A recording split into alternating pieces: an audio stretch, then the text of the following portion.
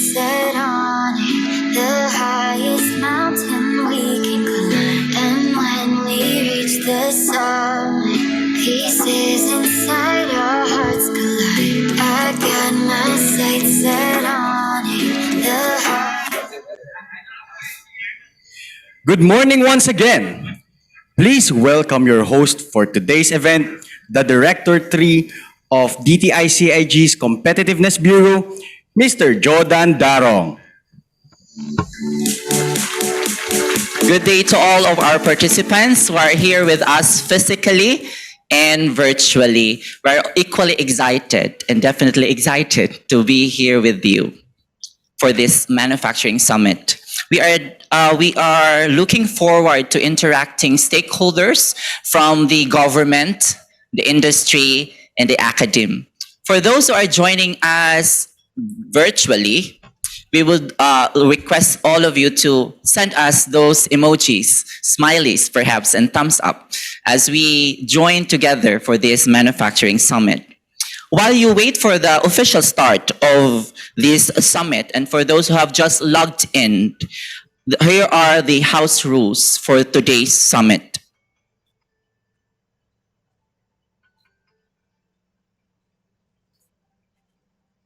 More resilient manufacturing sector agenda. The summit is divided into two sessions. For this morning, we will focus on intensifying efforts towards resiliency through innovation. While this afternoon session will emphasize the shaping of the future of manufacturing sector through digital transformation.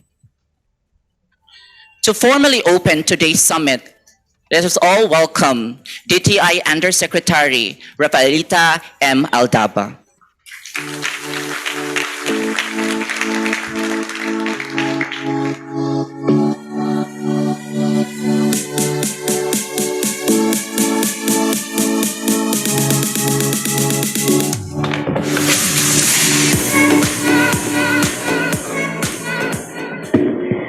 DTI Secretary Ramon M. Lopez, NEDA Undersecretary Rosemary Edilion, DOST Undersecretary Rowena Cristina Guevara, I think she's watching online, Philippine Space Agency Director General Joel Joseph Marciano, DTI Assistant Secretary Napoleon Juanilla Jr., IPOFIL DDG Chodoro Pascua Jr., former NEDA Director General Dr. Shalito Habito, former DTI Secretary Adrian Cristobal Jr., presidents and officers of industry associations, partners from the academe, friends from the media, development partners, ladies and gentlemen, good morning.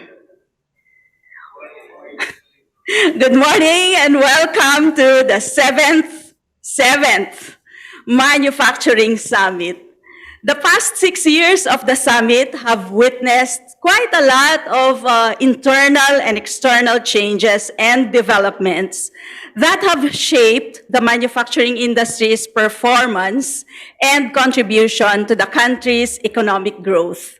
Starting from the CNIS, that's the Comprehensive National Industrial Strategy, to I3S, or the Inclusive Innovation Industrial Strategy, we enhanced our focus from competitiveness-centered to an innovation-driven industrial strategy.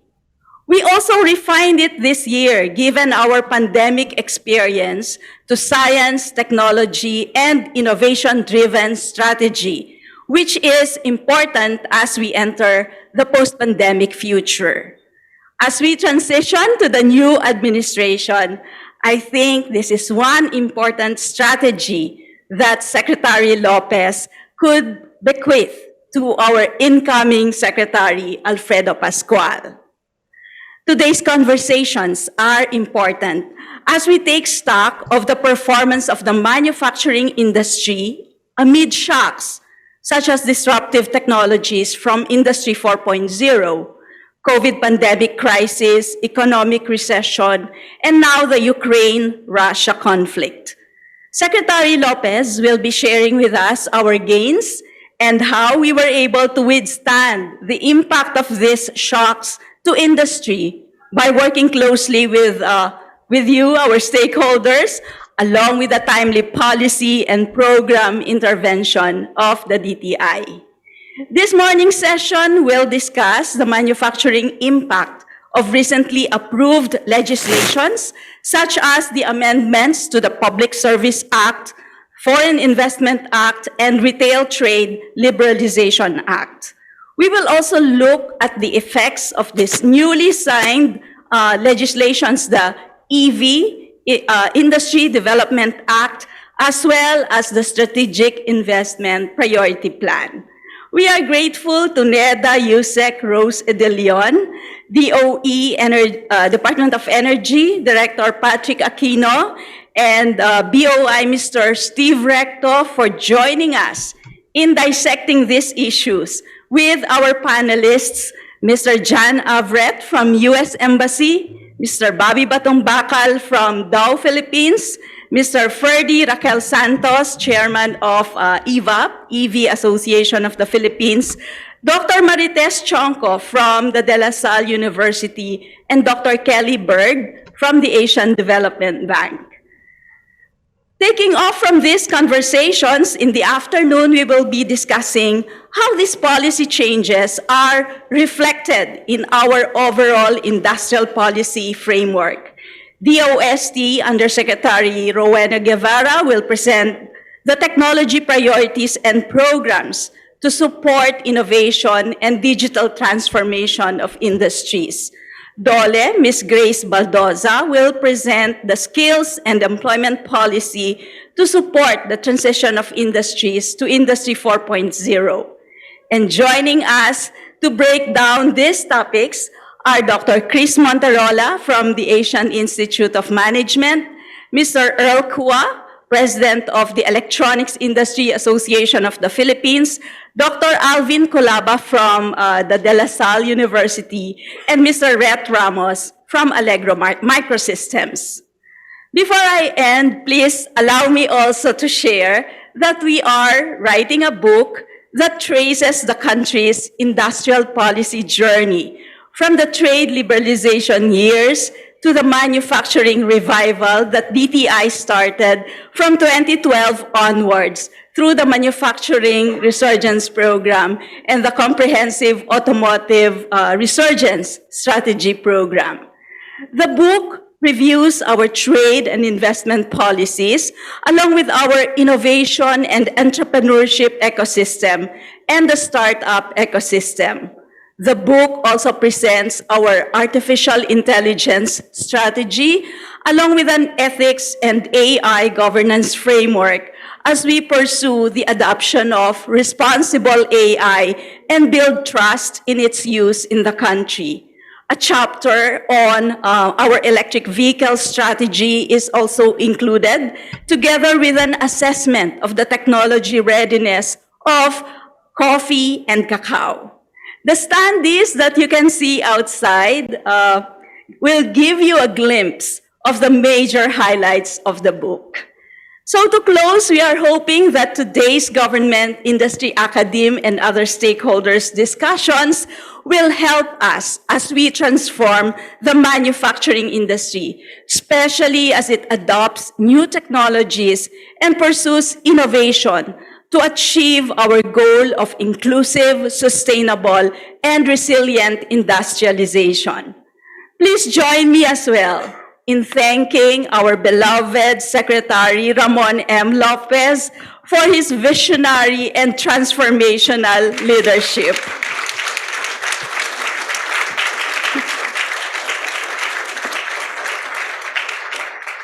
Thank you so much, Secretary. All the Industry 4.0 innovation, startup, and digital transformation initiatives of DTI to support the manufacturing industry would not have been implemented without his leadership and support. We are grateful to you, SecMon, for your passion and dedication in uplifting our industries and our people and ensuring shared prosperity and that no one is left behind.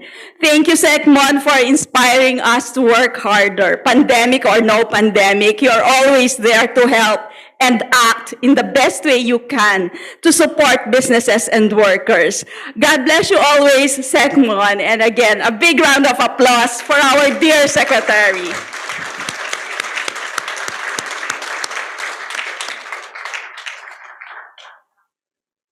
There you go. Thank you very much, Yusek Rafaelita Alaba. There's so much to thank for today's summit, right? We thank the Secretary for paving the way towards our innovative, inclusive industrial strategy agenda. But of course, before I will call on our keynote speaker, let us all watch this video.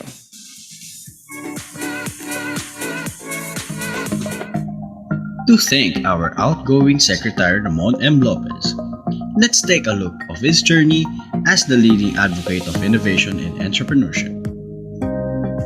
2016 marked the homecoming in DTI of one of its beloved sons. After over 23 productive years in the private sector, Mr. Ramon Lopez returned as its secretary. He hit the ground running, taking DTI on a great adventure to experience many unforgettable firsts, and leading DTI on an innovation and industrial policy journey like no other. Given rapid economic and industrial growth, with the fourth industrial revolution as backdrop, DTI implemented the country's new industrial policy called the I-Cube-S, which puts innovation at the center of government policies and programs. Recognizing the contribution of the manufacturing sector to the economy, as well as to revitalize the Manufacturing Resurgence Program, the DTI staged its first ever manufacturing summit with SecMon at the forefront. The summit focused on how to maximize opportunities and address challenges in the manufacturing industry. Since then, the summit has been conducted annually. In 2017, Secretary Lopez inspired us to strongly imbibe not only a culture of innovation, but along with it, a culture of entrepreneurship to spur economic growth and address industrial and societal challenges.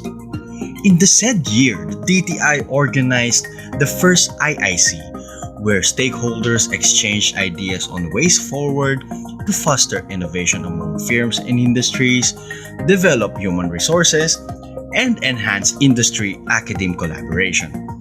The IIC also highlighted the signing of a memorandum of agreement between DTI and DOST for the formulation and implementation of the IFER. Under IFER, pilot RIICs were identified along with priority products, functional foods for Davao, processed meat for Cagayan de Oro, Pili for Legazpi, and electronics for Cebu.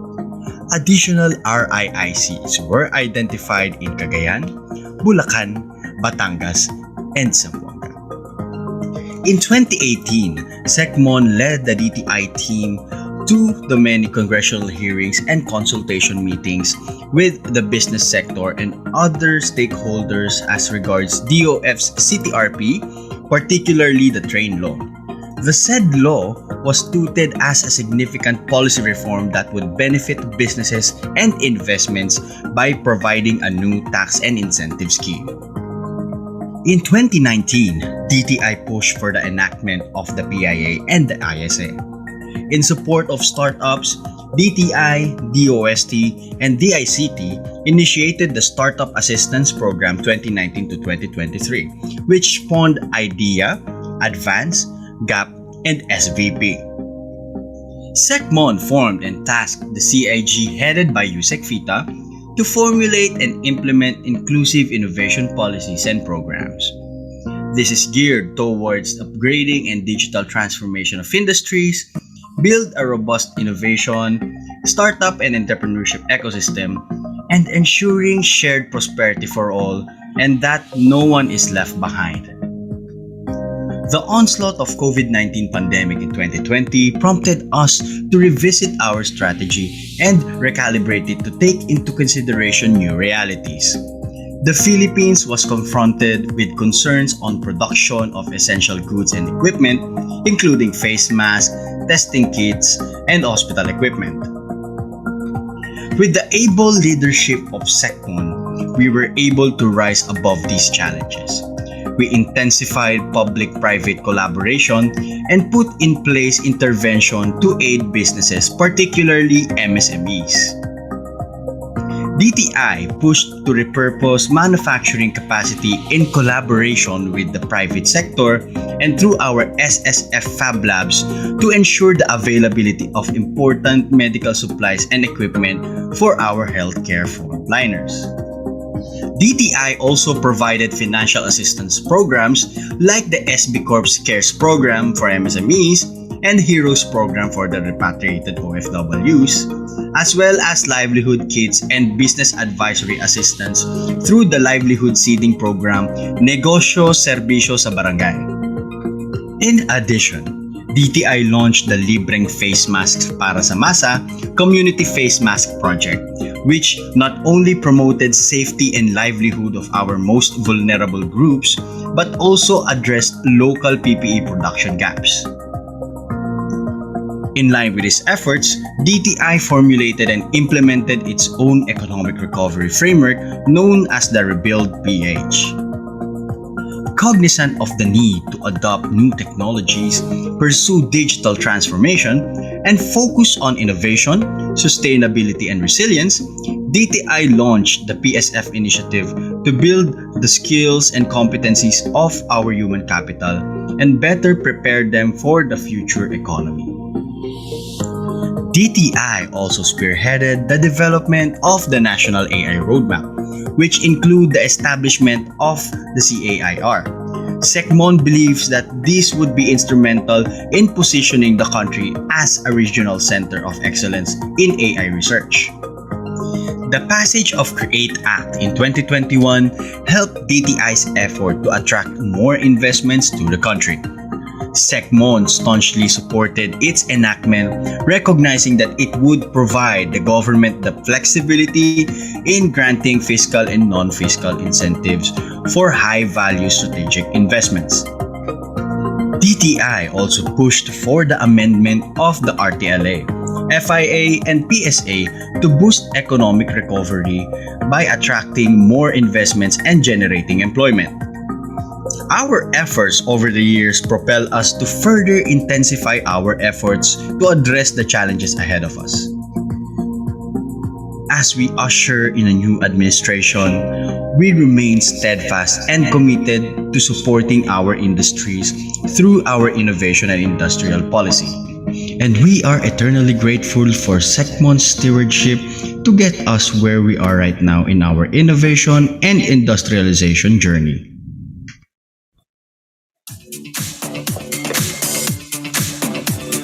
Please help me welcome the country's foremost leading advocate for innovation and entrepreneurship, our very own DTI Secretary Ramon M. Lopez, to deliver his keynote address.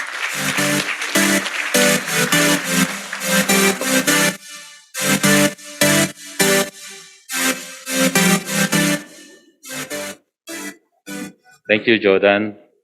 And again, good morning, my dear fellow advocates of the manufacturing sector.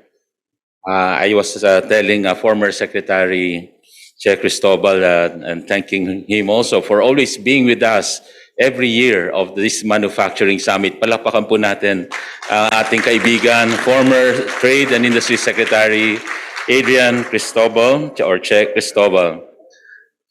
And let me just have a quick note on what Yusek Fita mentioned earlier. She was saying that I was sort of helping, of course, uplift the lives of the people through manufacturing. But I must add, with limited, very limited budget resources.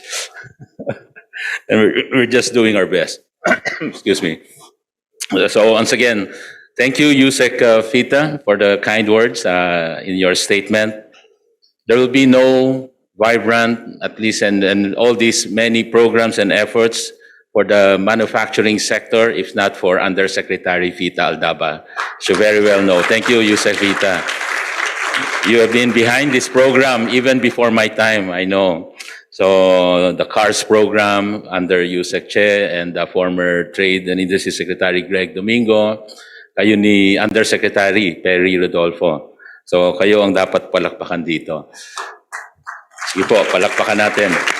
And of course, DTI would not be able to perform well on this manufacturing advocacy if not for our partners in government, particularly NEDA, represented here by Yusek Rose de Leon. Palakpakan din natin, please. I must say also DOST, my partner, Sec Boy de la Peña, represented virtually by Yusek Rowena Guevara. Philippine Space Agency Director General Joel Joseph Marciano. And we are joined also by other partners from TESTA, Deputy Director General Lina Sarmiento. Maybe she's in the Zoom. IPO Field Director General Ted Pasqua, he's here with us. Okay. DTI ASEC NAP Juanillo. Director Patrick Aquino of Department of Energy. Asian Development Bank Country Director for the Philippines, Dr. Kelly Bird. Good morning. Great to see you again. We've been always meeting in the Zoom, finally, face-to-face. No? Former NEDA Director General, my idol, Director General, or Dr. Shell Habito. Sir. Former DTI SEC Adrian Cristobal Jr., the presidents and officers and members of the industry associations here with us, partners from the academe, friends from media, development partners, ladies and gentlemen. We also have Mr. John of the U.S. Embassy. Thank you for joining us every manufacturing summit as well. Thank you. Good morning to all again. It's a pleasure to see you all once again in this annual manufacturing summit, which through the years has been the primary forum for policymakers, change makers, industry captains, academic luminaries, and key development partners to discuss emerging issues, trends, and outlook for the manufacturing sector. When the summit under the administration was held in 2016, our central focus was to heighten enterprise development and accelerate job generation with our theme, Trabajo at Negosyo. In 2017, we first pitched the need for a new innovation-centered and science and technology-based industrial policy, or what we now call inclusive innovation or inclusive innovative industrialization strategy, 3Is, or I3S, in response to the dynamic global economic environment. Consistent with the I3S, the 2018 summit tackled the inclusive Filipino innovation and entrepreneurship roadmap, which was our guiding framework in strengthening national and regional innovation and entrepreneurship ecosystems. In 2019, preparing the Philippine manufacturing for Industry 4.0 was our key agenda. More recently, the pandemic situation demanded a more coordinated response to shore up Philippine manufacturing, and hence the 2020 and 2021 summits focus on rebuilding industries and recovery. And so, to me, our theme this year is the convergence of all previous summits combined. Our goal is to discuss how we can revitalize enterprise development and expand job creation in the sector in the context of a post-pandemic future, while harnessing innovation to secure resilience and agility of the sector. Before presenting our shared milestone in the past 6 years, I want to begin by contextualizing this administration's decisive move to embrace a forward-looking industrial policy, one that is centered on innovation and based on science and technology. Inclusive innovation industrialization strategy has been our North Star in all the DTI's policies and programs in the past 6 years. We are backed by economic evidence that a modern manufacturing sector is key to sustained and inclusive growth, rapid job creation, and poverty reduction. In doing so, we recognize that a business as usual industrial strategy is not enough, especially when we face with dynamic challenges such as intensifying competition, Industry 4.0, and more recently, the global pandemic. Hence, we needed a more vigorous industrial policy that would not only address the binding constraints, but for government to actively ensure that our industries will embrace science, technology, and innovation. Our straightforward aim has been to grow a globally competitive and innovative manufacturing sector, as well as agriculture and services that have strong linkages to regional and global value chains. Steadfast on this goal, we were able to sustain the sector's growth momentum despite the global headwinds. The sector registered continuous positive growth rates since 2016 and achieved the highest growth rates in 2 decades in 2017 at a remarkable 8% growth. By 2019, the sector has grown into a 3.6 trillion pesos industry just before the COVID pandemic hit us. In 2020, manufacturing declined because of the pandemic, declined by 9.8%, a very deep contraction, but strongly rebounded the year after, 2021, at 8.8%. This shows that once the domestic and global economy adapt better to the pandemic situation, the Philippine manufacturing sector is ready to return to the pre-pandemic trajectory. Output expansion has also translated to significant job creation. In 2016, the employment of Philippine manufacturing stood at 3.4 million employees. By 2019, 250,000 additional jobs have been created by the sector, totaling to 3.65 million employees. Despite the decline in 2020 to 3.19 million, employment immediately recovered in the next 2 years. By April 2022, employment now stands at 3.66 million, which has already slightly surpassed 2019. Again, 3.66 versus the 3.4 million in 2016, even after the pandemic. Okay. The country's 2021 GDP level has already exceeded our 2018 output. In 2022, quarter one, the economy registered a record high output of 4.6 trillion pesos, equivalent to an 8.3% growth, after 2 years of consecutive decline in the first quarter because of the pandemic.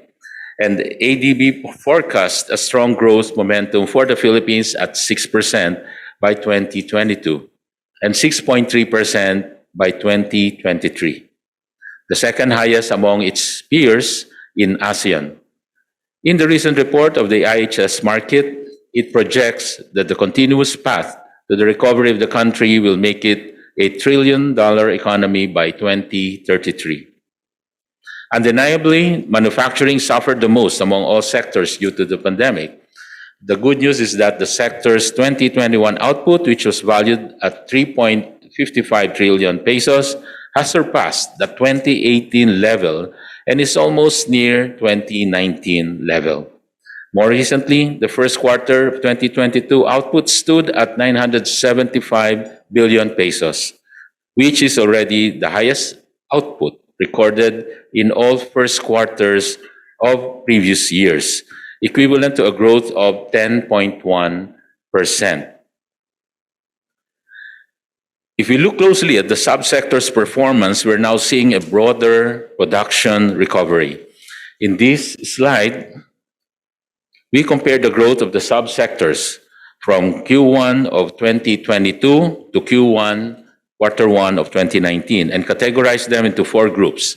The soaring sectors, which posted more than 10% growth, include the sectors of food products, wood and bamboo products, furniture, paper and paper products, other manufacturing, basic metals, fabricated metal products, chemical products, and pharmaceutical products. Then we have the growing sectors, which posted less than 10% growth, include the transport equipment, reproduction of recorded media, and the electronics sector. Then the recovering sectors, which include those that are still below their pre-pandemic level by less than 10%. And these include non-metallic mineral products, machinery and equipment, wearing apparel, electrical equipment, and beverages. Finally, the lagging sectors, those with more than 10% decline, include coke, the raw material coke, and refined petroleum products, leather products, including footwear, textiles, tobacco products, rubber, and plastic products. In addressing the wide array of needs of various industries, we have achieved great strides in workforce training for the dye and mold industry and certifications for the aerospace industry. We have also expanded our roadmap development initiatives to include the footwear industry, pharmaceutical industry, the cold chain industry, textile and garment industry. Furthermore, we have been very aggressive in our participation in various industry promotions events involving the aerospace, automotive, electronics, textile garments, and food manufacturing industries, among others. We have also poured vast efforts in creating an enabling business environment for investors and industries through various policy support assistance. Your BOI continuously listens and speedily acts on the issues being raised by industries. We have made sure that BOI is always first and always ready to champion the needs of our industries, on top of course, facilitating investments in the various manufacturing sector.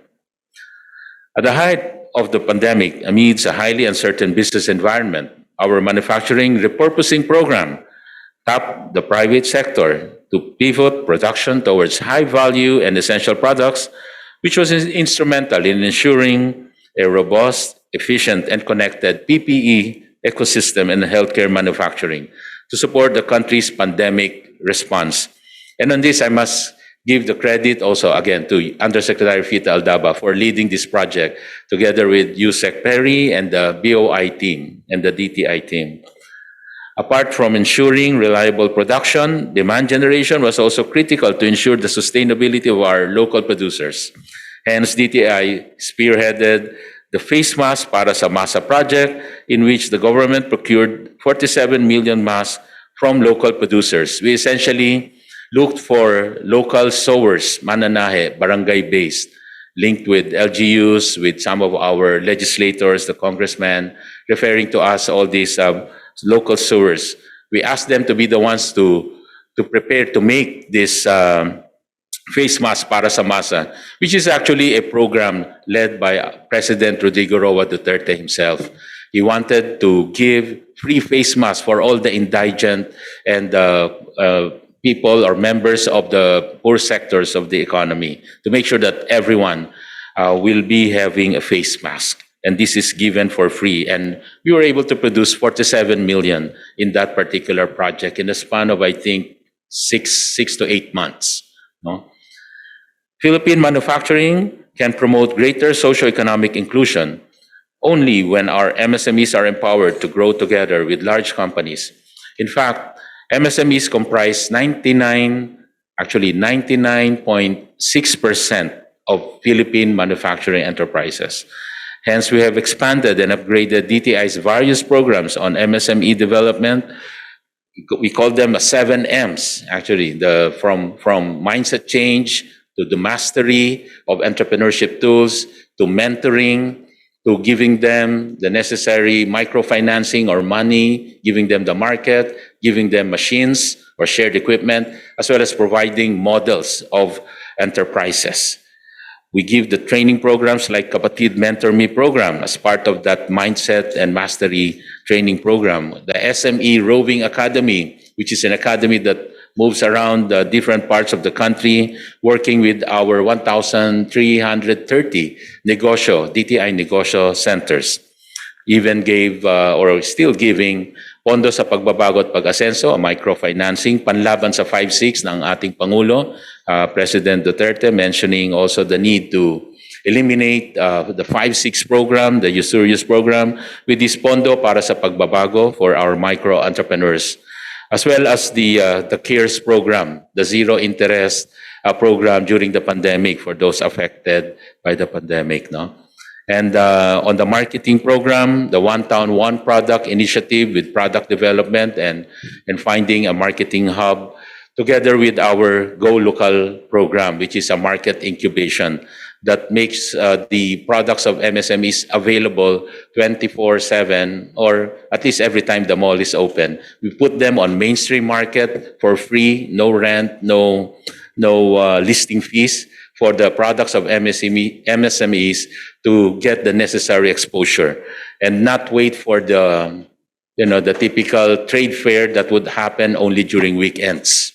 So this is our way to put them mainstream, get the exposure, find buyers from abroad, from local, until they get the necessary business escalation that's necessary for them to move on and to become bigger businesses. We want the micro to become small, medium, eventually large. So in the end, what we're trying to do is not just build a country of entrepreneurs, but build a country of smarter entrepreneurs who will be as well innovative and again, inclusive.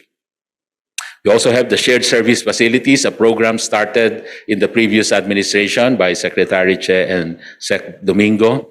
And we continued with that program. Well, one major policy and a program that we're trying to inject, especially one of the post-pandemic program, is this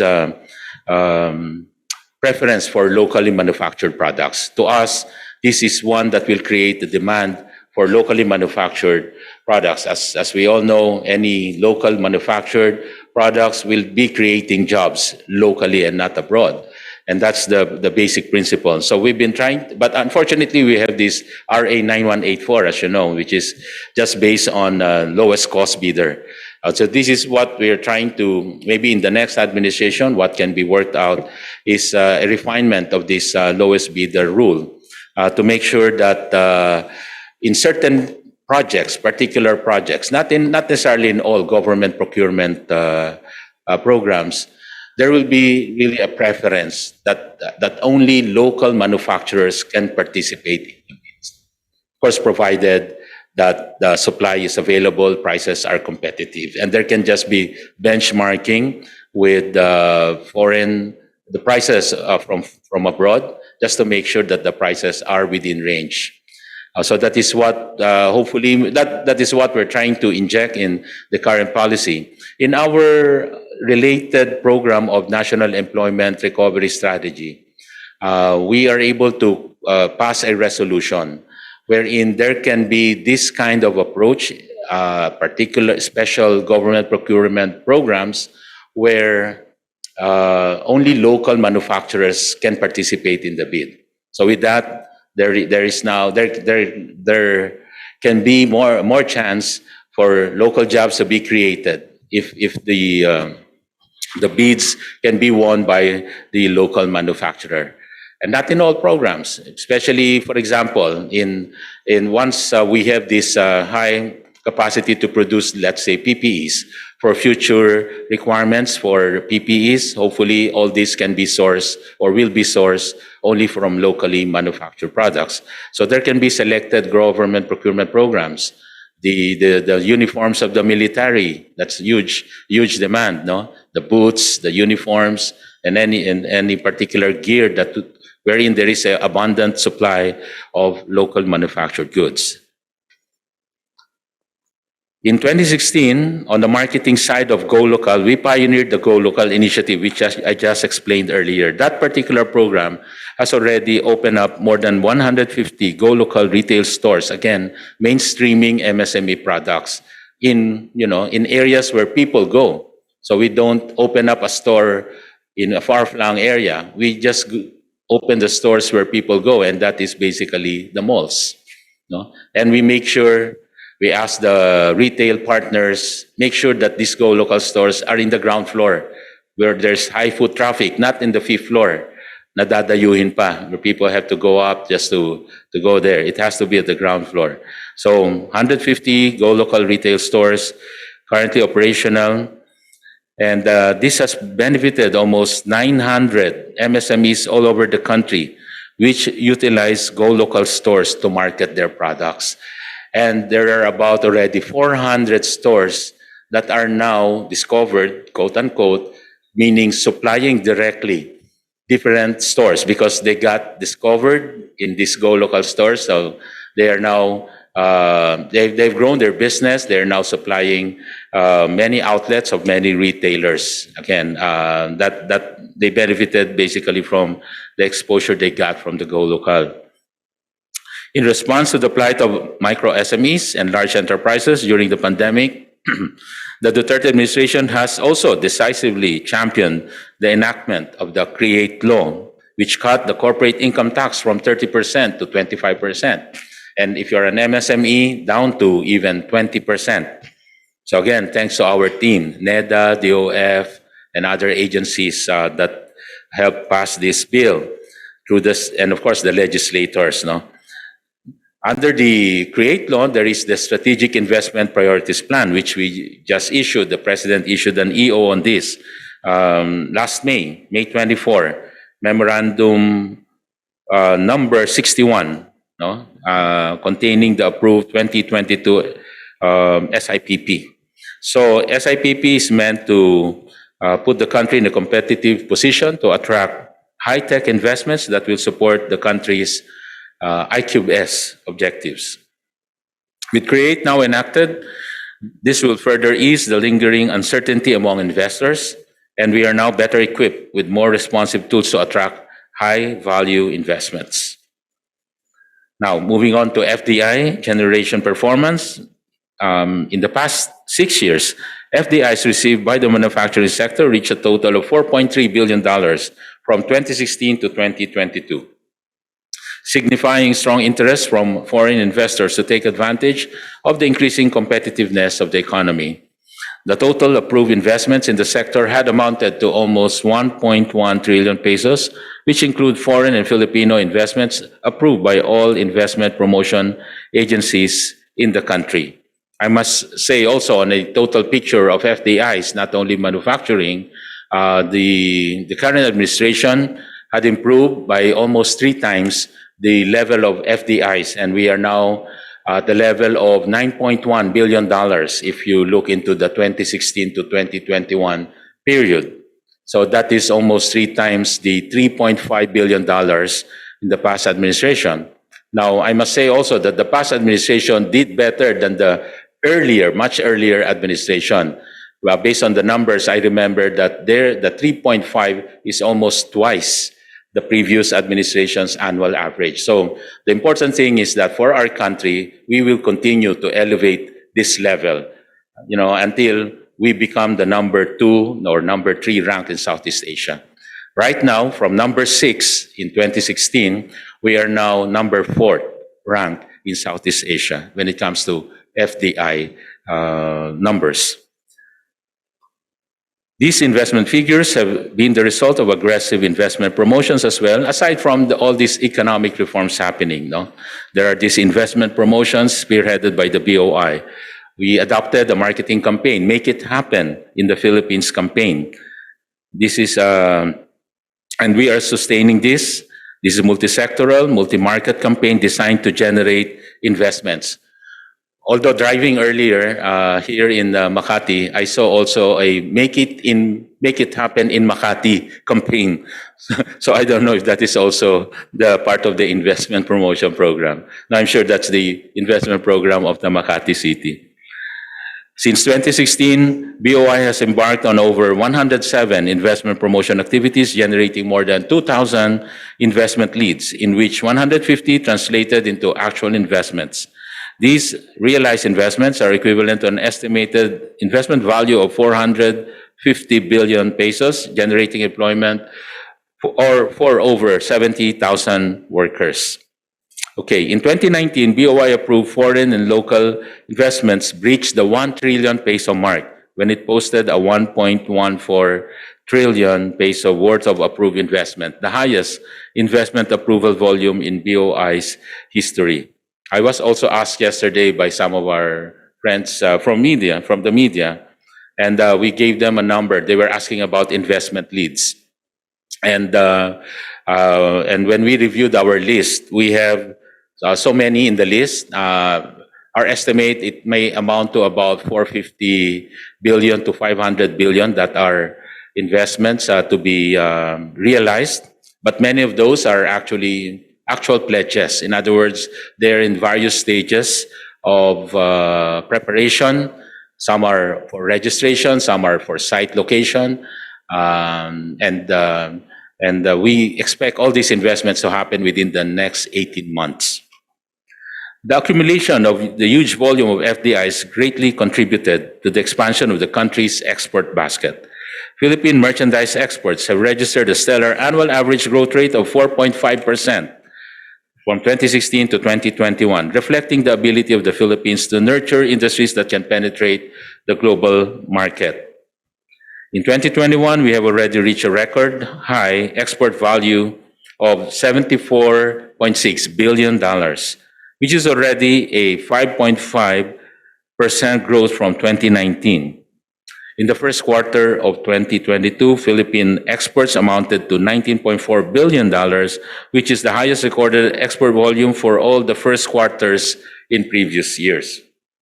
We have likewise maintained our ranking in the Economic Complexity Index at 28th place, next to Singapore, Thailand, Malaysia in ASEAN. With our new innovation-centered industrialization policy, we expect to further increase our rankings as we create more innovative and sophisticated products and services for the global market. The Philippines has had a long-standing and consistent reputation of market openness in the global economy, and we have sought to maintain this consistently. So Philippine exporters continue to benefit from the various FTAs and preferential treatments, the GSPs with the US, and with EU, GSP Plus, no? And of course, this talk on the RCEP, the Regional Comprehensive Economic Partnership. So once again, I'd like to thank our different partners here, the MAP, the various manufacturing sectors, for all your support, manifestation of support for the ratification of RCEP. Too bad we did not have the material time for it to be ratified. No, but we expect by this August, we were told that there might be already a stronger support from the Senate and ratification to take place at the early period of the next Congress. So another related program is the Ripples Plus. While we have intensified our export promotion programs and enhanced export competitiveness, Ripples Plus is an accelerator program to support projects of exporters and the advancement of the Philippine halal ecosystem, among others. Advantageous market access to key markets through RCEP will boost our position, especially in increasingly competitive global market. With innovation at the heart of the new industrial policy, we are closely monitoring our performance at the Global Innovation Index, the GII. The Philippines has leapfrogged from 74th place in 2016 to 51st in 2021.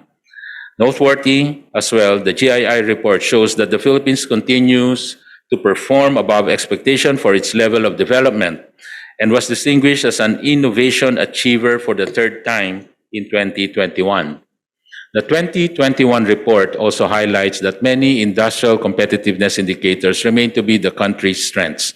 We now rank first in the world in both high technology exports and imports. Well, because export of electronics account for about 62% of total exports, while maintaining the 10th place in creative goods exports as percentage of trade. Notably, domestic market scale, trade openness, and firms offering formal training also continue to be among the roster of Philippine strengths. The report also points out salient indicators that merit strong future policy actions, such as ease of getting credit, inflow of venture capital, creation of new businesses, ease of doing business, and attracting global corporate R&D. In the past 6 years, DTI has demonstrated its resolve to be at the forefront of pushing for enabling laws and policy frameworks that will boost the country's innovation and entrepreneurship ecosystem. So I'll just narrate and enumerate some of these. The Philippine Innovation Act, the Innovative Startup Act, and in 2021, we also launched the National AI, Artificial Intelligence Strategy Roadmap for the Philippines, which aims to develop the country's AI ecosystem to maximize the potential of AI as a tool to uplift the lives of our people, improve the productivity of enterprises, and enhance economic competitiveness. In the same year, we launched the Philippine Skills Framework Initiative, as shown in the video earlier, which aims to develop the PSFs for different industries. The Philippine Skills Framework is a common reference or language that employers and workers share in order to ensure the match between jobs and skills required. Beyond policy frameworks, I want to share the flagship initiatives that we have jump-started. It was shown in the video earlier, so I won't get much into the detail. The Regional Inclusive Innovation Centers, a pet project of the USEC Vitas Group and USEC Perry, but essentially led by DTI USEC Vita and DOST, SecBoy and USEC Gev. They serve as a main common platform for various stakeholders in the regions to advance innovation and entrepreneurship to drive regional industry development. We also benefited from the assistance from the USAID, the STRIDE project. So together with the STRIDE project of USAID, we have jump-started 9 local RIIC innovation programs across 8 regions. So they are on the screen. Okay. And second, DTI is conducting a feasibility study to construct a sustainable Industry 4.0 pilot factory that will host demonstrations and case applications of Industry 4.0 technologies that enterprises, especially MSMEs, can access to facilitate the adoption of Industry 4.0 technologies.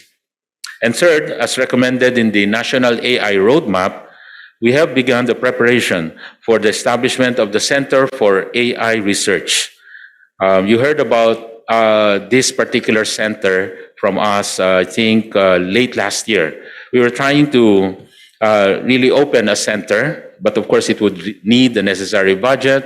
We have decided to make this a private sector led.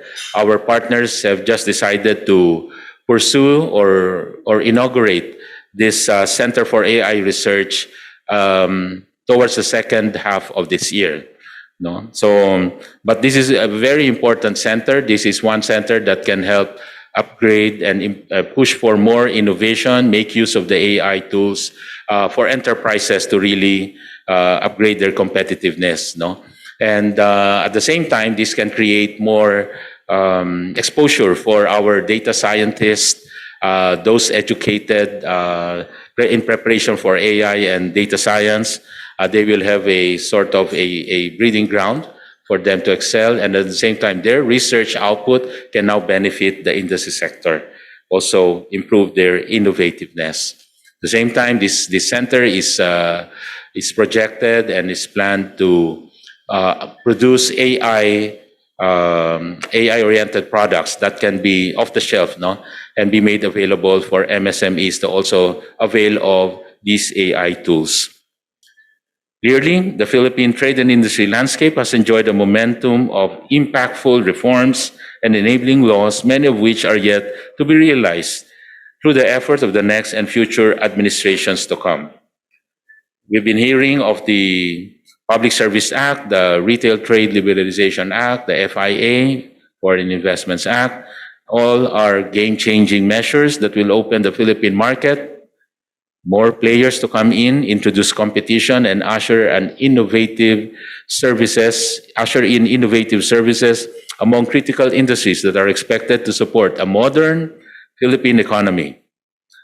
2 industry development acts have also been recently given importance by Congress. First, the Electric Vehicle Industry Development Act, or EVIDA, was officially enacted into law last April 15. VIDA aims to provide for a national policy framework to develop the electric vehicle industry in the Philippines. Together with this, separately, as you know, the executive branch has also proposed for a zero tariff, lowering of tariff duty for electric vehicle from 30% to zero. It is in the process of a tariff commission public hearing. We have been awaiting for the result of the public hearing and was hoping that it will be passed in our tariff reform committee, still under our leadership. But unfortunately, we might lack also material time. It can slide into the next administration, and that's no problem as long as we get that tariff to be brought down to 0%, even for a limited period of time. Zero for about maybe 3 years or 5 years. It depends on what will come out in the executive order. The important thing is that we will be able to populate, again, the vehicles in the country with more EVs so that we can create that EV motoring scale that will encourage more manufacturers, more parts suppliers to supply this particular emerging industry.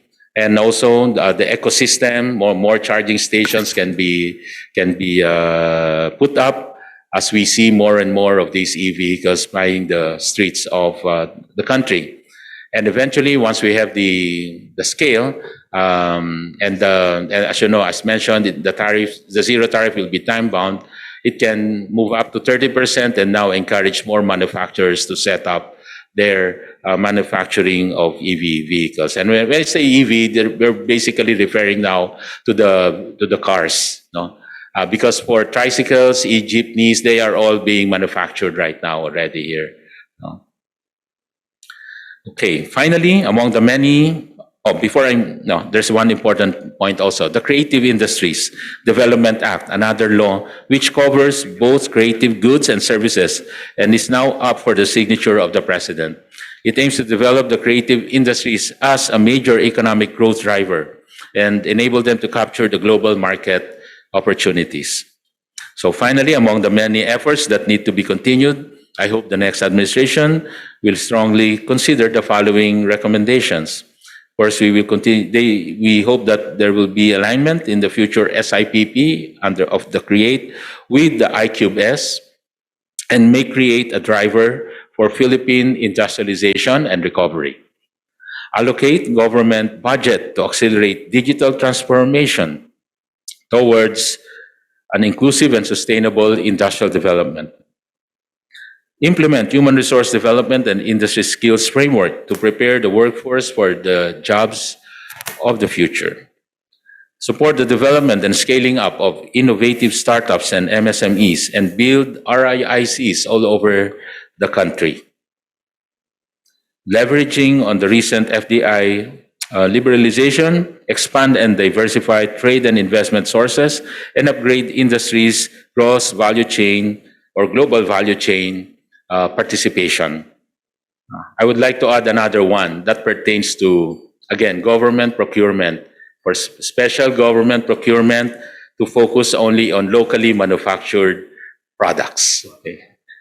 This marks my 7th and last manufacturing summit as your DTI secretary, but definitely not my last personal attendance, as I have already made our work here as a personal advocacy. Well, hopefully, I get invited also in the next manufacturing summit. It's up to FITA and the new secretary. It has been a pleasure working with everyone. Kayo pong lahat po nung nandito at nandyan po. No? Maraming salamat. It has been a pleasure working with every one of you as our partners in revitalizing the Philippine manufacturing sector, which is now a more robust, resilient, innovative, and competitive. I'm looking forward to a future when all the seeds that we have planted will bear fruit in the form of a genuine, inclusive, innovative industrialization. Maraming salamat po. Magandang umaga sa inyo lahat. Ladies and gentlemen, the foremost advocate of innovation and entrepreneurship, the Secretary of the Department of Trade and Industry, Secretary Mon Lopez.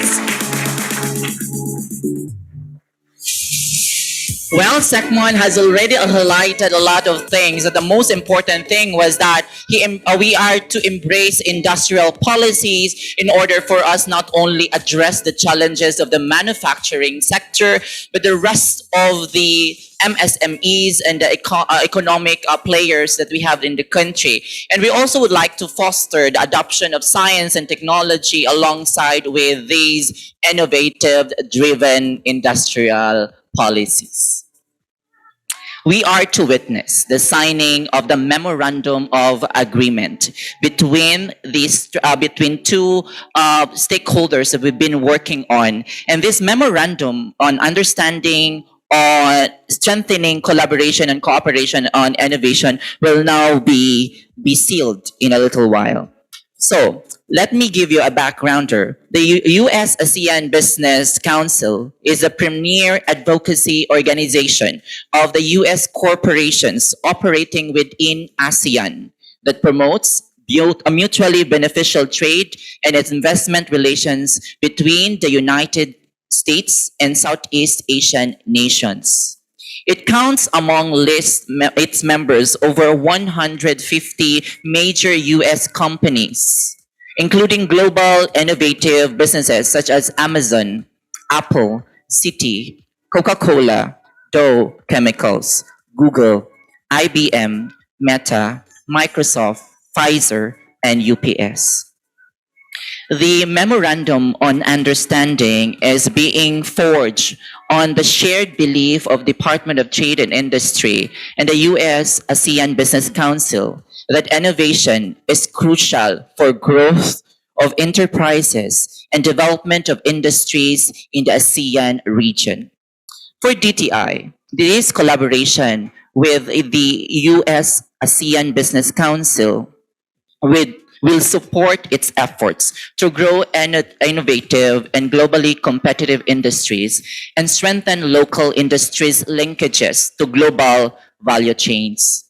For US ASEAN Business Council, this cooperation with DTI will contribute in its promotion of efficient, resilient, and competitive markets that are conducive for the operations of their member companies and create jobs in the US and the ASEAN region.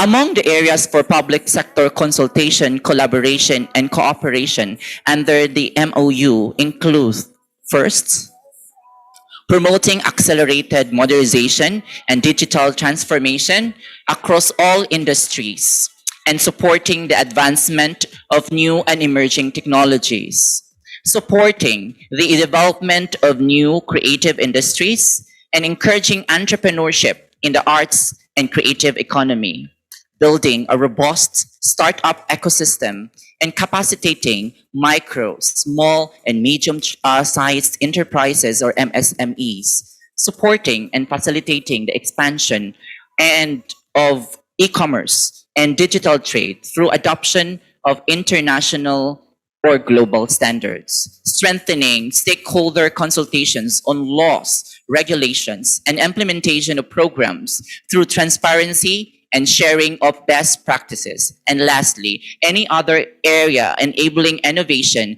and creating globally competitive industries. This partnership will be implemented in various ways, including information exchanges, dialogues, and events between the US private sector companies and representatives and the Philippine government officials, as well as the formation of advisory groups on agreed upon policy areas. May we call on stage our officials signing the memorandum on understanding as Secretary Ramon Lopez for DTI, while Senior Vice President and Regional Managing Director retired Ambassador Michael Michalak will sign for the US ASEAN Business Council. But he will be joining with us since this is a hybrid summit. Witnessing the signing are the primary point of contact for each party Under Secretary Rafaelita Aldaba for DTI and Ms. Elizabeth Magsaysay Cribasa for US ASEAN Business Council.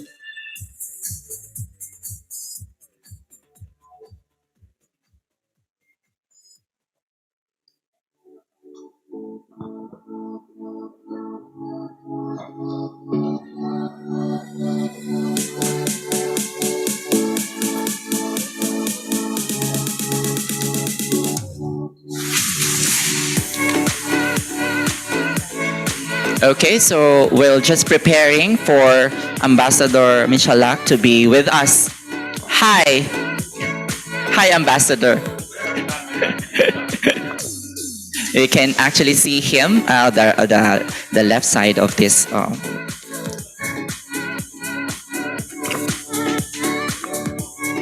Okay, so we will now start the signing.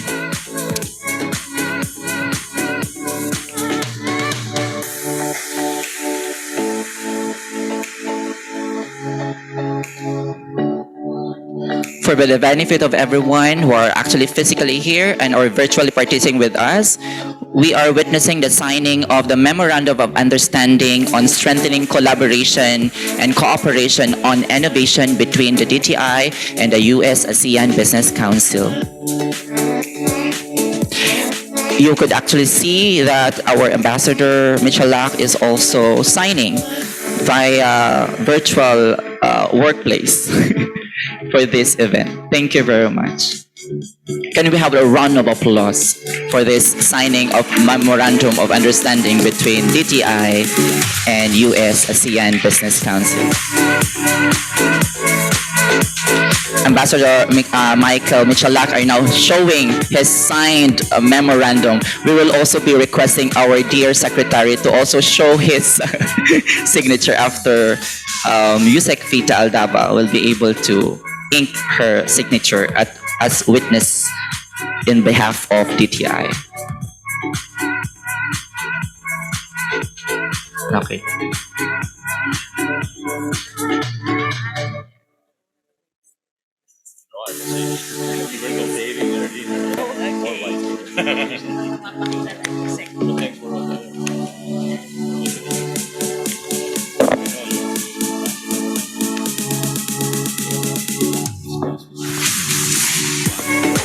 Okay, again, Ambassador Michael, if you could also show your copy of the Memorandum of Agreement.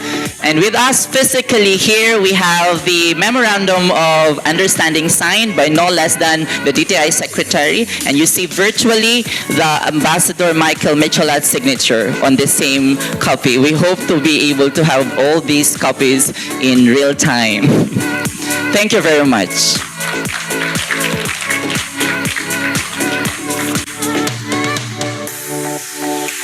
Now let us hear from DTI Secretary Ramon M. Lopez as he delivers his message on this momentous collaboration between DTI and US ASEAN Business Council. You again, Jordan. This Memorandum of Understanding on strengthening collaboration and cooperation on innovation that we are signing with the US ASEAN Business Council is a valuable addition to our government's efforts to partner with leading innovators across the globe. As you know, DTI is actively pushing for the growth and development of more innovative and globally competitive industries, creation of new products and services and processes, and new business models to upgrade the quality of locally manufactured goods and services, become more productive, and increase their participation in the global value chains. We firmly believe that innovation is the key for this, and it can unleash the potential of our enterprises and industries. Through this partnership with the US ABC, we aim to further boost our momentum in fostering digital transformation and innovation in trade and industry. This covers supporting the leveling up of technology utilization of our local enterprises by advancing their digital transformation through the adoption of disruptive technologies such as the AI, the IoT, and robotics. It also includes promoting the development of entrepreneurs in the creative industries, which is in line with our strong push to make our creative sector a major driver of the national economy and generator of jobs and businesses. We are also including here the continuing cultivation of our vibrant and dynamic startup ecosystem and supporting the growth and scaling up of our local startups.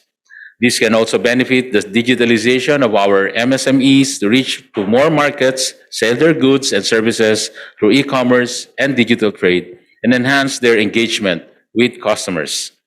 with many of the world's top leading innovative companies being among the members of the US ASEAN Business Council, we believe that our partnership will ultimately lead to more and better opportunities for employment and entrepreneurship for our people, and better overall trade and economic relations between the Philippines and American businesses.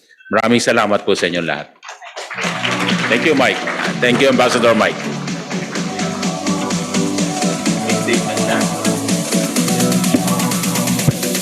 Thank you, Sekmon.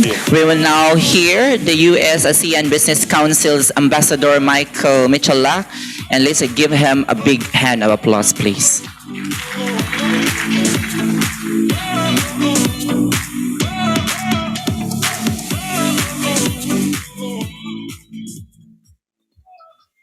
Hi, Ambassador. We want to Hi. hear from you. Well, good morning, Manila, and greetings from sunny Singapore. On behalf of the U.S. ASEAN Business Council, I'd like to wish the Department of Trade and Industry, led by my good friend, Secretary Mon Lopez, hearty congratulations as it convenes the Manufacturing Summit with the theme of Shaping the Future of Philippine Industries, the Road to Resiliency Through Innovation. We are grateful to support this endeavor and to honor these festivities with the signing of the Memorandum of Understanding on Strengthening Collaboration and Cooperation in Innovation between DTI and USABC. The USABC believes in the crucial role of innovation in the growth and development of the ASEAN region and has supported numerous efforts to create new knowledge and technologies and to cultivate innovative solutions. We're eager to be part of the industrialization journey of the Philippines and support its efforts to intensify the use of innovative technologies to promote resilience and future-ready industries.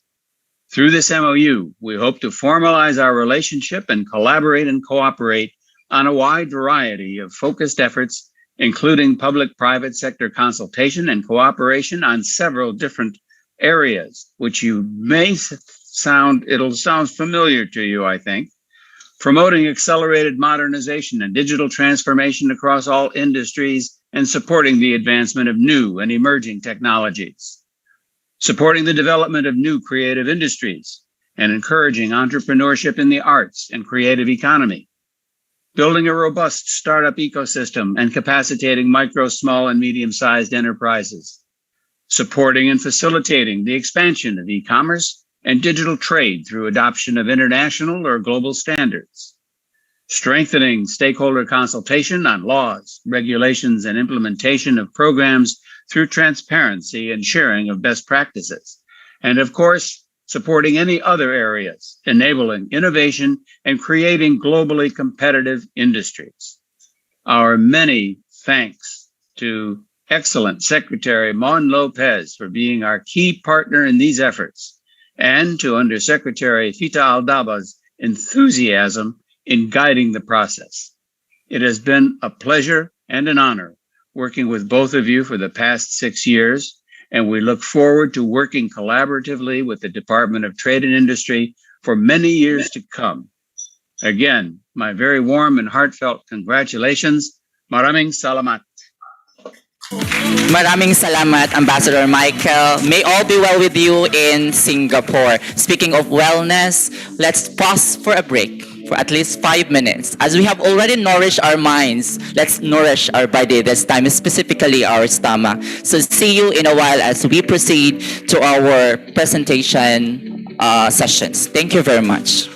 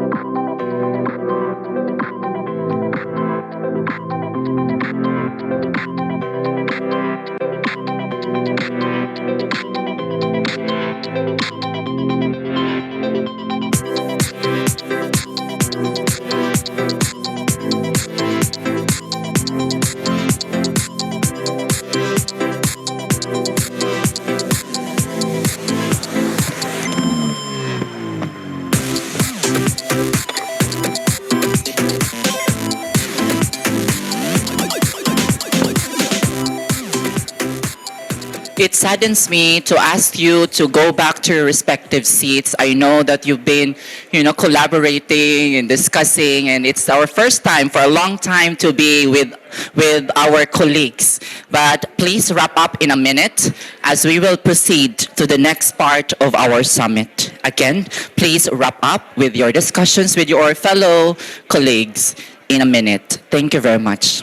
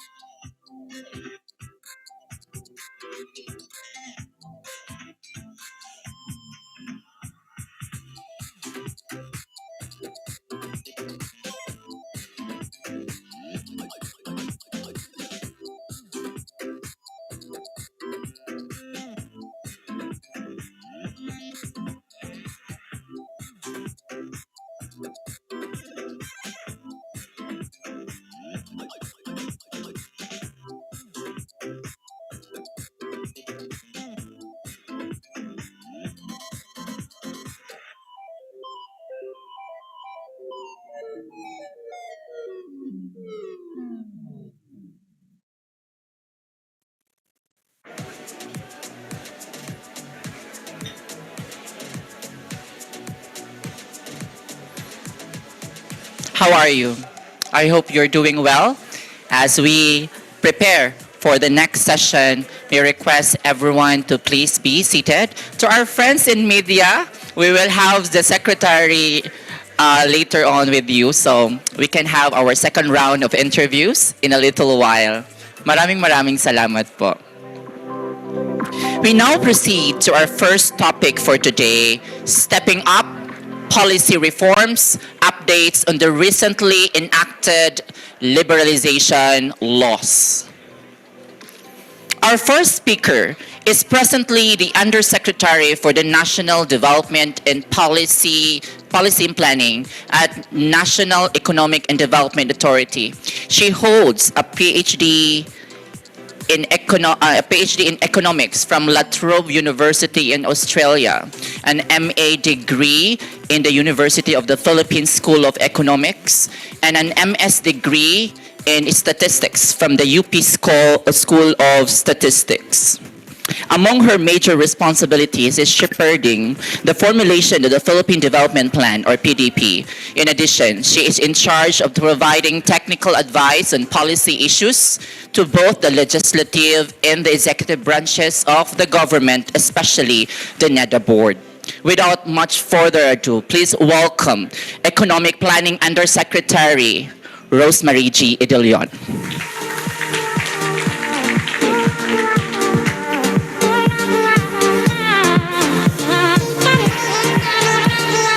Yes, thank you very much. It's so good to see everybody face to face. Yeah. But I was kidding Yusek Fita earlier. Sabi ko, pwede pala ako nag-Zoom kasi si Yusek Gev naka-Zoom lang. But really, it's good to be to be seeing everyone face to face. So, yeah, good morning to everyone. So we have we are seeing friends here. And of course, yung mga ating mga eminent persons.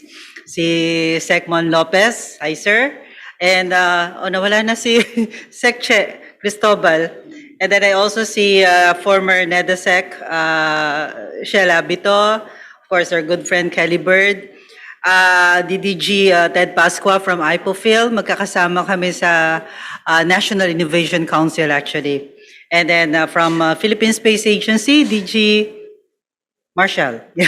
And of course, Yusek Fita. And to everyone who I have not mentioned, my apologies, pero good morning. And so for today, I'm just here to talk about the policy reforms that we have actually initiated and that are here and hopefully to be implemented very, very soon. So first, some background. So over the last 2 years, we have seen the pandemic hitting the sector really hard. So it negatively affected the entire economy, as you know. So the economy contracted in 2020 by 9.5%, but we actually grew, sorry, in 2021. And hopefully we are really on our way to full recovery this year. We expect to get to our pre-COVID level, probably by the, by this first half. But that means that we are 2 years behind. So there's really a lot of catching up that we need to do. So apart from that, we had travel restrictions and quarantine. And like I said, this is the first time we're seeing such a big group. Nagut kayo sa DOH. Yeah, anyway. And then, of course, so many disruptions in trade. The scarcity of materials, so many of this supply chain disruptions. However, okay. So we're seeing though that with respect to the manufacturing sector, we are seeing for some sectors there's a quick recovery. So, but first of all, we need to note that it's one of the top contributors to our GDP, the manufacturing. It's at least 20%, 20, 22%. Sometimes it goes down 19, 18%. But right now it's upwards of 20%. And then the year-on-year growth rate is at 10.1%. And we also would like to note that it's largely supported actually by FDI, by foreign direct investments, the manufacturing sector. And for this one, in 2021, we reached an all-time high of 10.5 billion US dollars, as mentioned earlier by SecMon. And also some increase of FDI net inflows for this year alone. Year to date, we're looking at 6.8 billion. So if that is for the first half, then we're probably looking at about 13 billion for the year. So still higher than last year. So we just want to mention here the key legislations that have been enacted into law. We're just awaiting the IRR for some of them, for two of them actually. So we have the Retail Trade Liberalization Law, the Foreign Investment Act, and then the Public Service Act. So it's really like the mother law, the mother policy framework governing foreign investments is your Foreign Investment Act. And then you have a special law governing retail trade. The retail trade, those foreign investments engaged in retail trade, and that's your Retail Trade Liberalization Law. And then you have another special law for foreign investments that are into public services and public utilities. So let me just give you a brief background of some of this. So, actually don't know where. Anyway, so one of the things that these are the salient features, by the way, of the RTLA. We just call it RTLA. So Retail Trade Liberalization Act. So the first thing that was done was to reduce that required minimum paid up capital from 30 million pesos to 25 million pesos to qualify as a foreign investor in the retail trade business. And therefore, it actually allows for more investors. And take note that this is actually in nominal terms. So we are expecting that there will really be more, hopefully, more takers. And then we also remove the requirement for a certificate of pre-qualification into the Board of Investment. So that's also a good thing. It reduced the steps that you need to go through in order to invest in retail trade. And then another thing is that we lowered the investment requirement for additional stores owned by a foreign enterprise to 10 million pesos per store. So again, a significant reduction there. Now, of course, what this means is that we are encouraging the entry of foreign investors by creating a favorable investment through relaxed regulatory requirements. And then it also simplifies and facilitates the procedures for investment. Next is the Foreign Investment Act. We are trying to finish the IRR. Sandali. Okay, so for the Foreign Investment Act, again, some of the salient features. So there will be this IIPCC, the Interagency Investment Promotion Coordination Committee. Actually, right now there is some sort of a committee, but it's not been institutionalized. So in the law, this is now institutionalized. It will be chaired by the DTI. And the vice chair will be by the DOF. And then we also replaced the requirement for small and medium enterprises, for the threshold, because there's a disconnect between the threshold that is stated in the law and then the labeling. So in the former act, it says small and medium enterprises. So we changed this to micro and small. So earlier it was mentioned that 99.5% of our enterprises are actually MSMEs. But did you know that the medium-sized enterprises only number less than 4,500? Almost the same number as the large enterprises. And this is really our missing middle. We're hoping to have more of these medium enterprises because they will be the ones to consolidate. And that's really how you can have this agglomeration of the industries. We have 900,000 plus of the micro, and then probably around mga less than 100,000 for, for the small, and then yung sa medium natin is less than 4,500. And so we're hoping that we can also bring in many more of this of medium enterprises, and of course, hoping that they will consolidate from our micro and small enterprises. And then the minimum paid-in capital requirement was reduced to $200,000. Actually, it's the same pala, $200,000. But the provision of condition to allow for foreign nationals to operate in the Philippines was lowered to a threshold of $100,000, among others.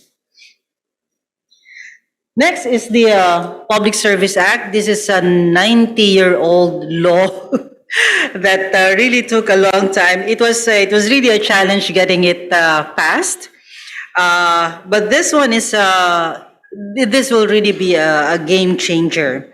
So what this actually does is it limited the definition of public utilities to distribution of electricity, transmission of electricity, the petroleum and petroleum products pipeline transmission systems, the water and then sewerage pipeline systems, the seaports, and then the public utility vehicles. And so for all the others, so you can think of the airports, for instance, the airline industry, the shipping industry, the telcos, yay. I cannot hide my... Anyway, so they now are considered public services and not public utilities. It makes a lot of difference because in our constitution, public utilities, the management and ownership is really limited to foreign nationals or at least foreign-owned corporations. So this Public Service Act, there will be, okay. So we have actually also put in certain features in the law that addresses some of those concerns, for instance, with respect to national security. So there's this review of foreign direct investments or transactions if it poses a national security concern. We're actually in discussion with other jurisdictions, other countries that are doing the same. And this is really to make sure that our country, our citizens, and even all those other investments that are already here will remain secure. Sorry. There's also the provision for safeguards regarding the investments of state-owned enterprises. Okay, and then the requiring the operations of telco services to secure certification, yung mga ISO certification for cybersecurity and that sort of thing. I need now implications on the manufacturing sector. With respect to the RTLA, we are really seeing this as again a positive, hopefully really a positive impact on the manufacturing sector, because it will assist the small manufacturers by, first of all, providing Philippine goods and services access to global stores or global markets, because the law actually encourages that there will be encourages the having Philippine goods and services in the store, and it can be in any form. It can be a designation of a space in the store for Philippine products. It can also be, using locally made packaging materials such as bags, boxes, containers.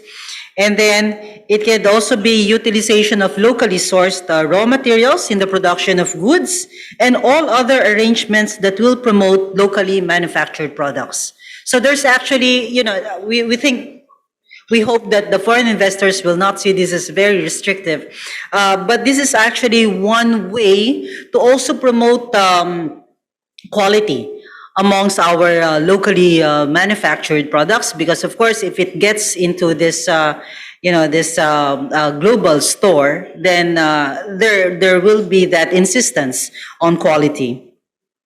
And then on the FIA, there is actually this requirement in the Foreign Investment Act that if you have to hire a foreigner, a high level or even in the rank and file, there has to be this understudy and a skills development program.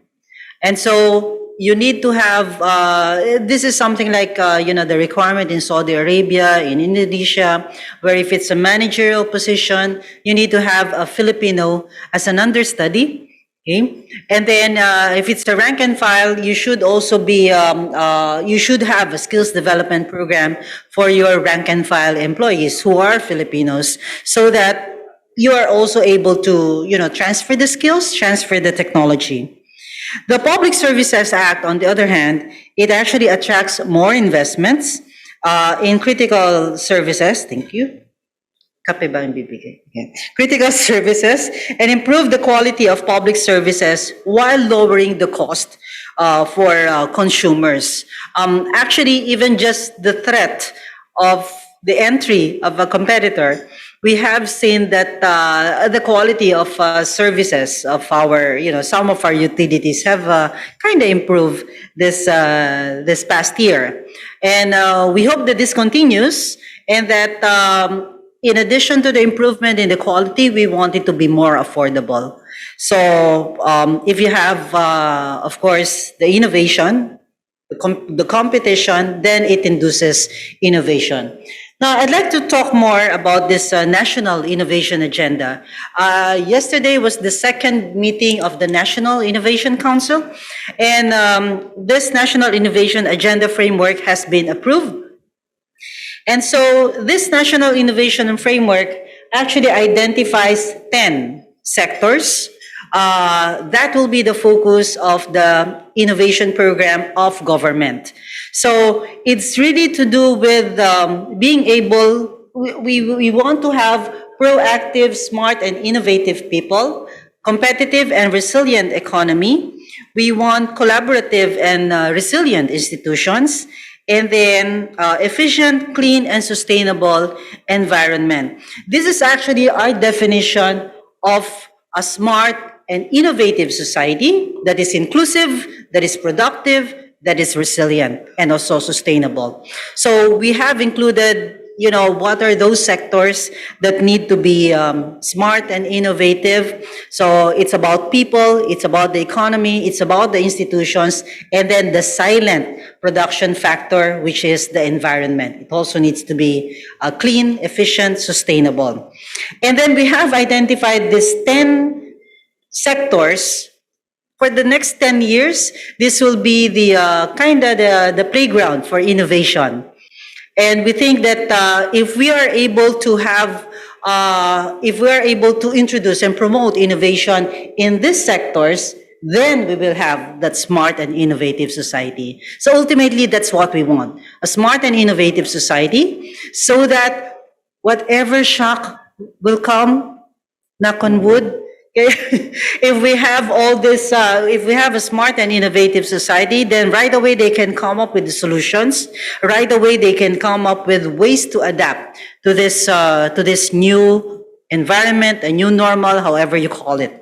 So, as you can see, these are the 10 sectors. So we have for the people part. To have proactive, smart, and innovative people.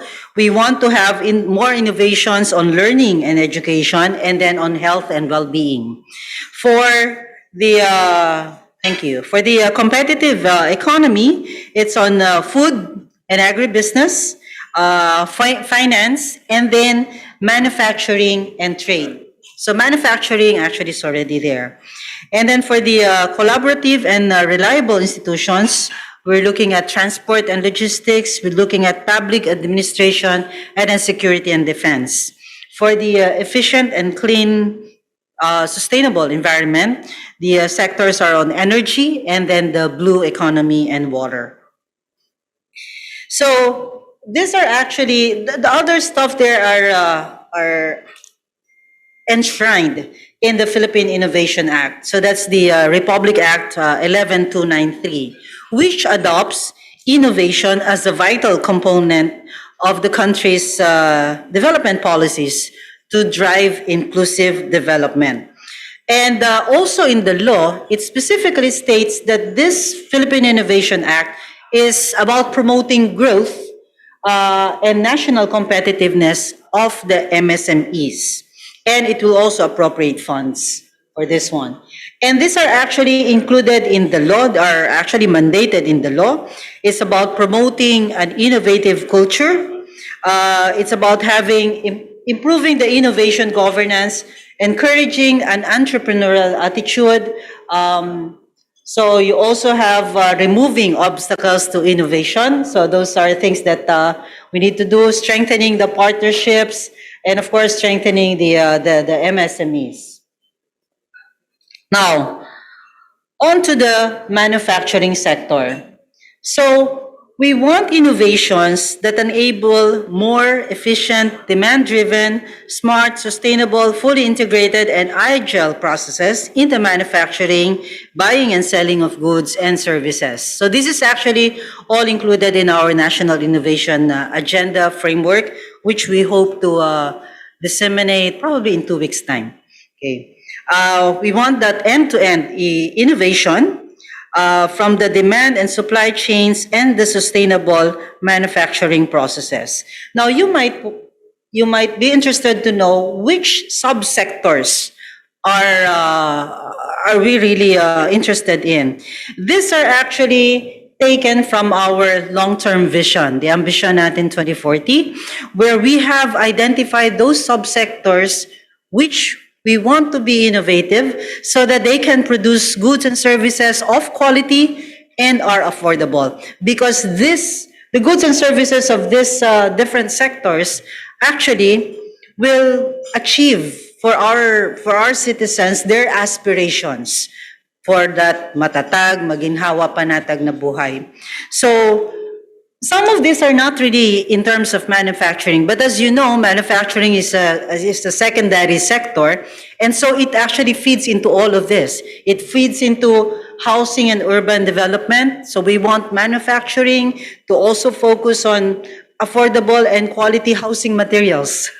And then, of course, on connectivity, even on education services, we can have manufacturing actually that produces good learning systems. You have tourism, allied services, agriculture, health and wellness. So we're also talking about the pharmaceutical industry, the manufacture of nutritious goods, all of these wellness goods, and of course, financial services. I mentioned earlier that manufacturing contributes about 22% of the GDP. Now, as a generator of jobs, it doesn't really contribute much to job generation. And again, that's because of design. That's by design. Because manufacturing is supposed to be efficient. But what we are after with respect to manufacturing is the multiplier effect.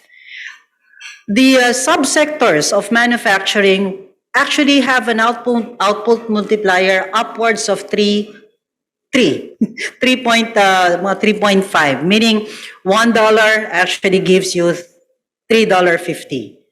So that's how much a contributor to growth manufacturing is, both the direct and the indirect. So because it's the one that gets from the primary sector and then does something out of it and then onto the services sector.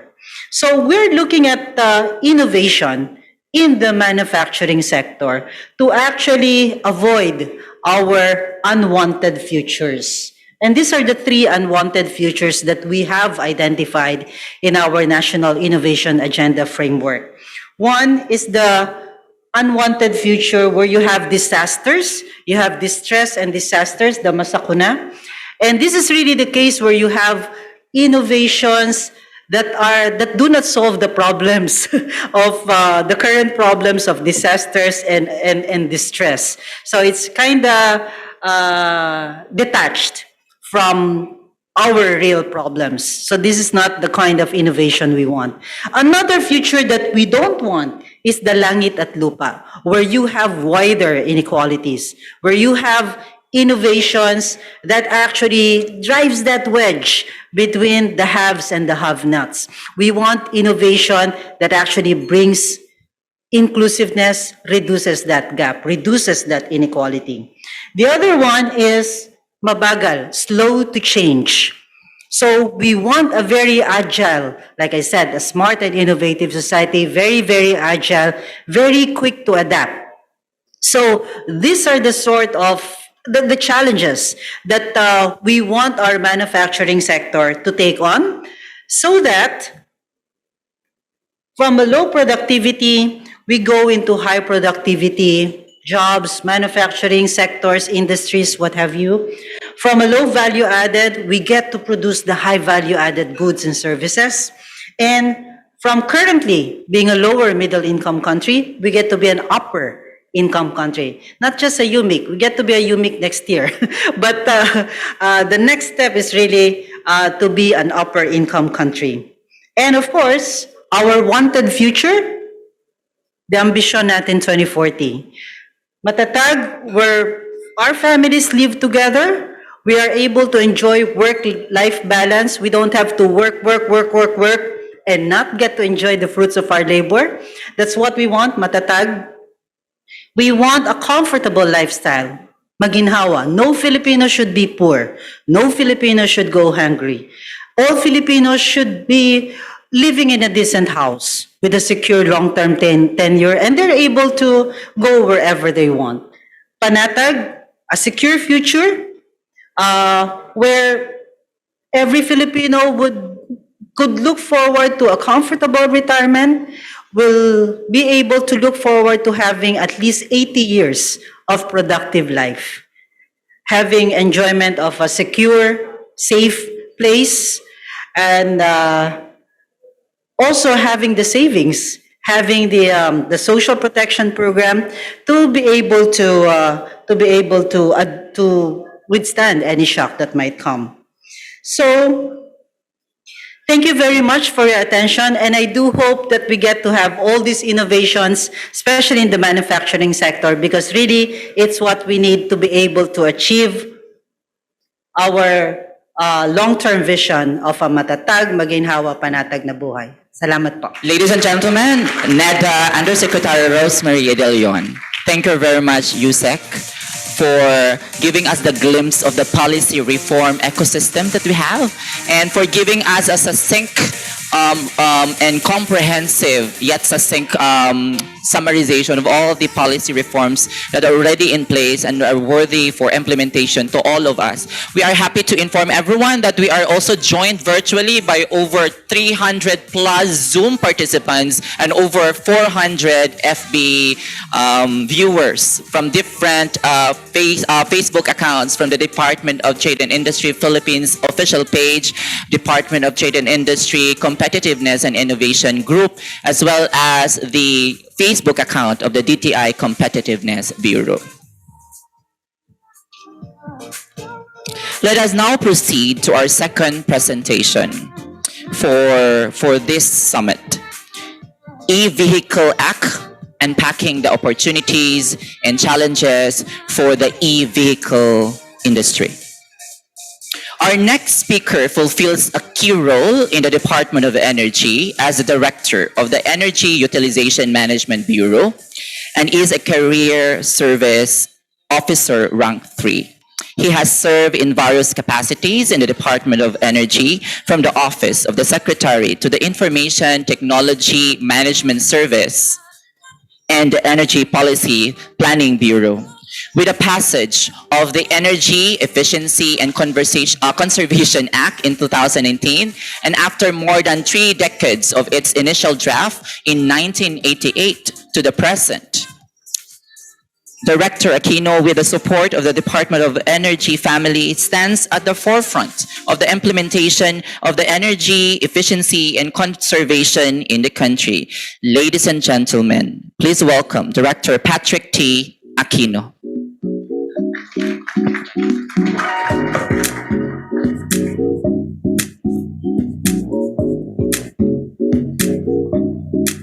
Yes, good morning everyone. It's really very difficult to... Ay, paano ba to? Oh, paano siya? Sorry. Yung green, okay. Yes, as mentioned earlier, good morning to Secretary Mon Lopez and to all our illustrious guests joining us virtually and here on site. It's really a pleasure to speak with the sector that we value most, particularly moving forward. I'm being asked to talk about the Electric Vehicle Industry Development Act, its opportunities. This will be a fairly straightforward presentation of around 20 slides. Just kidding, sige. So we'll present the first 6 slides. Will present to you the picture of where we are in terms of the industry. Transport accounts for the largest share in terms of our greenhouse gas emissions. It is one of the primary reasons why in the current administration there has been a push for the transition. 2 things, it's on emission, and next is on the volatility. I think most of us here are already experiencing the difficulties of rising or soaring oil prices. And one of the opportunities provided by the shift to electric vehicles is our opportunity to power our transport sector using electricity, and what our vision is through renewable energy. As contained in the Philippine Energy Plan, the latest one, 2020-2040, I'd like to point out 2 things that we'd like to highlight. The reference scenario already indicates a certain percentage of around 10% for the clean energy scenario that our transport sector will already be shifting to electric. We are in the process, of course, of working with our colleagues in the Transport Department and the Trade and Industry Department, because you'll be seeing various figures already I've been keeping tabs of it. I think Yusik Fita has been mentioning a more ambitious goal of not more, it's even more than 10%. I think it's at 25 or 40%. And I'll show you later why that will be important for us. So this is how it's going to look like once we do the transition for the potential energy savings. This is based on our clean energy scenario, the potential energy savings of 100%. Of course, in the short term, we are not seeing this. The number of vehicles in the road that are electric are less than 0.001% of the total 3 million vehicles right now.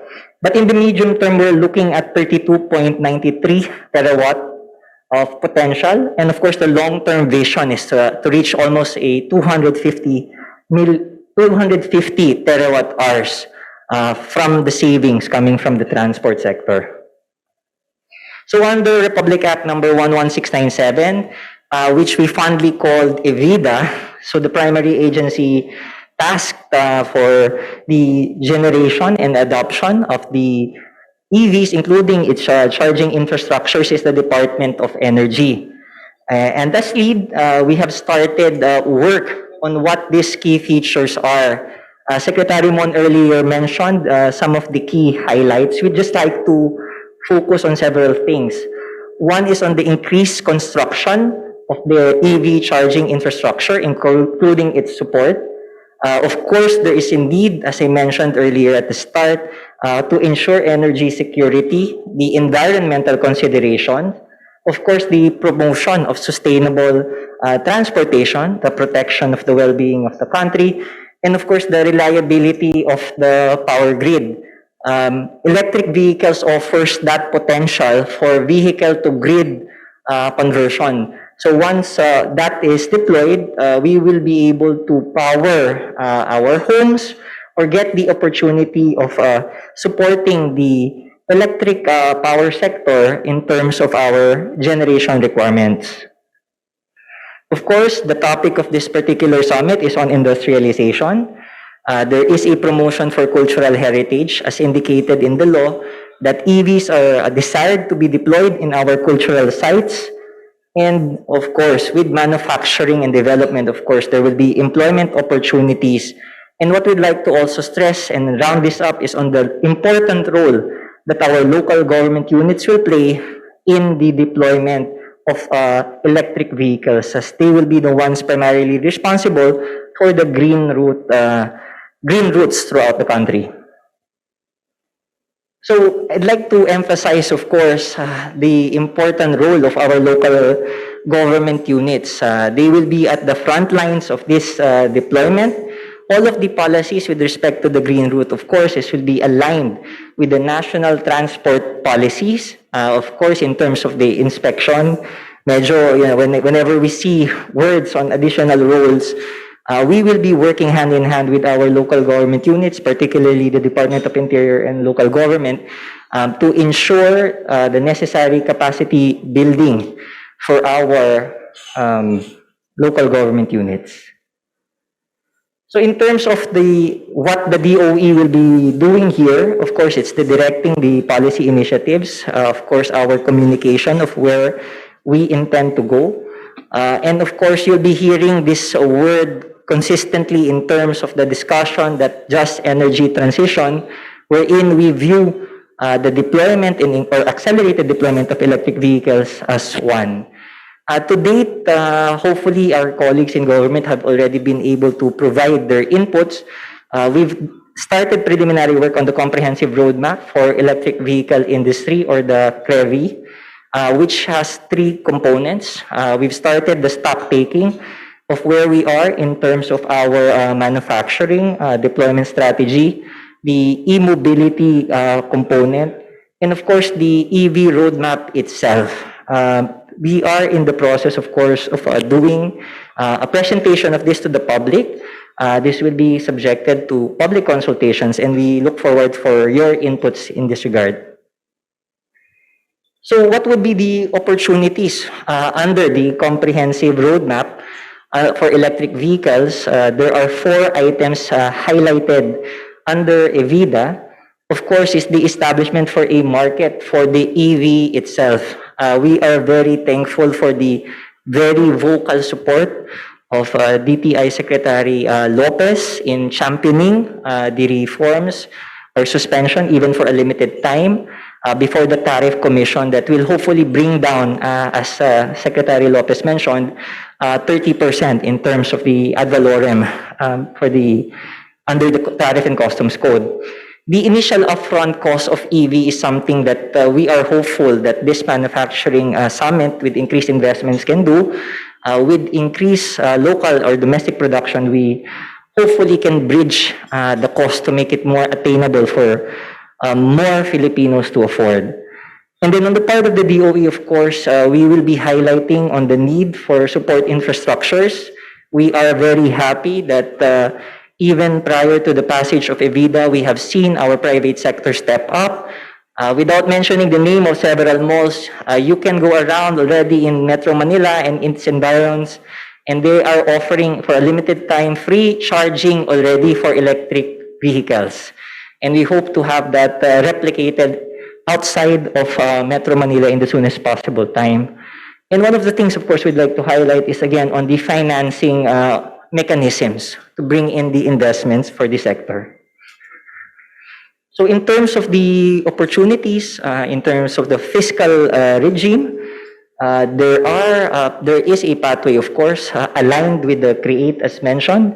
It is included in the SIPP for fiscal incentives. Among those would be a reduction on the importation taxes and duties, a special discounted unit price, of course, for EVs, which include hybrid EVs.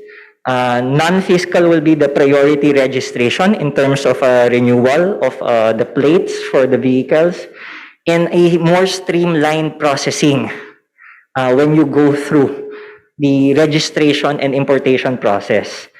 And of course, the preferential interest rates from our government financial institutions. So what would be the incentive strategy?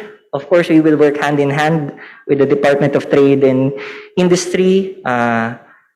We want to narrow first and foremost is the gap in terms of the costs.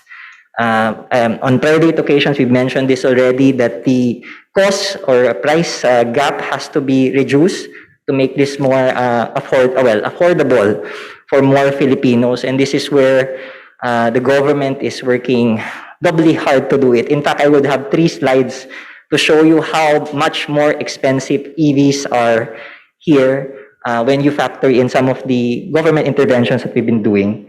Of course, any incentive, we'd like to stress, consistent with our fiscal prudence, will be time-bound and results-based. And right now, the law speaks of 8 years in terms of the available incentives, but we'd like to stress that this can be extended upon the recommendation, of course, of the Department of Trade and Industry. Ayan. This is the favorite slide of our colleagues from the Electric Vehicle Association of the Philippines, or EVAP, just to show you the items that brings the cost of where it is. These are just 3 examples. Siguro, in the past, mapapagalitan ako if I highlight, but value-added tax is front and center here. As already stated, this is something that we would personally try to advocate in the coming administration, even for a limited time to remove. We're talking about the accelerated deployment, and we can't go wrong if we take a look or remove the value-added tax component. This is on an EV sedan. This is on sports utility vehicles, and these are on buses. So across the boards, whether it's for personal consumption and even for public transport, the price impact of the value-added tax, I mean, is something that we will ask the new officials to seriously consider, at least for a short term, until we reach the necessary critical mass to move EV in a greater deployment stage. So in terms of the charging station, the support infrastructure covers green routes, monitoring, training, and of course the deployment. Part of what we will be rolling out in the CREVI once we do the public consultation is a framework to ensure that whether you are using the vehicles, will take care of the range anxiety by making available charging stations within specific and targeted locations. And then, ayan. This is one that the sector, particularly the manufacturing, the importers, are very much concerned. Yeah, masyado mabilis yung amin. It's a video slide. The law speaks of demand generation. And this is actually the biggest opportunity for the manufacturing sector to come in. Because EVIDA speaks of a set percentage of at least 5% for those key sectors to deploy electric vehicles within a specified time frame.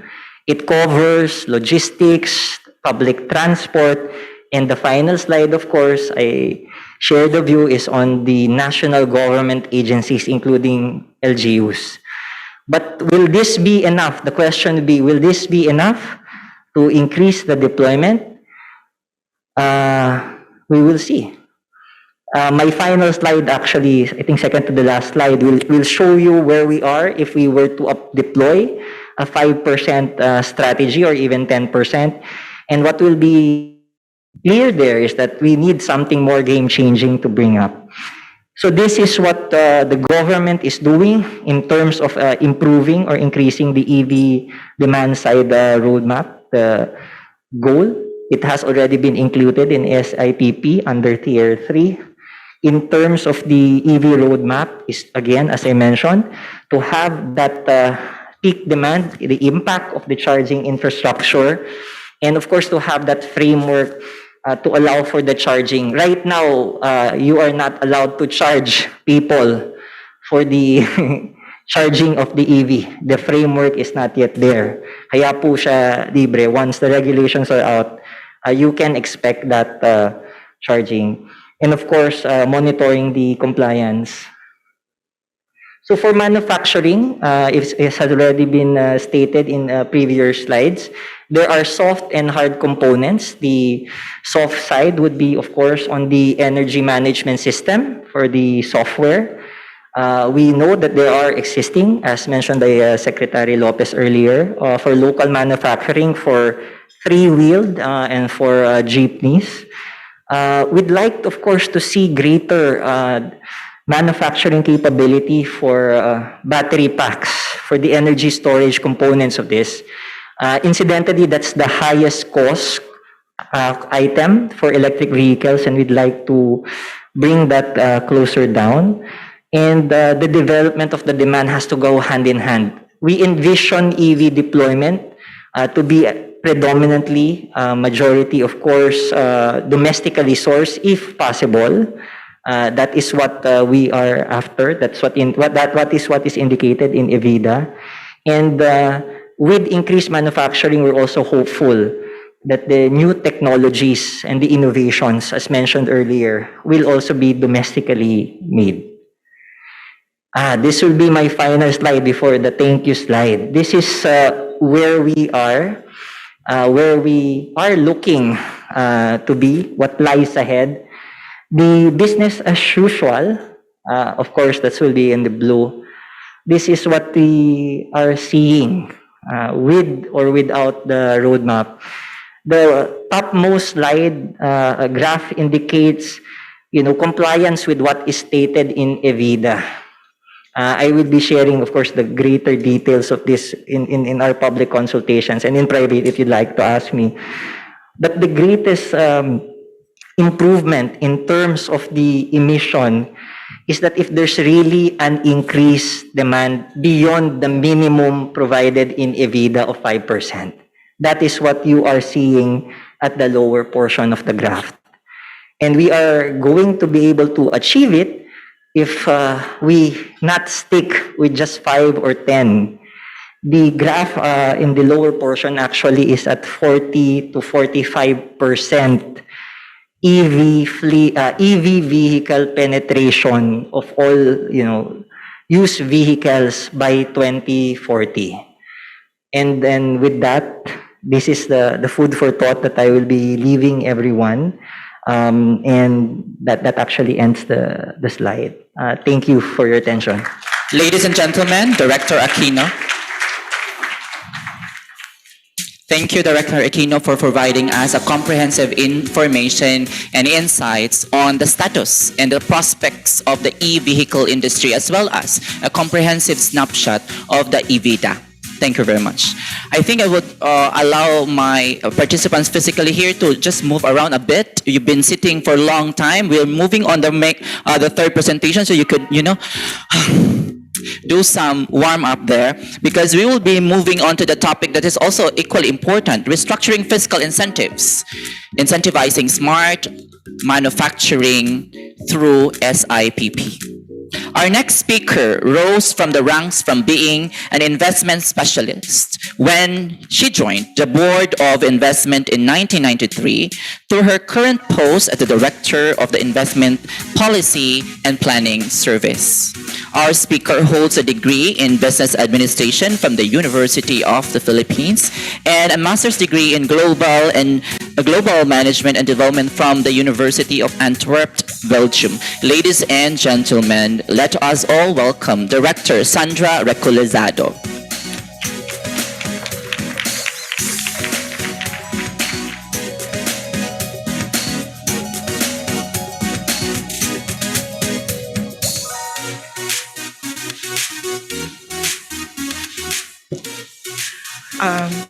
Borrowing from my colleague, now Executive Director Eris Kagatan, I would like to greet all of you. Manufacturing umaga sa inyong lahat. I hope you're still awake. Lunchtime na po. I hope you still have the energy to listen to me. The speakers this morning, I have gotten a lot of important information. I hope the same holds true for all of you.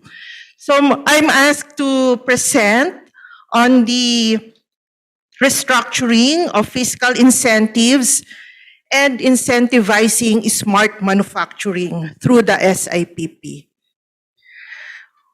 So what is the SIPP?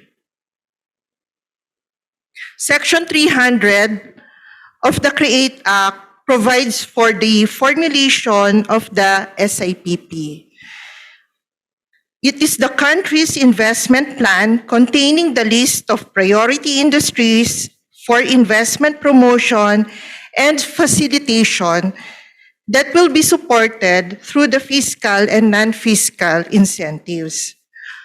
Not all activities are included in the SIPP.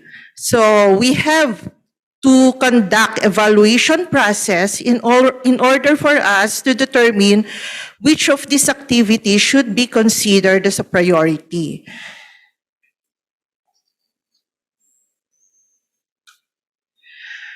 One of the unique features of the CREATE Act is that the period of availment is longer, or the higher the industry tier is.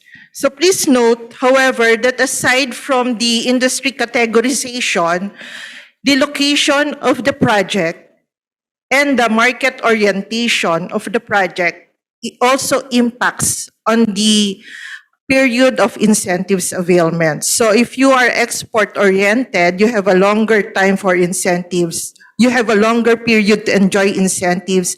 And the further you are from the NCR, the longer period of incentives you have. The progression of incentives based on industry tier reflects the objective of the CREATE Act to give importance in filling in the value chain gaps and increasing value addition that may lead to more efficient and competitive industries as we complete or integrate our value or supply chains.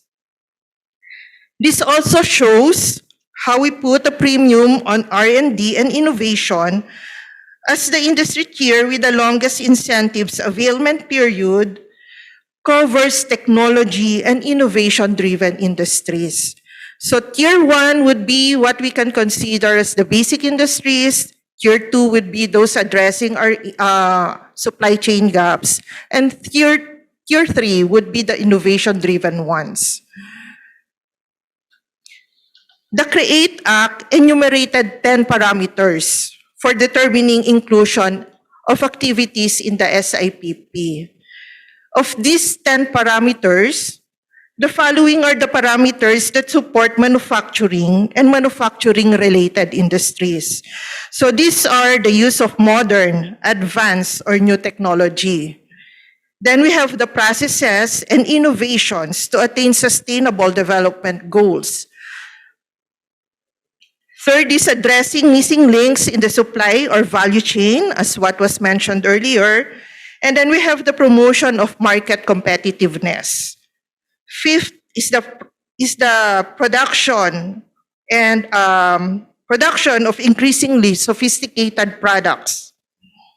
And then lastly, activities that can promote regional and global operations in the country.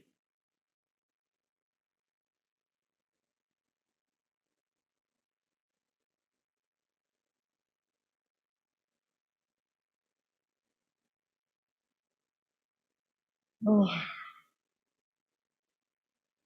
sorry.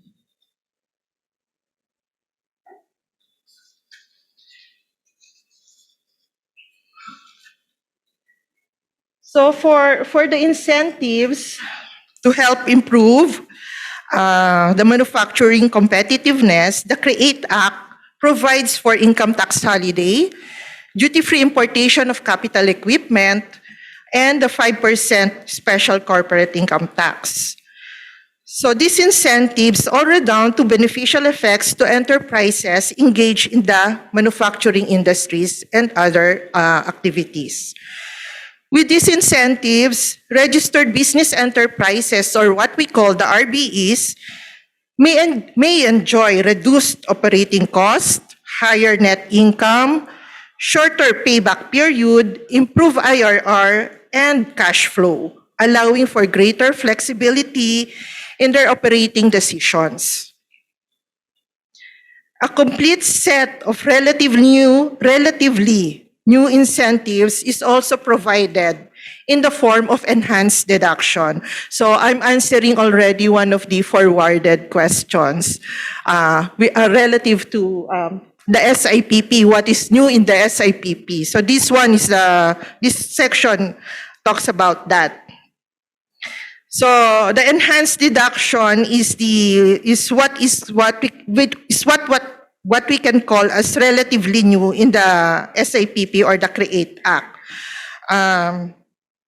Manufacturing related EDs are shown here. So we have the 100% additional deduction on R&D, training expense, and domestic inputs. So with this, it can support manufacturing company by encouraging innovation, development of the skills of Filipino workers, and the patronage of locally produced inputs. This would ensure that the RBEs would continue to be competitive in terms of products offered and the level of skilled labor, level and quality of the skilled labor. Likewise, use of locally produced inputs would create a market for backward linkages, which in turn is expected to strengthen industry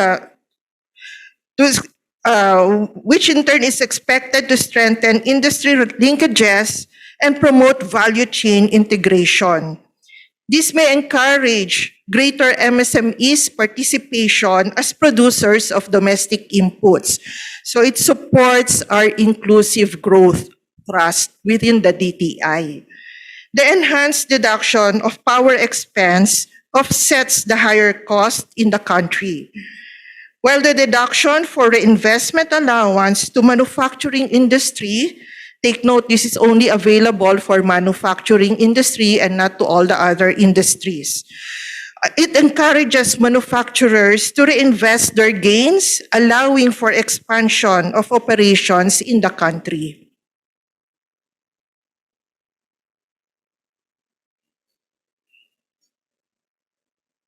So the progression of incentives is, as mentioned earlier, is based on industry tiering. In the formulation of the SIPP, we took into consideration the Philippine Development Plan, as this is prescribed under the CREATE Act, and other government plans and programs such as the Inclusive Innovation Industrial Strategy, or the ICUBE-S, as the DTI Trust and the CREATE Trust is to promote innovation. The energy plan of the Department of Energy, then the food security plan of the DA as an example. So these are just a few of the plans that we considered in the formulation of the SIPP. We also took into consideration the collective aspirations of the Filipino people in Ambition Natin 2040 and the science, technology, and innovation, or STI foresight of the Philippines as embodied in the Philippines Pagtanaw 2050. In order for the Filipino people to achieve their aspirations, we need to provide employment. To be able to provide this employment, we need to have globally competitive industries. And to have these globally competitive industries, we need to encourage the harnessing of technology and the continuous innovation, while at the same time ensuring sustainability to safeguard our environment for future generations. In this regard, we see the SIPP as a tool to help achieve the country's goals to sustain momentum towards recovery, particularly in urgently creating jobs to competitively provide for the Filipinos' basic needs, hasten the transformation into a modern and efficient economy with highly developed infrastructure, to attract investments that promote innovation, research and development, use of latest technology, and to position the Philippines as a regional hub for carbon-reducing activities. The SIPP has the following goals in response to the country's socio-economic situation. So we want to sustain momentum towards recovery. In particular, as mentioned earlier, urgently create recovered jobs. So labor-intensive industries. We want to competitively provide for the basic needs of the Filipinos in terms of food, health, and shelters, so satisfying our basic needs. And then we want to hasten transformation into a modern and efficient economy with highly developed infrastructure. So this is the infrastructure aspect. And then we want to attract investments that promote innovation, research and development, and use of latest technology. And lastly, position the Philippines as the regional hub for carbon-reducing activities.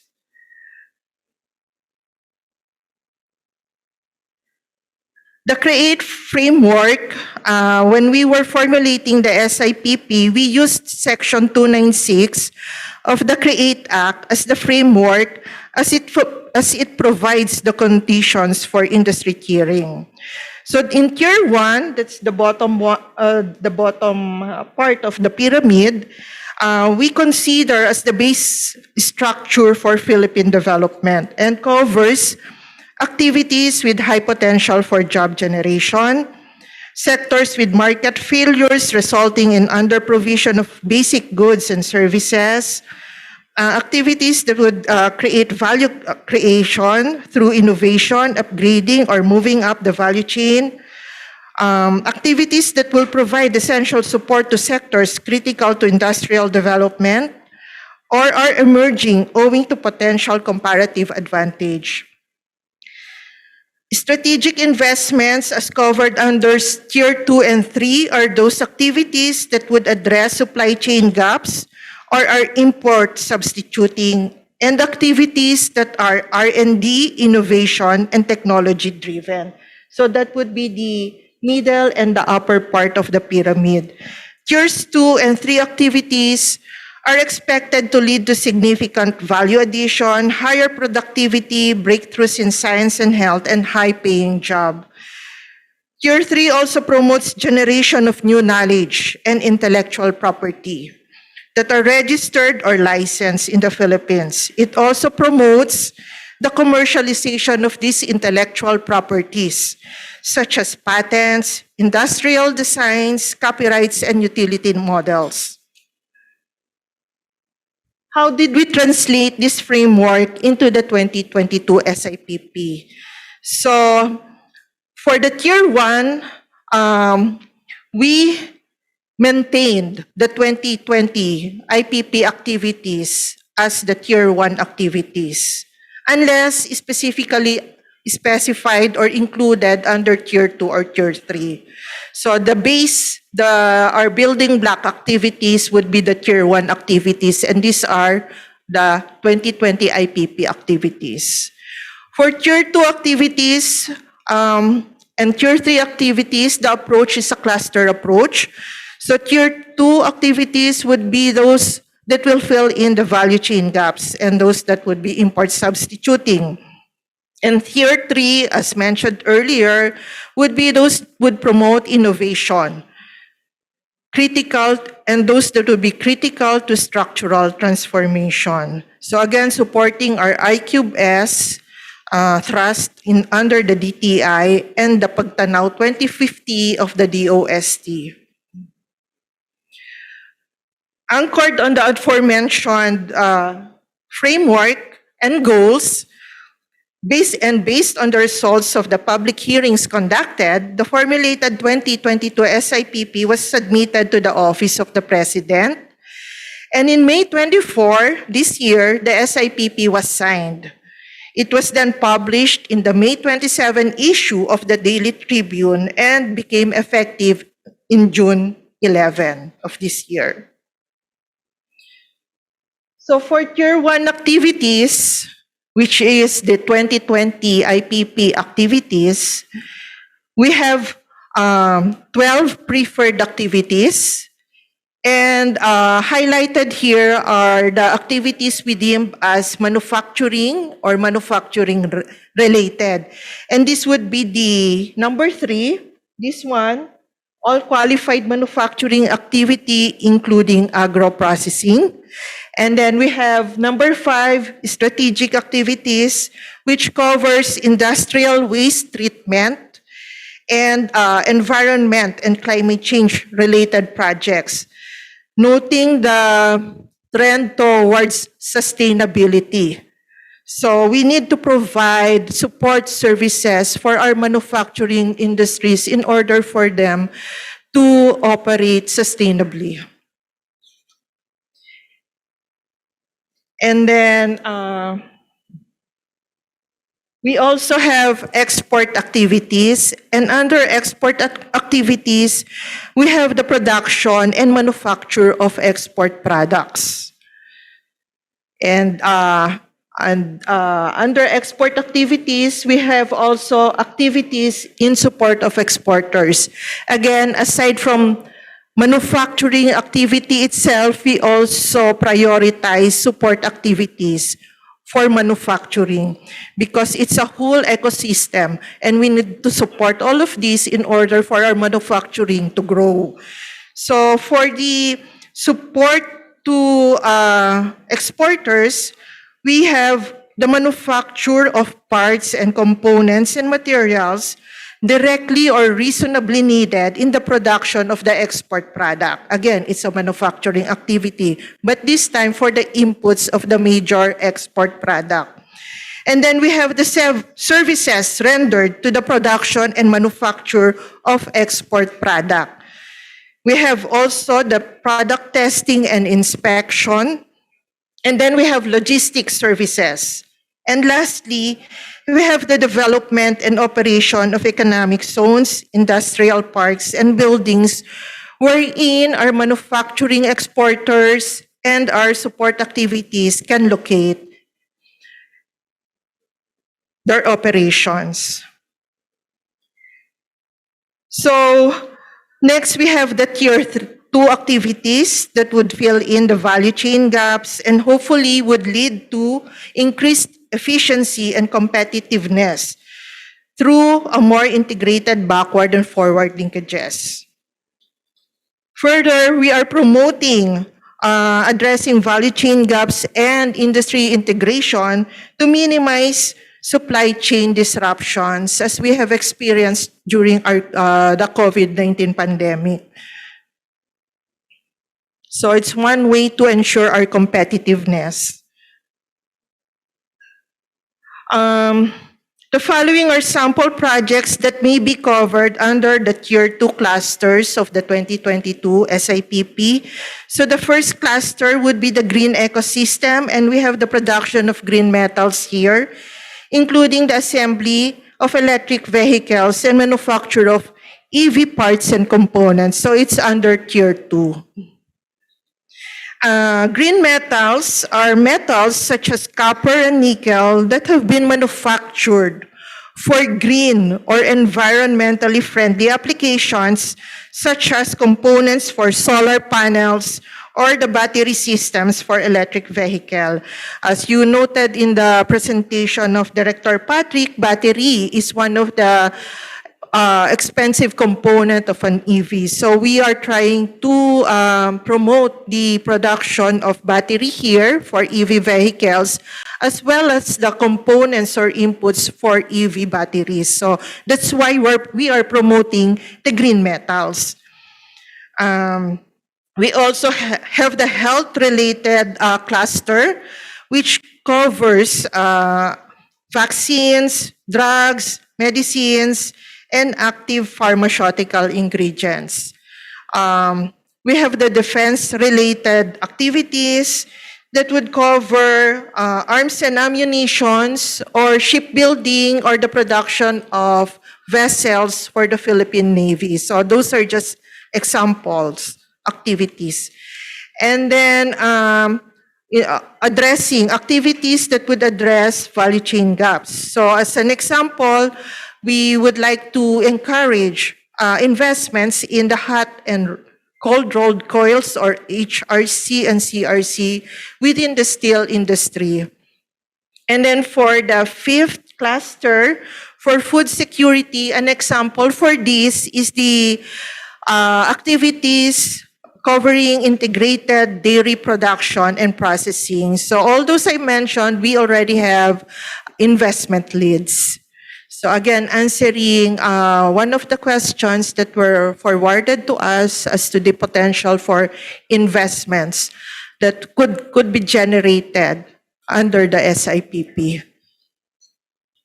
We cannot share with you the specific companies that we consider as leads under these clusters, but we do have leads, but they are still being kept as confidential. Once they have the investments are on a status that we can share, then we will share it with you. Similar to what happened with Starlink during the process where we are helping them in entering in the Philippine market. All things are kept confidential, but once things were more firm, there is a press release already here, and even Elon Musk himself tweeted the status of the project here in the Philippines. So I apologize that we cannot share our investment leads at the moment because they want it to be kept confidential. So next. For the third tier or tier 3, projects under tier 3 will have the longest period of incentives among the industry tiers, as the government puts a premium on innovative and technology-driven industries that will hasten the transformation of our economy.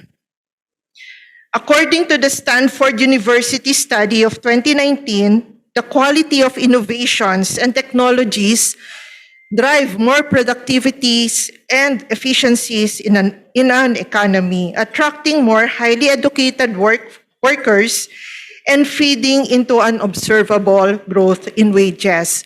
So it is also one of our objective why we want to promote innovation and technology-driven activities because it can offer higher compensation for skilled workers. So we want also to elevate the quality of our workers as well as the compensation that our workers are receiving.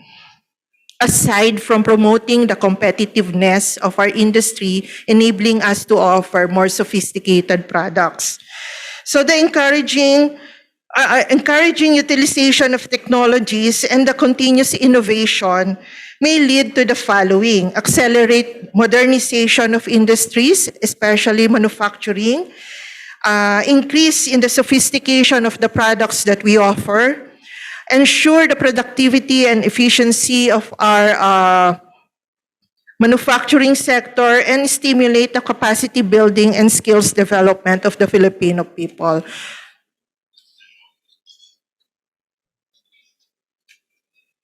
Example for our Tier 3 projects are for the R&D activities adopting Industry 4.0 technology.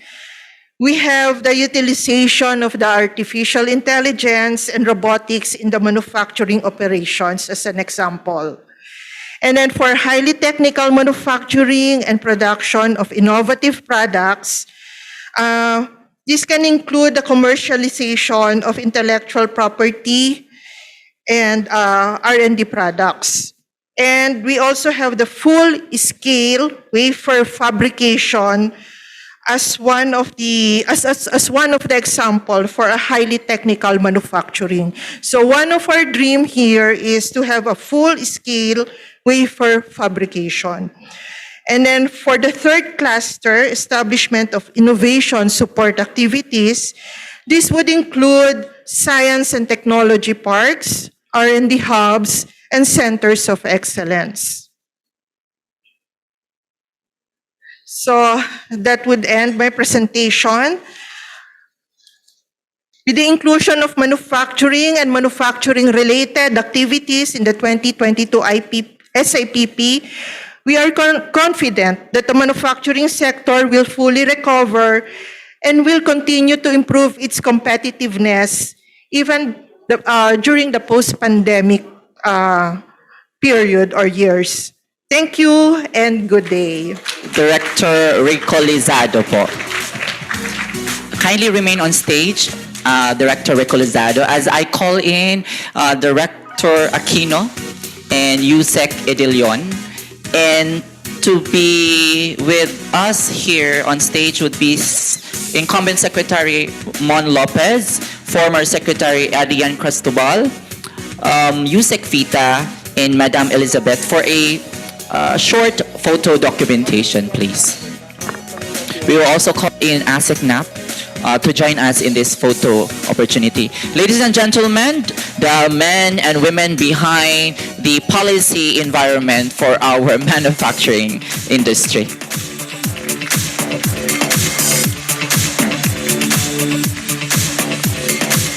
There you go. As you would agree with me, undeniably, we're actually on the last leg of our summit this morning.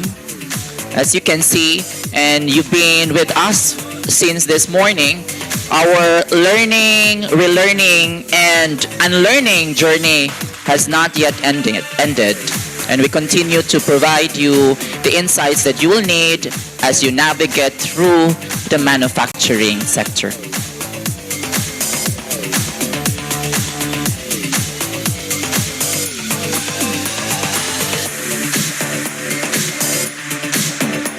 One final picture, please, sir. Okay, on the count of 1, 2. So we'll just focus our attention on the official photographer, please, for now. Okay, 1, 2, 3, and go.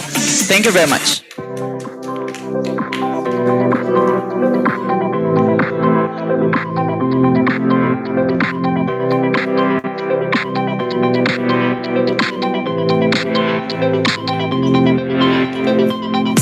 At this point, we shall now proceed to our panel discussion. Let me introduce our panelists and moderator for this panel session, for this morning session.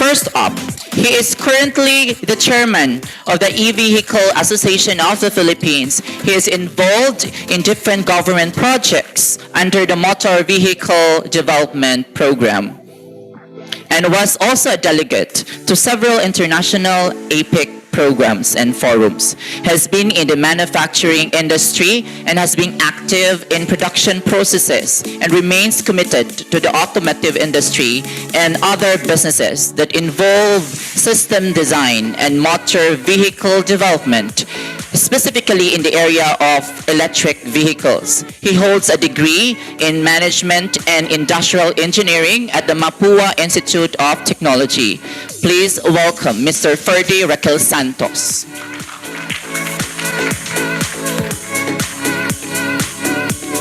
Our next panelist is currently the Philippine Country Manager of DOE, the world's leading material science company. He authors an advocacy website called The Philippine Manufacturing Revisited to raise awareness on the strategic importance of the manufacturing in the Philippines. As a US-trained and certified Six Sigma Black Belt, and he lead projects in the US, Canada, Spain, Japan, and China. He earned his Bachelor of Science degree in Chemical Engineering from the University of the Philippines, Diliman, and an Executive Master's degree in Business Administration from the Asian Institute of Management. A round of applause for Mr. Bobby Batumbakal.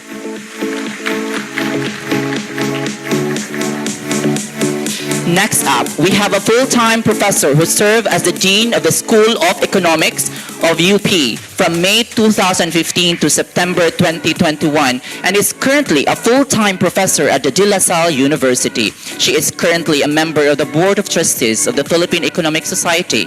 Prior to joining DLSU, she served as a research fellow of the Markets, Trade, and Institution Division of the International Food Policy Research in Washington, D.C., USA. She has published over 40 articles, one of which has earned her the 2018 Outstanding Scientific Awardee by the National Academy of Science and Technology. She holds a PhD degree in economics and a bachelor's degree in applied mathematics, both from the University of the Philippines at Los Baños, Laguna. Ladies and gentlemen, please give it up to Dr. Marites Tionco. Now we have the Country Director of the Philippines of Asian Development Bank. Prior to this assignment, he was the Director of the Public Management and the Financial Sector and Trade Division of the Southeast Asia Department of ADB. Prior to joining ADB in 2006, he worked as part-time of the U.S. funded project with the Indonesian government from 1999 to 2005, and in 2006 as a consultant on trade policy with the World Bank in Jakarta. He graduated with a PhD in economics from the Australian National University in 1999. He has published several papers in international journals, including Applied Economic Letters, Bulletin of Indonesian Studies, Journal of Development Studies, Oxford Development Studies, Southeast Asian Affairs, World Economy, and World Development. Please give another round to Mr. Kelly Bird.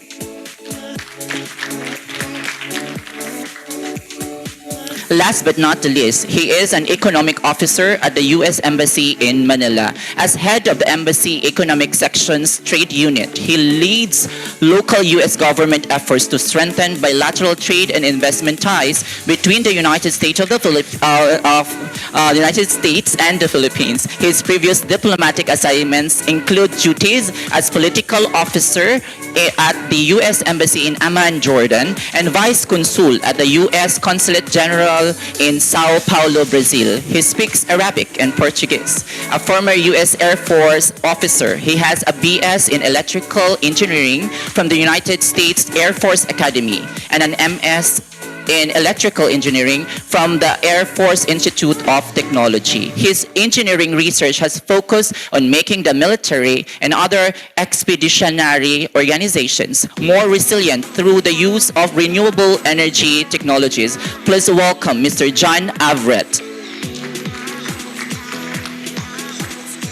Finally, our moderator for this morning is an accomplished economist, professor, columnist, and currently a professor of economics of the Ateneo de Manila University. He was the director of the Ateneo Center for Economic Research and Development and also served as board of directors for various firms and foundations including Manila Water Company, Metrobank, Phil Steel Holdings, Galing Pook Foundation, Maximo T. Calao Institute for Sustainable Development, Brain Trust Incorporated, Clean Air Initiative Asia, and the Ramos Peace and Development Foundation. He was the Secretary of Socio-Economic Planning and Director General of NEDA during the term of President Fidel V. Ramos for a full 6 years.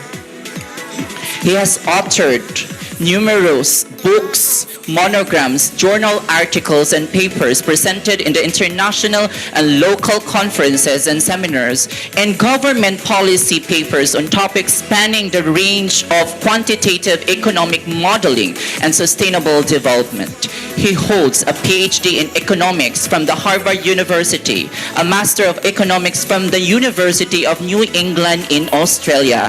He earned his Bachelor of Science in Agriculture, summa cum laude, major in agricultural economics from the UP Los Baños. I now yield the floor to Dr. Shelito Shel Habito. Thank you. Thank you so much for that generous introduction and for those generous introductions also. I'm amidst, I think, 3 engineers and I'm one of 3 economists on the stage, so this must be an interesting combination of expertise to listen to. Anyway, let me just say that after having set the stage with the policies that our policymakers have shared with us this morning, I think this is a turn now for the non-government members of the group to speak about, how in fact these policies that we have been hearing about are in fact going to impact on manufacturing development as we look forward. So I'm going to start with the manufacturing practitioners themselves first. And I'm looking here at Engineer Ferdy, who to me has become a symbol of electric vehicles and will be one of the, if not the champion for EVs in our economy as we look forward. So Ferdy, I guess I'd like to ask you, how do you see the industry responding to this policy framework that has been put together by the government? Thank you, Shalt. It's been very exciting. We've been doing this for the last 15 years when I started electric vehicles. But it's been only lately that we see a lot of fruits coming down from the trees. I've been lobbying for the EV law since 2011, but finally, after 11 years, we're seeing now the EVIDA. Of course, DOE has been doing very well, and DTI, as far as agencies are concerned, in the crafting of the CREVI and implementing rules and regulations. And again, I like to invite everybody, stay tuned. We will see a lot of developments, and all these policies and regulations that are being crafted right now is really promoting electric vehicles. Thank you. Well, we're all very excited because actually we believe, I think many of us share the belief that electronic vehicles can be a very important driver and in fact a good opportunity for the Philippines to be a significant manufacturing leader in the region if we do things right. So we wish all the luck to the electric vehicles industry. And of course, we hope that the government and the industry working together, we will see that kind of development happen as rapidly as possible. Well, of course, I turn now to our friend Bob Batungbakal, who has also been, well, to me, he's more of the symbol of the manufacturing sector as a whole, because he's one of the staunch champions of this sector. And so, of course, Bob comes from the chemicals industry at the moment. And so I'd like to find out how your own industry or how your own company is expecting to be able to get opportunities from this improved policy environment our government friends have been putting together? Yeah, thanks, Doc Shell. The chemical industry is, of course, just one of the many subsectors of the manufacturing industry. But we've always felt that we've had a pretty good perspective because, as you probably know, chemical touches almost all of the industries, whether it's garment, whether it's metal, whether it's auto, and what have you, whether it's paper, rubber, plastic, no? So we kind of have a pulse over a broad range of product, whether it's a broad range of industries, whether it's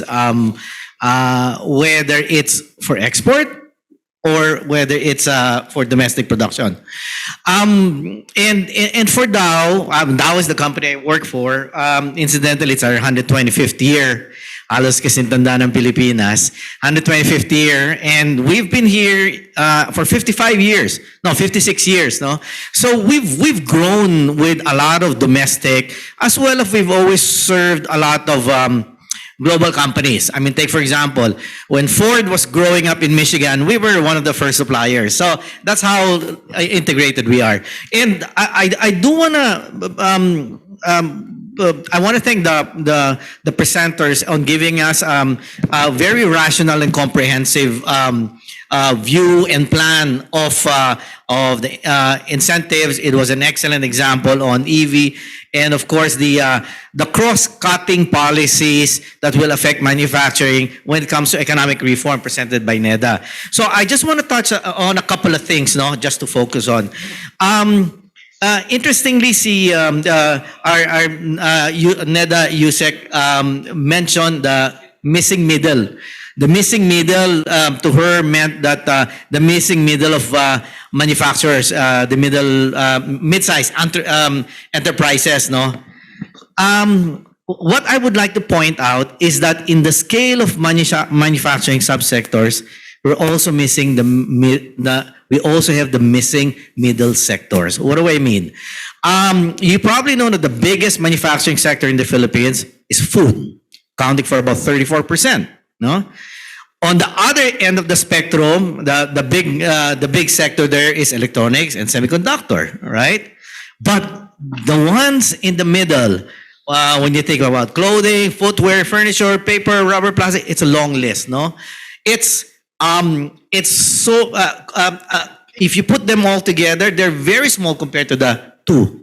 What we need is for a more robust, resilient, and long-term growing manufacturing sector is that the middle sectors be continuously grown. No, so getting as much support as the large sectors. No, I know it's not easy, but when you think about it, this sectors actually serves the requirements of Filipinos.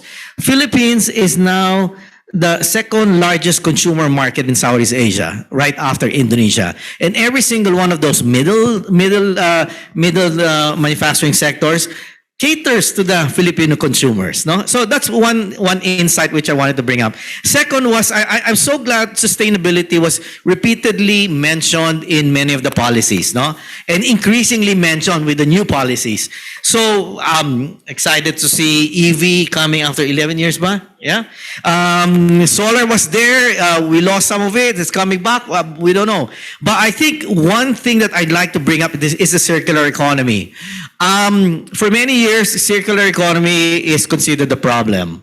We want to say that circular economy is a manufacturing activity and should be considered as a manufacturing activity and should be supported as so. Together with our other climate resiliency technologies, no? So that's a lot to say. So I don't want to pass one out. And if I have a chance, I'd like to add a little more. Thank you. Well, thank you, Bob. And indeed, you know, you must be the walking encyclopedia on manufacturing in this country. So really, I don't like the fact that you don't have as much time, but indeed there are many other opportunities. But let me turn to former Dean Marites Yonko, because from the perspective of the academe, and you're with the De La Salle University, What do you see? Of course, I'm sure you've been looking at and researching on the manufacturing sector. What do you see might still be needed? Notwithstanding what has already been put together by the government, do you see anything more that may be needed? And maybe you can share with us some of the research you have done at De La Salle University on the sector and what its prospects and further needs might be. Okay, thank you. Actually, I don't know why I was selected here as one of the panelists. Maybe I guess it's because I've been involved in almost all of what has been mentioned earlier on the policy reforms. And I'm glad that CREATE has, the SIPP has already gone far since we started that. We created that. I still recall having these goosebumps and all those excitement whenever there was a hearing at the Senate. So we have this Viber. And so we thought that it's not going to be approved. And then finally, here we are. We have tier 1, 2, and 3. And I'm happy that those have been included as well.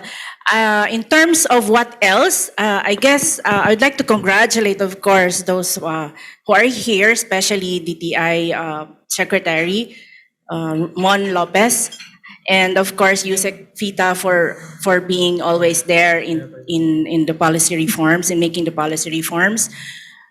There's one in my researches, in our researches that we have done throughout those 6 years, because we have been involved in food and manufacturing industries, doing the assessments, looking at the structural reforms. There's one common plea that our especially the MSMEs that are involved in the manufacturing, it's the evaluation process. And I've heard earlier with the SIPP that there's this evaluation process again, and it takes, I think, almost 1 year. So I think one of the things that should be done by the government is to shorten that mileage in terms of evaluation process, and of course lower the transaction cost. Well, shortening the evaluation process would already reduce transaction cost, other than the other transportation and information cost that goes along with it. And I guess that's one important thing for the participation, for us to encourage participation of our MSMEs. I have other lists here, but maybe I can just reserve that later on. Okay. Well, thank you. Well, indeed, I guess what is needed is to make it as easy as possible for investors to get into manufacturing in whatever particular industry they may want. And indeed, our government, the policymakers are constantly looking for that. And I did hear about some streamlining that in fact was part of the new policy environment that we were presented earlier. So, well, at this time, let me turn to Dr. Kelly Bird and get his perspective from a multilateral organization where you had the benefit of seeing the experience and lessons from other countries as well. So, apart from perhaps sharing with us what the Asian Development Bank is doing in support of this overall direction of the government, perhaps some lessons you might be able to share from your observations of other countries in Asia or in the member countries of ADB? Okay, let me just start with some of the lessons that we've learned from other countries in terms of good practices in creating an innovative economy. I think there are four broad areas. One is, of course, having that legislative framework in place. And I think the Philippines has done an incredibly large amount of work on setting up that ecosystem. Just to mention, today we've talked about the Innovation Act, the FDI Act, the Public Services Act, for example, and there are other acts that are supporting that, such as the Anti-Red Tape Act and the Competition Act. Put them all together, you create a very good ecosystem for encouraging investment, quality investment, and innovations. But there's three other things that need to supplement that. And the first one is there's got to be a focus on competition policy. Philippines has a very good competition law and competition agency. It needs to be very proactive in addressing anti-competitive behavior in the economy. I think, as the economy continues to liberalize, there's always going to be that incentive to replace regulations with anti-competitive behavior. So it's really important for the Competition Commission to continue to advocate for fair competition, but also to look at doing regulatory reviews and reviews of particular sectors that are vulnerable towards that kind of behavior. I think the third element is infrastructure investment. It's critically important to have a vibrant manufacturing sector and an innovative ecosystem is to have that infrastructure, and that includes infrastructure to connect markets and connect people. So we're talking about mass transport systems and also in the communications sector. For example, having a national broadband, for example, would be very important for improving connectivity among people and communities within the Philippines. The final one is, of course, on skills development, in terms of having a top-class basic education system, but also technical and vocational education and higher education. Again, the Philippines is doing a lot of reforms in this area, but so much more needs to be done. I think one area where the Philippines could do more is foreign investment in the education sector, particularly in TVET and higher education. And a lot of countries globally are now opening up their education sectors to quality investment. That's critically important to continue to bring in good global practices for young people in their learning outcomes. I think in the skills area, more work needs to be done in terms of improving the apprenticeship programs. So a lot of countries globally have now, in the last 3 or 4 years, have re-looked at their apprenticeship frameworks and they are modernizing them, expanded them to those sectors where there's going to be a focus on the future of work, and they're making apprenticeships longer. And I think in the case of the Philippines, there still are a lot of flaws in the apprenticeship programs. Durations usually about 6 months, and there's not a good career path for apprenticeships. So I think that's an area that needs to continue to be reformed. And again, I think finally, a lot of countries are looking at the public sector provides training, but they also provide funding for training. And a number of countries have introduced new skills funding schemes where they provide funding to industry to upskill their own workers. So they take a more industry-led process. What we're doing, the Asian Development Bank's working very closely with DTI and the Department of Tourism and Dolly, and we're now piloting what we call Skills Up Net Philippines, and it's providing grant funding to networks of enterprises in particular sectors to upskill and reskill their employees that belong to firms in that network. And we're piloting it in agro-business, construction, IT animation, tourism, and a women's-led entrepreneur group. And these are industries that are growth sectors, they're part of the creative industries, and those that are going to benefit through innovation. I'll leave it there. Thank you. Thank you. Well, I'm glad that you put emphasis on the skills upgrading, because indeed, this is the challenge as we move forward in the manufacturing sector that is looking at the fourth industrial revolution as a very important opportunity, but also an important challenge. So, Dean Tionko whispered in my ear that she would have something to say on that in a while. But first, let me call on John.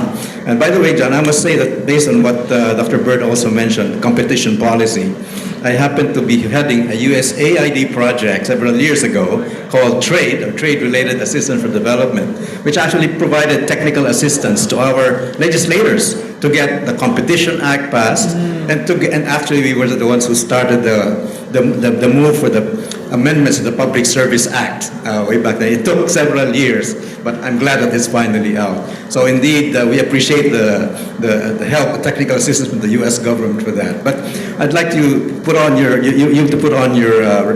private sector perspective side. From what we've been hearing so far, what do you see might be the interest coming from your part of the world, from the United States, of course, in terms of the investment opportunities in the country? Absolutely. Thank you so much, Dr. Hapitil, and to you, Secretary Lopez, for putting this on and inviting me.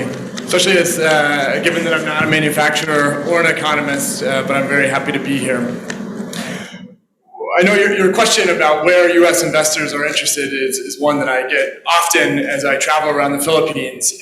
But before I answer that, I just wanted to say that the United States government commends the Philippines for the recent passage of these economic reforms. We expect these reforms will significantly improve the local business environment and attract new foreign investments, including from the United States. As a top 3 investor in the Philippines, the United States remains bullish on the Philippine economy and on the U.S.-Philippine alliance. We recognize the link between economic prosperity and security, and we're grateful for continued American investments in the Philippine economy, which support our long-standing commitment to the shared prosperity of our 2 nations.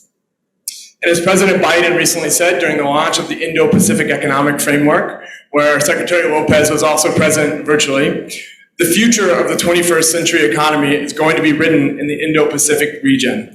And that's why I particularly wanted to thank our speakers again for sort of charting their path of what the future Philippine economy will look like, particularly for the manufacturing sector.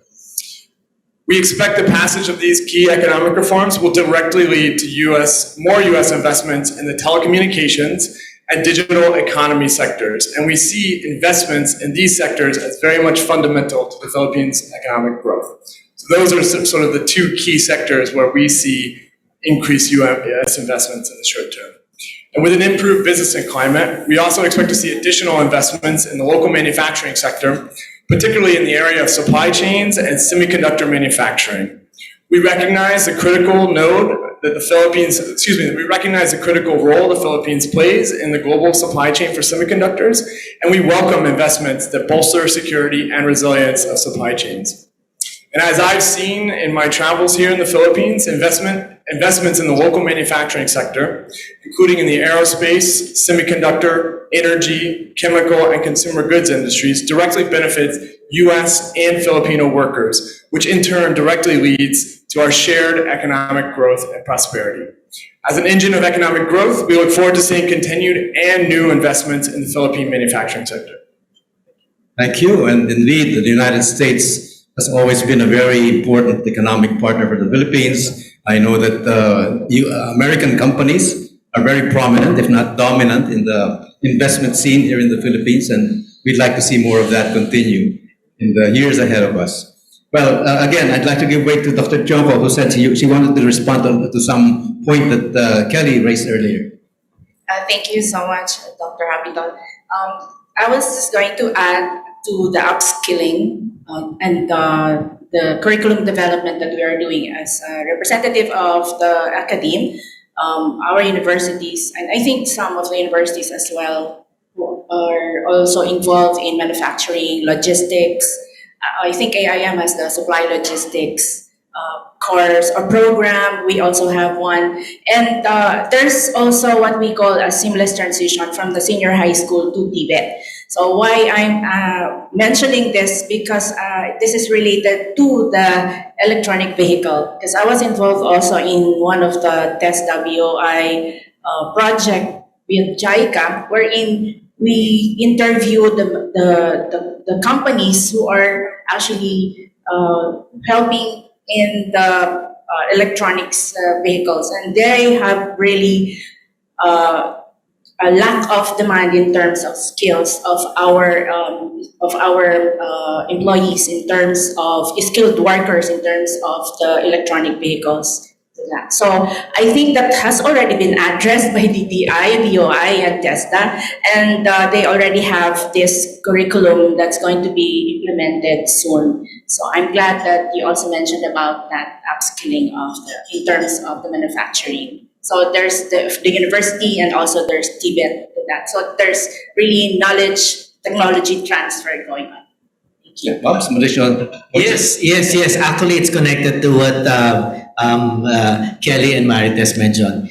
And I wanted to give the individual view of a member of, in the manufacturing sector. Because sometimes when we think about manufacturing, we think about the companies, no? It's important to see the view of the individuals. So what I wanted to point out is that the generation before us, let's say my father, who was in electrical manufacturing, a lot of engineers that graduated 50s, 60s, they became manufacturing entrepreneurs.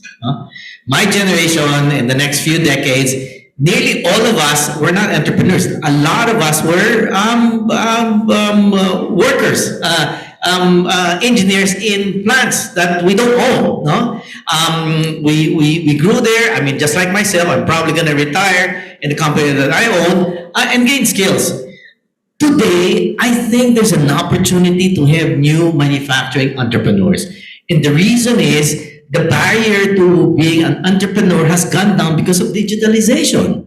A small startup in the Philippines can participate in the global market because of these digital platforms. No, so I finished 5 years in engineering. I never took a finance course, by the way. I learned that in AIM. And now I hardly had any entrepreneurial skills. I knew organizational skills as part of a large multinational, but I would encourage our policymakers and our partners in other agencies to, when we encourage entrepreneurship, we usually think of, services or what have you, but I think it's time for new young manufacturing entrepreneurs.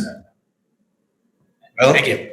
I'm glad you pointed that out because for years I've been preaching in many of my talks that our young people ought to be aspiring when they graduate, not to be looking for a job, but to be creating jobs precisely. Perhaps if more of our young people in our universities and schools had that aspiration rather than just be another statistic looking for a job, but really be entrepreneurs creating jobs, our unemployment rate would not be as high as it has been all these years.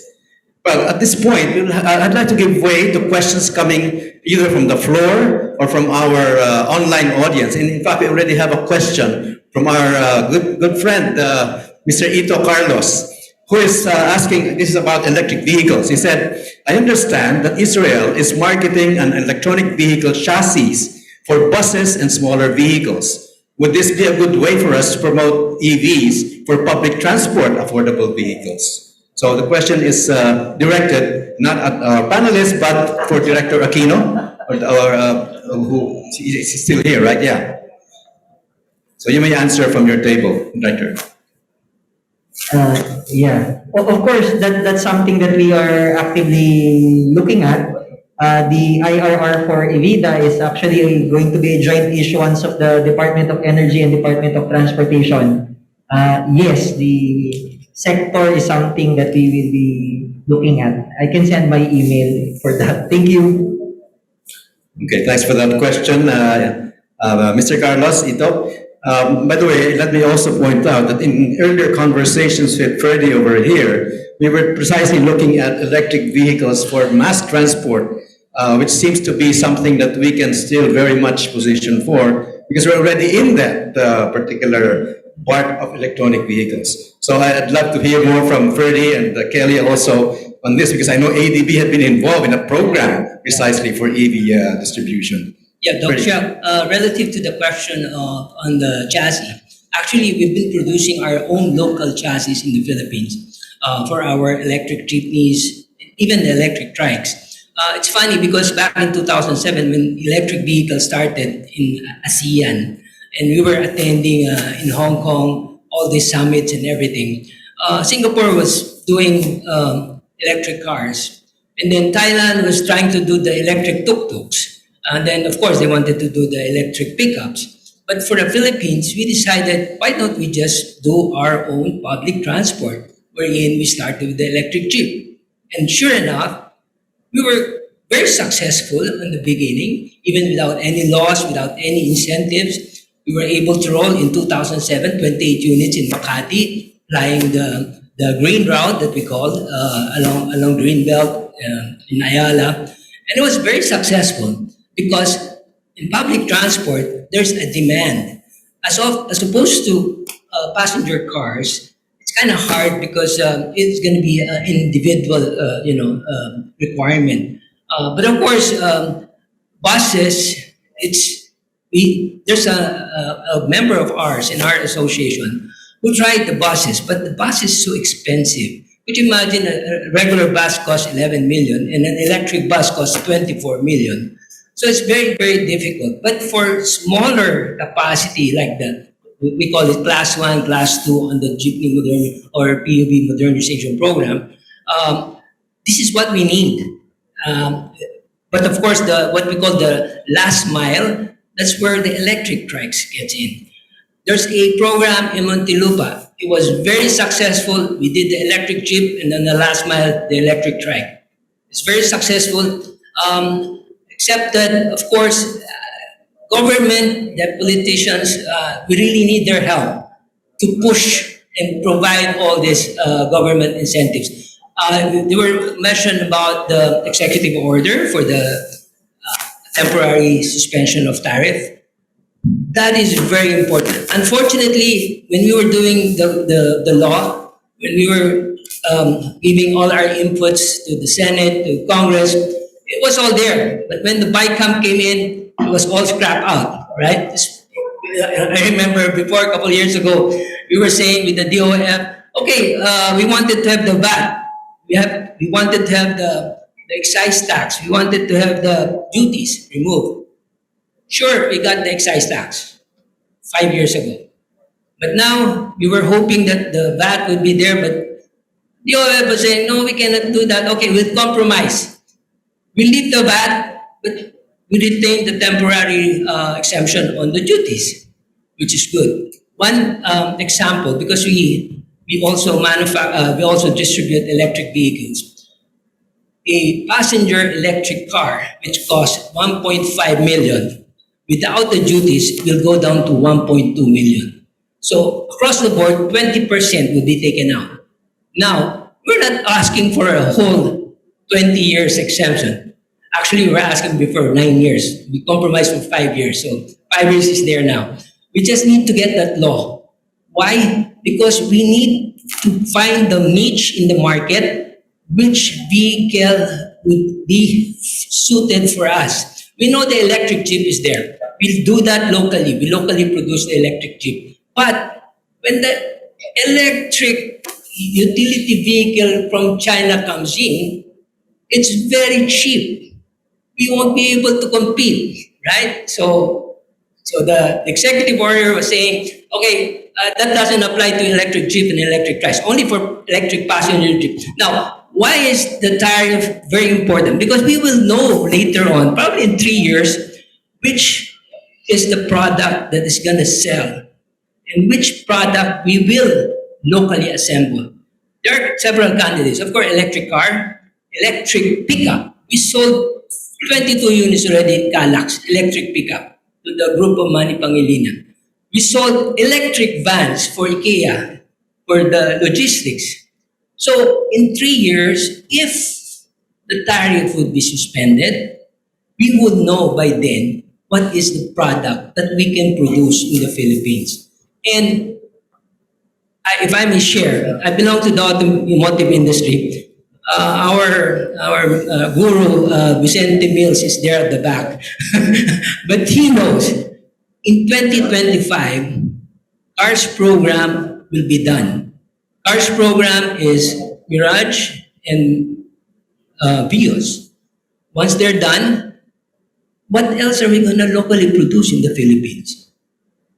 Wala na. So parts makers like us, I belong to the parts maker also, I produce seatbelts. Where would I sell my seatbelts if there's nobody anymore going to assemble in the Philippines? And the only market that we can look at is the electric vehicle. And if we establish the electric vehicle, for example, we go with the electric utility van. Okay? If we can produce that here in the Philippines, Indonesia doesn't want to do the electric vans. Thailand wants to produce the electric pickups, of course. We can have the electric vans as a hub in the Philippines and export in ASEAN at zero, right? So those are the opportunities that we can see. Please cut me short of it. Yeah, go ahead. No, I'd like to give way to Kelly because I know he has something to share about ADB's involvement in the electric vehicle program. Just very quickly, Kelly. Yeah, very quickly. First of all, the EVIDA legislation is a great start to assist the transport system to shift from fossil fuels to or away from fossil fuels. At the same time, of course, the energy sector has to move from fossil fuels to renewables like geothermal, wind and solar. Just about a month ago, ADB with the Philippines developed and approved the first climate change action program loan. And this program loan, in fact, it's the first ever climate change program from ADB to any of our member countries. It was here in the Philippines because the Philippines had developed a very good, robust, long-term agenda to address climate change. In that climate change program, we have kind of policy reforms that are focusing on strengthening institutions for climate change action, finance and planning, but also strengthening resilience to climate change, focusing on the water sector and agriculture. The third area is strengthening the pathway to a low carbon economy. And in there, we have two areas that we're focusing on. One is working with the Philippines and also Indonesia on developing the energy transition mechanism, which is to be a public-private financing vehicle to allow for the early retirement of coal power plants, and in return, funding for investments in renewables. We're also focusing on reforms in the e-vehicle area. So we are preparing a large project with the Department of Transportation, with the Davao City, and it's a bus project. It's a bus modernization project in support of the city's, what they call the high priority bus system. The idea is to introduce a modern bus system over the next 5 years, a modern system that you'll see in North America and Europe. But of those buses that will be procured in that system, 40% will be e-buses. And now those e-buses are typically a little bit more expensive than normal ones, but maintenance costs are much lower. And those batteries can last up to 20 years. So I think that Davao modern bus project can be a very good example of how to be could be a good catalyst for developing those kind of bus systems in other cities, but also for the industry itself. Yeah, indeed. I think things really have to start with a particular city as a pilot, and then we can take it off from there. I think it gains momentum once it's demonstrated in Davao. It works and it works well, and I guess the rest of the country, the rest of the cities can follow soon. But at this point, let me give way to another question coming in from our Zoom participant. This is Roland Joseph Salansang asking a question of BOI. While you're attracting new investments by offering incentives, how do you now support the existing industries involved in exports that have finished the previous incentives to continue their competitiveness? For example, BOI registered companies are not enjoying the VAT-free status and are starting to pay VAT even for inputs, including in the export product. Direct importation will now be better because of bonded warehouses. This will greatly affect the support industries of the, can we scroll up please, of the exporters. So that is the question being posed to our BOI representatives. Anyone? Yes.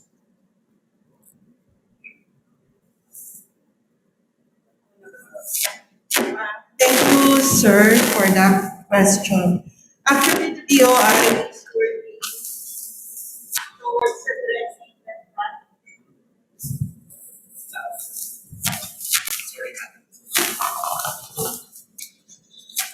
Actually, the BOI is working towards addressing that VAT issue with regard to our exporting existing exporters. In fact, under the CREATE Act, it's only the exporters under ecozones that would be able to enjoy the VAT exemptions. So that's why we are working doubly hard in order for us to address this imbalance. So we're working on this, and our bosses, headed by our secretary, and our Managing Head, Yusek Rodolfo, we are in continuous dialogue with the DOF and our legislators, especially Congressman Salcedo. So we're working on this. Thank you. Okay, well, we all know this is a ticklish issue between the Department of Trade and Industry and the Department of Finance, and I think that dialogue will have to continue into the next government. And I'm sure there will be very open minds in going into this discussion. Another question coming via Zoom from Ruby Henson to the Department of Energy Director Aquino. What is the assurance that in the Philippines, only clean energy will be used to charge EVs and not unclean energy? Recalling the General Motors fiasco. We have our DOE representative. Can I, Patrick, Director Patrick? Actually, when we sell our electric vehicles, we encourage the buyers to put solar panels. Why? Because you complete the cycle, the clean energy. Or it's either chicken or egg. For those who have solar panels now, we encourage them to buy electric vehicles. Because you charge your vehicle, well, of course, we ask them to charge during daytime when there's sun, because directly the solar will charge your electric car. So I think that's a very good example on how you can relate the renewable energy with the EV. Yes, that's self-sufficiency indeed, at its finest, right? So you can be truly energy self-sufficient. Well, before John, you want to say? Sure, I just have one quick thought. On EVs, again, it's been a very hot topic today, and thank you again for the presentation. But I just wanted to share or highlight something that our U.S. Secretary of Commerce said recently that I think is an opportunity for investors here in the Philippines in the future. And that is that the average electric vehicle has around 2,000 semiconductor chips inside of it, whereas a gasoline-powered vehicle has around 1,000. So you're looking at twice the number of semiconductors in each electric vehicle unit. And so as the global demand for electric vehicles increases, we certainly see an increased demand for semiconductors to meet this EV demand. Yeah, and that's something we're already producing in large quantities. So that's good news. In any case, truly, EVs have been dominating the discussion, and for good reason.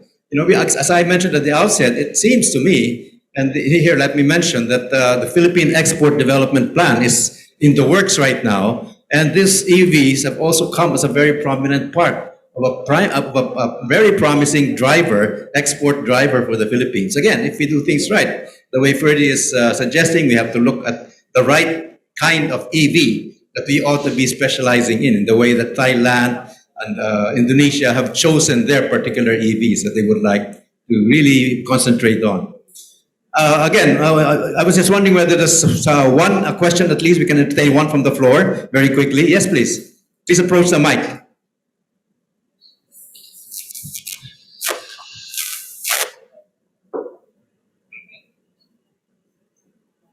My name is William King. I am representing the Textile Producers Association. Okay. You earlier mentioned about creating new entrepreneurs in the next generation. If you are aware, most of the problems of the legacy business here in the Philippines is the next generation are not willing to take the cudgels or take over their father's business because they see the problems of their parents or the elders in the business. And from what you're saying, the educational system is not promoting this entrepreneurship in the country. And if you were to survey most of the chambers here, that's also their problems. The next generations are not willing to be entrepreneurs. Would you be willing to state that the educational system is would be a large factor in developing this new generation of entrepreneurs? Thank you.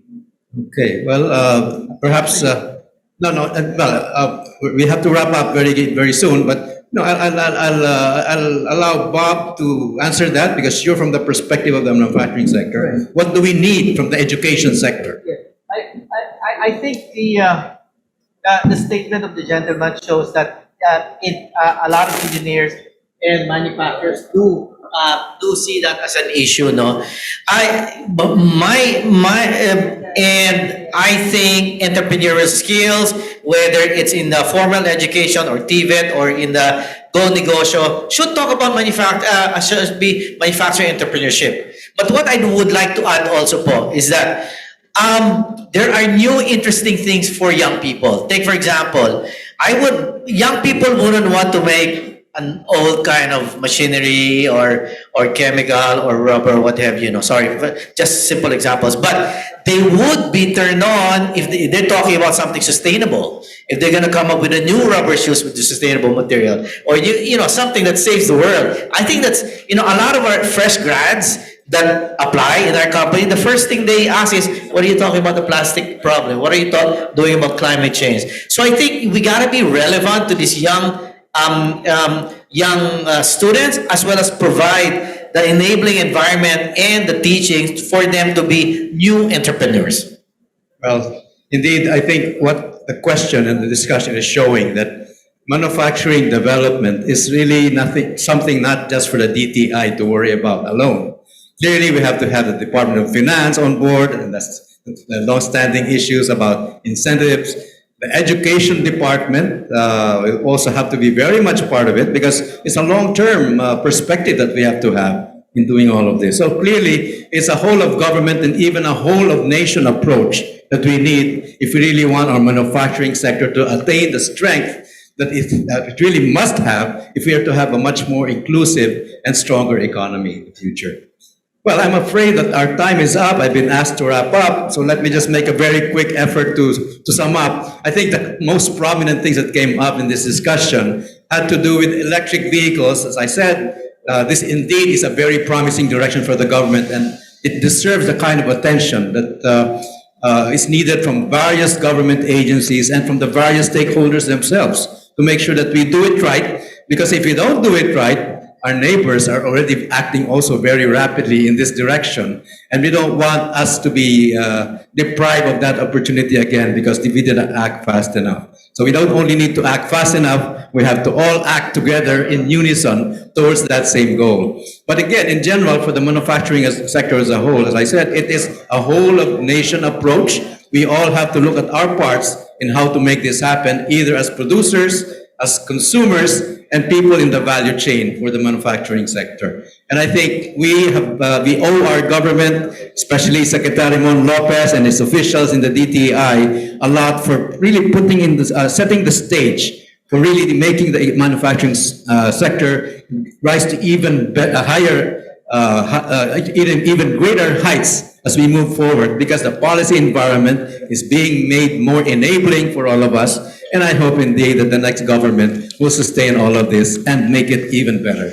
So thank you so much for our panelists for your participation.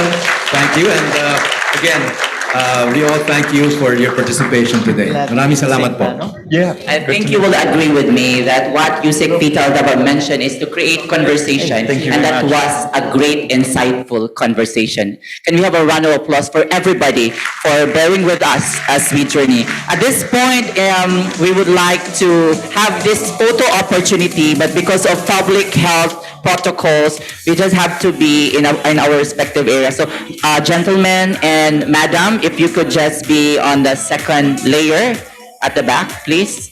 And yeah, okay. Yeah, I'll be calling them in a while, so maybe you can have a shot for this first, okay, while there are still few of them. Okay. And well, I think we have to call in DDG Pasqua and DDG Marciano to join us on stage, please. Of course, with our former Secretary Cristobal, it is an opportunity to actually be with you in this momentous occasion. I'll try to move a little bit.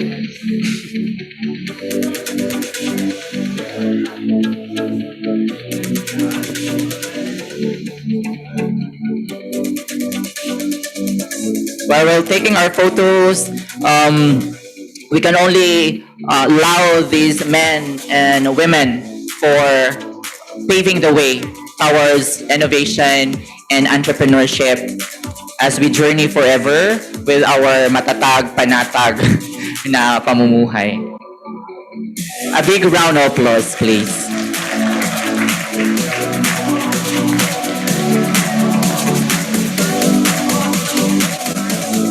I think we all deserve to have lunch until 1:30.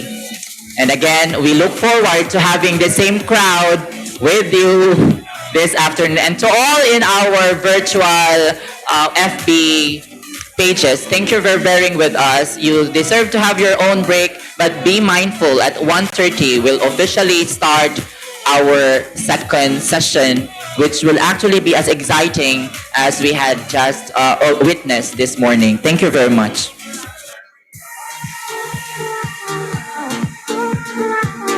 Okay, so we'll just keep ourselves busy while we journey to our buffet table. The VIP tables will surely be served. But the rest of us participating in this manufacturing summit, the buffet area is now opened. Please guide yourselves down to the exit hall and see for yourselves. Please have the opportunity to celebrate with us for the success of our morning summit.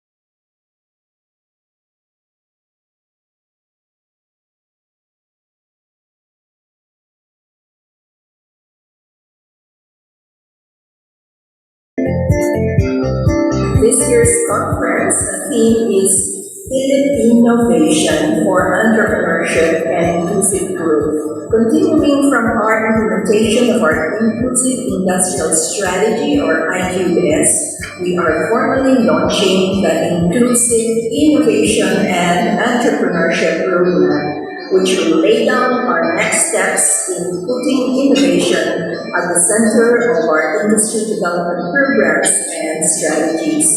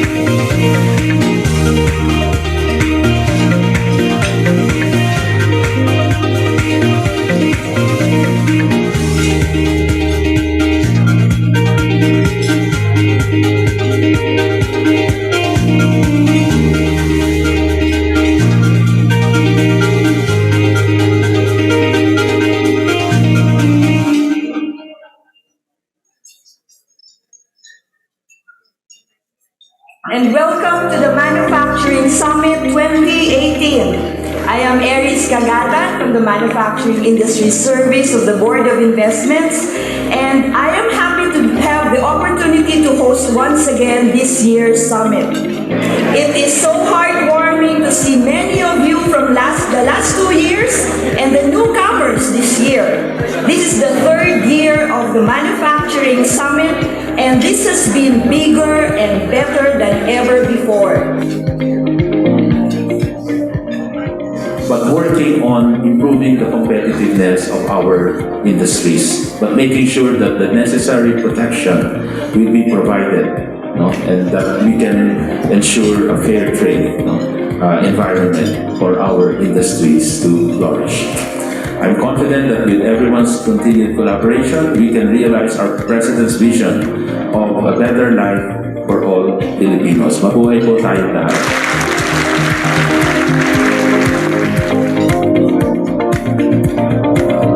Manufacturing is really very important because it is in the manufacturing sector where we can create more labor-intensive and new and high-productivity jobs for low, medium, and high-skilled workers. 1.4 billion jobs will be created over the next 10 years. So this is why it is trabaho with job creation, especially for the SMEs. Yes, we have to look ahead. We have to signal to the world that we're not behind, but we also have to keep our feet on the ground. These are still fundamental issues. So the Ease of Doing Business Act is a welcome development. Everybody's waiting for the implementation and are very hopeful that there will be results from this latest initiative.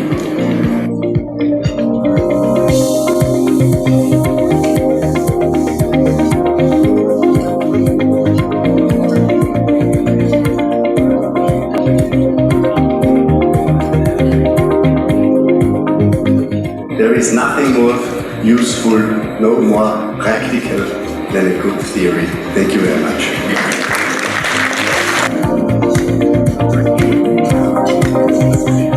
Because confined space entry, when things go wrong, we all know.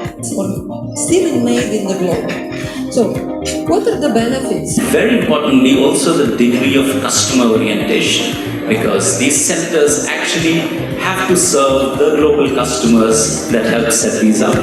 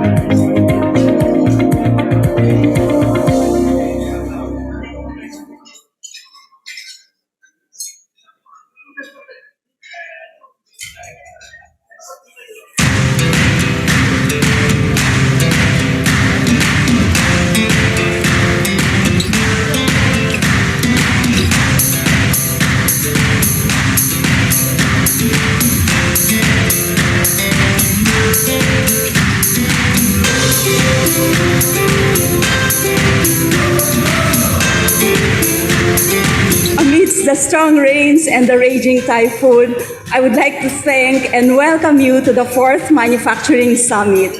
Your presence today is a strong indication of the importance and value that you put in shaping the future of production in the Philippines. So with that, we hope we can really revitalize the manufacturing sector, the sector that can create more jobs, better income for the Filipinos, of course, helping achieve the vision of our President, President Duterte, in giving more comfortable lives for the Filipinos. Sustainable economic growth is not possible without productivity growth.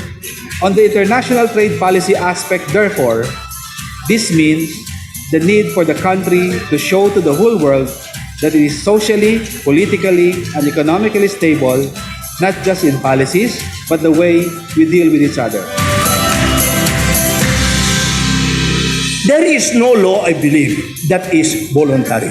So, mandatory and voluntary as used in that context should refer only to the examination process, meaning if it should be examined prior to release for sale, and the other one is subject to voluntary inspection. But both cases, they should follow the standard fixed by law, because no law is voluntary in the same way that no standard is voluntary. It is always mandatory.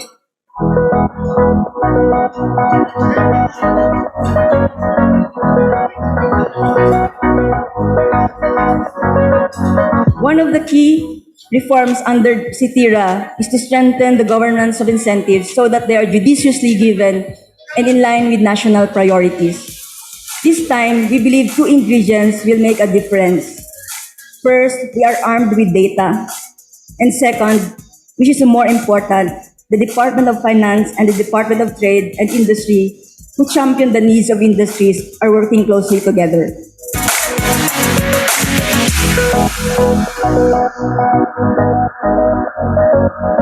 Reducing red tape has been one of our president's key campaign promises. He wants a more comfortable life for the Filipino. He wants businesses to have an easier time transacting and receiving services, and even being able to have a level playing field when it comes to dealing with government. The way forward is to help our farmers and fisher folks, particularly the small to become prosperous, job-generating entrepreneurs, and we will do it in an economically, socially, and environmentally sustainable manner.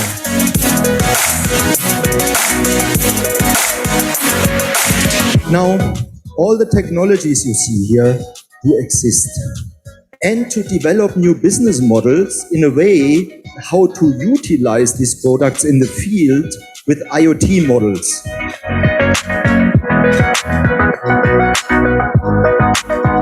This index has been reviewed and endorsed by over 20 Industry 4.0 thought leaders. That gives actually not only companies but also countries much bigger confidence to adopt such an index.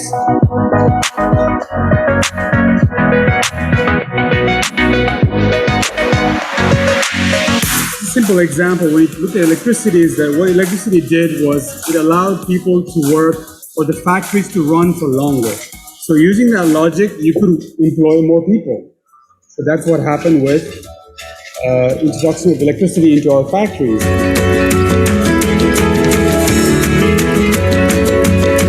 The future may seem uncertain for some. The Filipinos have always shown their ability to adapt and prosper in a changed and changing world. Mabuhay kayong lahat. Thank you.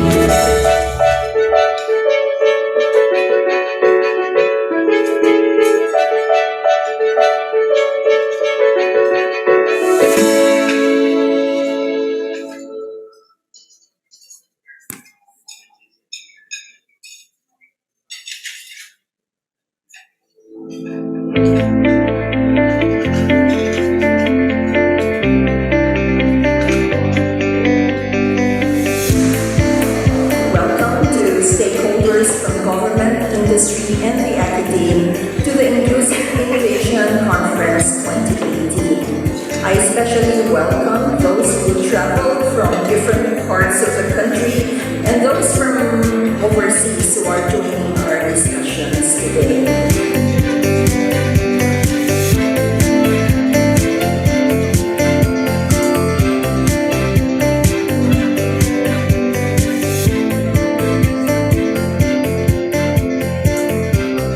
This year's conference theme is Innovation for Entrepreneurship and Inclusive Growth. Continuing from our implementation of our Inclusive Industrial Strategy, or IQS, we are formally launching the Inclusive Innovation and Entrepreneurship Roadmap, which will lay down our next steps in putting innovation at the center of our industry development programs and strategies. Good afternoon. Well, I'm a bearer of bad news and good news. Bad news because we will have to start up, but the good news is we still have to open the buffet table. So you could keep your lunch while we proceed to our event. Ang request ko lang is hopefully you will spare me some ice cream.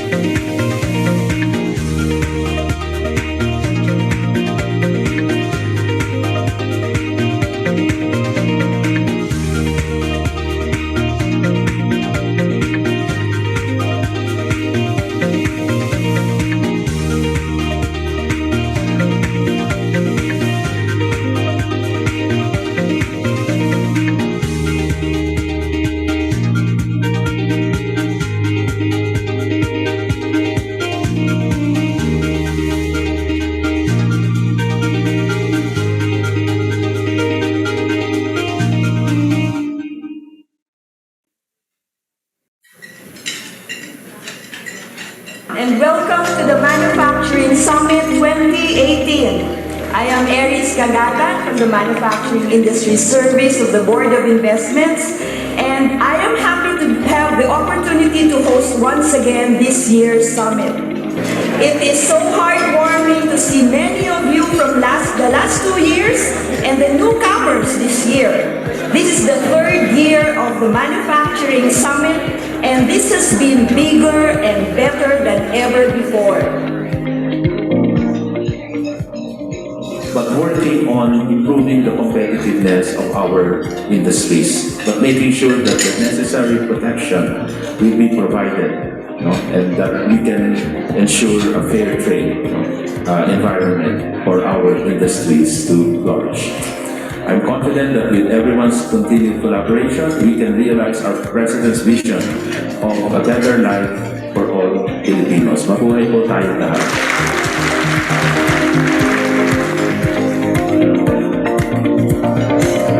Manufacturing is really very important because it is in the manufacturing sector where we can create more labor-intensive and new and high-productivity jobs for low, medium, and high-skilled workers. 1.4 million jobs will be created over the next 10 years. So this is why it is trabaho with job creation, especially for the SMEs.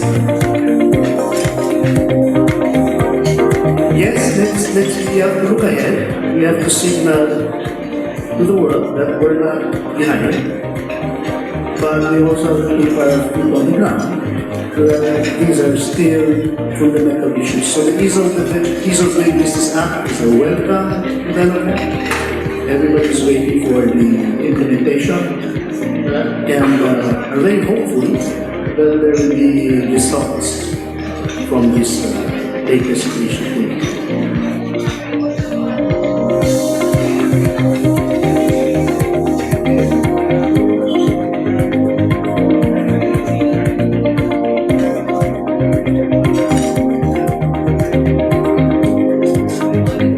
There is nothing more useful, no more practical than a good theory. Thank you very much.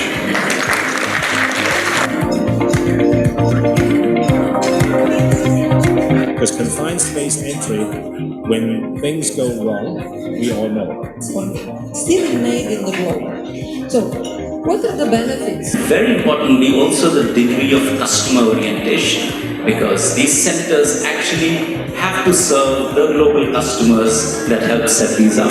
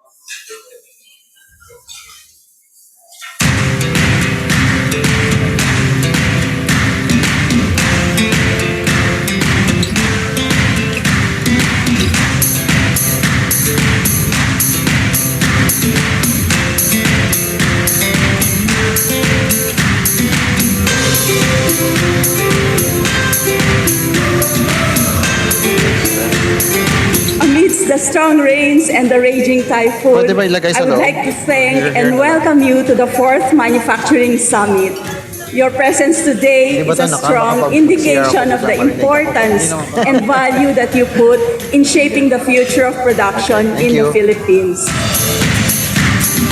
So with that, we hope we can really revitalize the manufacturing sector, the sector that can create more jobs, better income for the Filipinos, of course, helping achieve the vision of our President, President Duterte, in giving more comfortable lives for the Filipinos. Sustainable economic growth is not possible without productivity growth. On the international trade policy aspect, therefore, this means the need for the country to show to the whole world that it is socially, politically, and economically stable, not just in policies, but the way we deal with each other. There is no law, I believe, that is voluntary. So, mandatory and voluntary as used in that context should refer only to the examination process, meaning it should be examined prior to release for sale, and the other one is subject to voluntary inspection. But both cases, they should follow the standard fixed by law, because no law is voluntary in the same way that no standard is voluntary. It is always mandatory.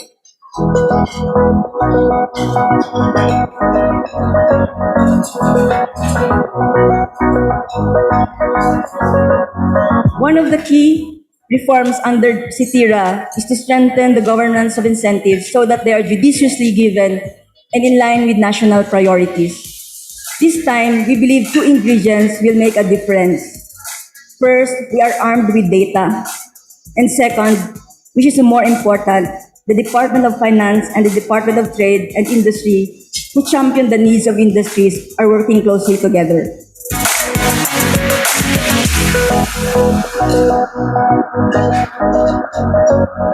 Reducing red tape has been one of our president's key campaign promises. He wants a more comfortable life for the Filipino.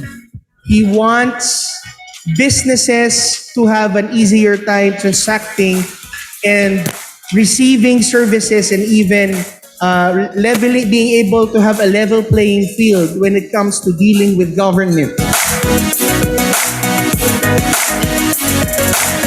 The way forward is to help our farmers and fisher folks, particularly the small, to become prosperous, job-generating entrepreneurs, and we will do it in an economically, socially, and environmentally sustainable manner.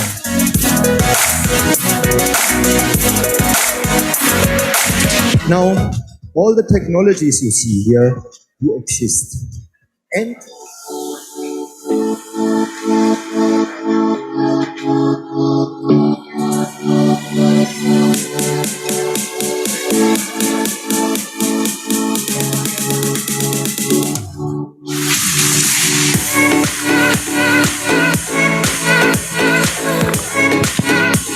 Good afternoon. I hope that everyone has taken their lunch and is ready, energized to dive right into our next session for this afternoon.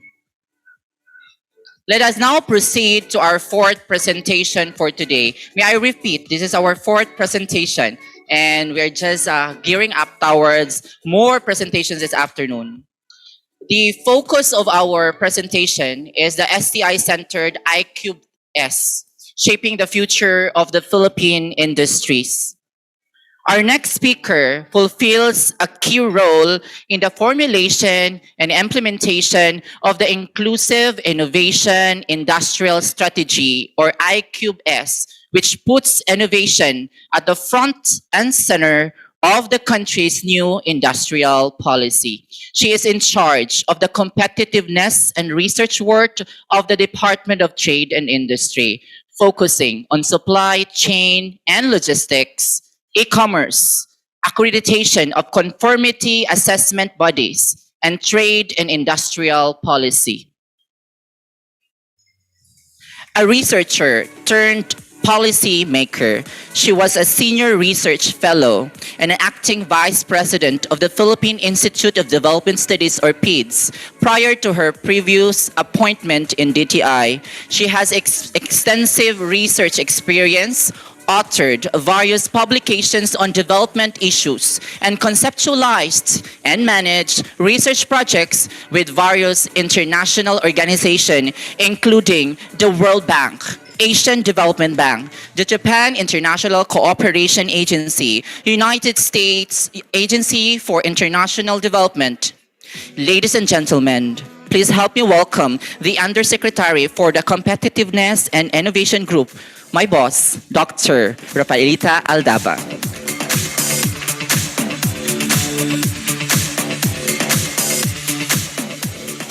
Thank you, JD, for that gracious introduction. And good afternoon once again, ladies and gentlemen. So what I'll be presenting this afternoon would be some sort of a continuation of the final slide, which was given to us by SecMon this morning. So to start with,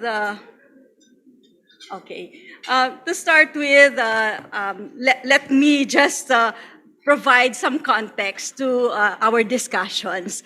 Well, as we all know, right now, of course, our tariffs are already relatively low. And our manufacturers, I'm sure you're very much aware of all these challenges that I would like to highlight. Number one is the intense competition from imports. If you're a manufacturer focusing on the domestic market, you can feel this, right? And then secondly is the need to improve the capacity of our domestic industries to penetrate export markets, and of course, how to participate in global value chains and take advantage of the opportunities arising from the free trade agreements that we have signed.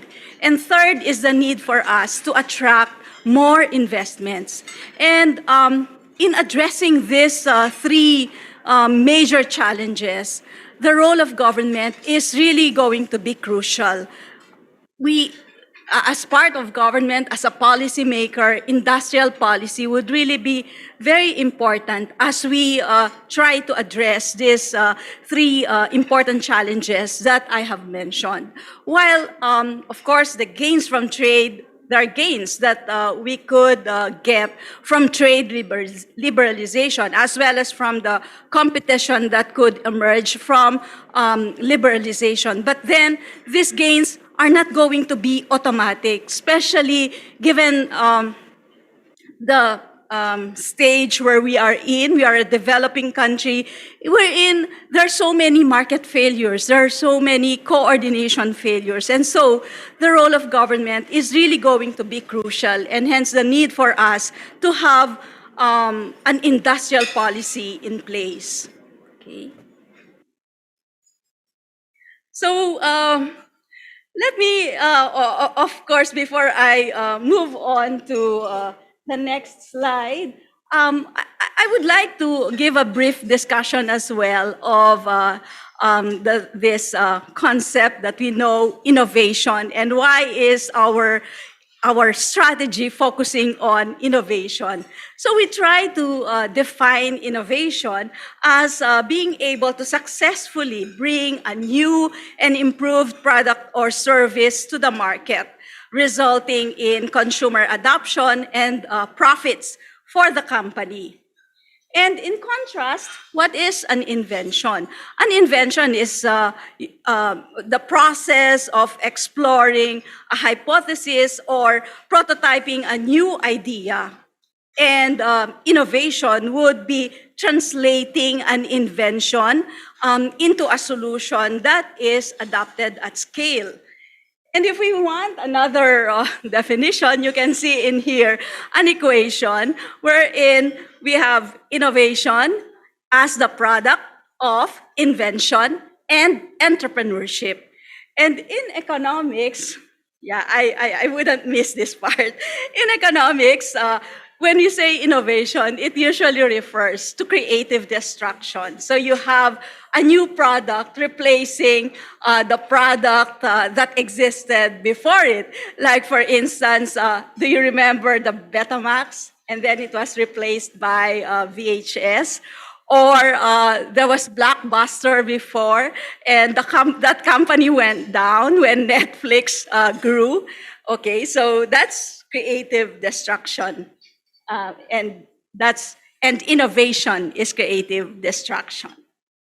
So, that being said, we've repeatedly mentioned the inclusive innovation industrial strategy since we started this morning. And our vision in this strategy is really to be able to build a dynamic industry ecosystem with strong forward and backward linkages, as well as with strong connection and deep penetration in global value chains. And to do that, there are 6 major areas that we are focusing our efforts on. Number one is we are embracing the Industry 4.0 technologies. We are focusing our efforts as well in terms of developing innovative startups and MSMEs.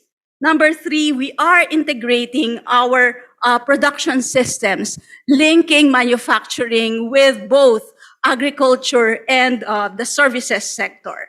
Number 4, we are bridging the gaps in our innovation and entrepreneurship ecosystem. Number 5 is, I think this is really very important, upskilling and reskilling our workers. Considering that we are embracing all these new technologies, we really need to be able to upskill and reskill our workers. There would be new activities, new products, new services, new business models that could arise from the adoption of all these new technologies. And in order for us to maximize the benefits from the adoption of these new technologies, we need to be ready. Our workforce needs to be Industry 4.0 ready. And lastly, also very important, is creating an enabling business environment that would allow innovative entrepreneurship to thrive and develop.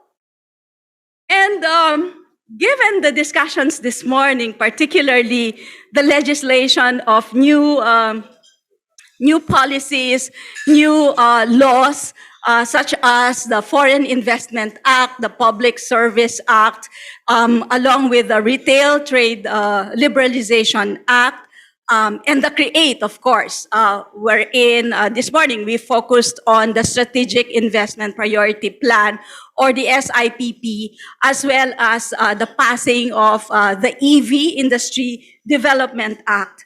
This is our new framework, wherein we try to integrate all of these different developments in our new industrial policy.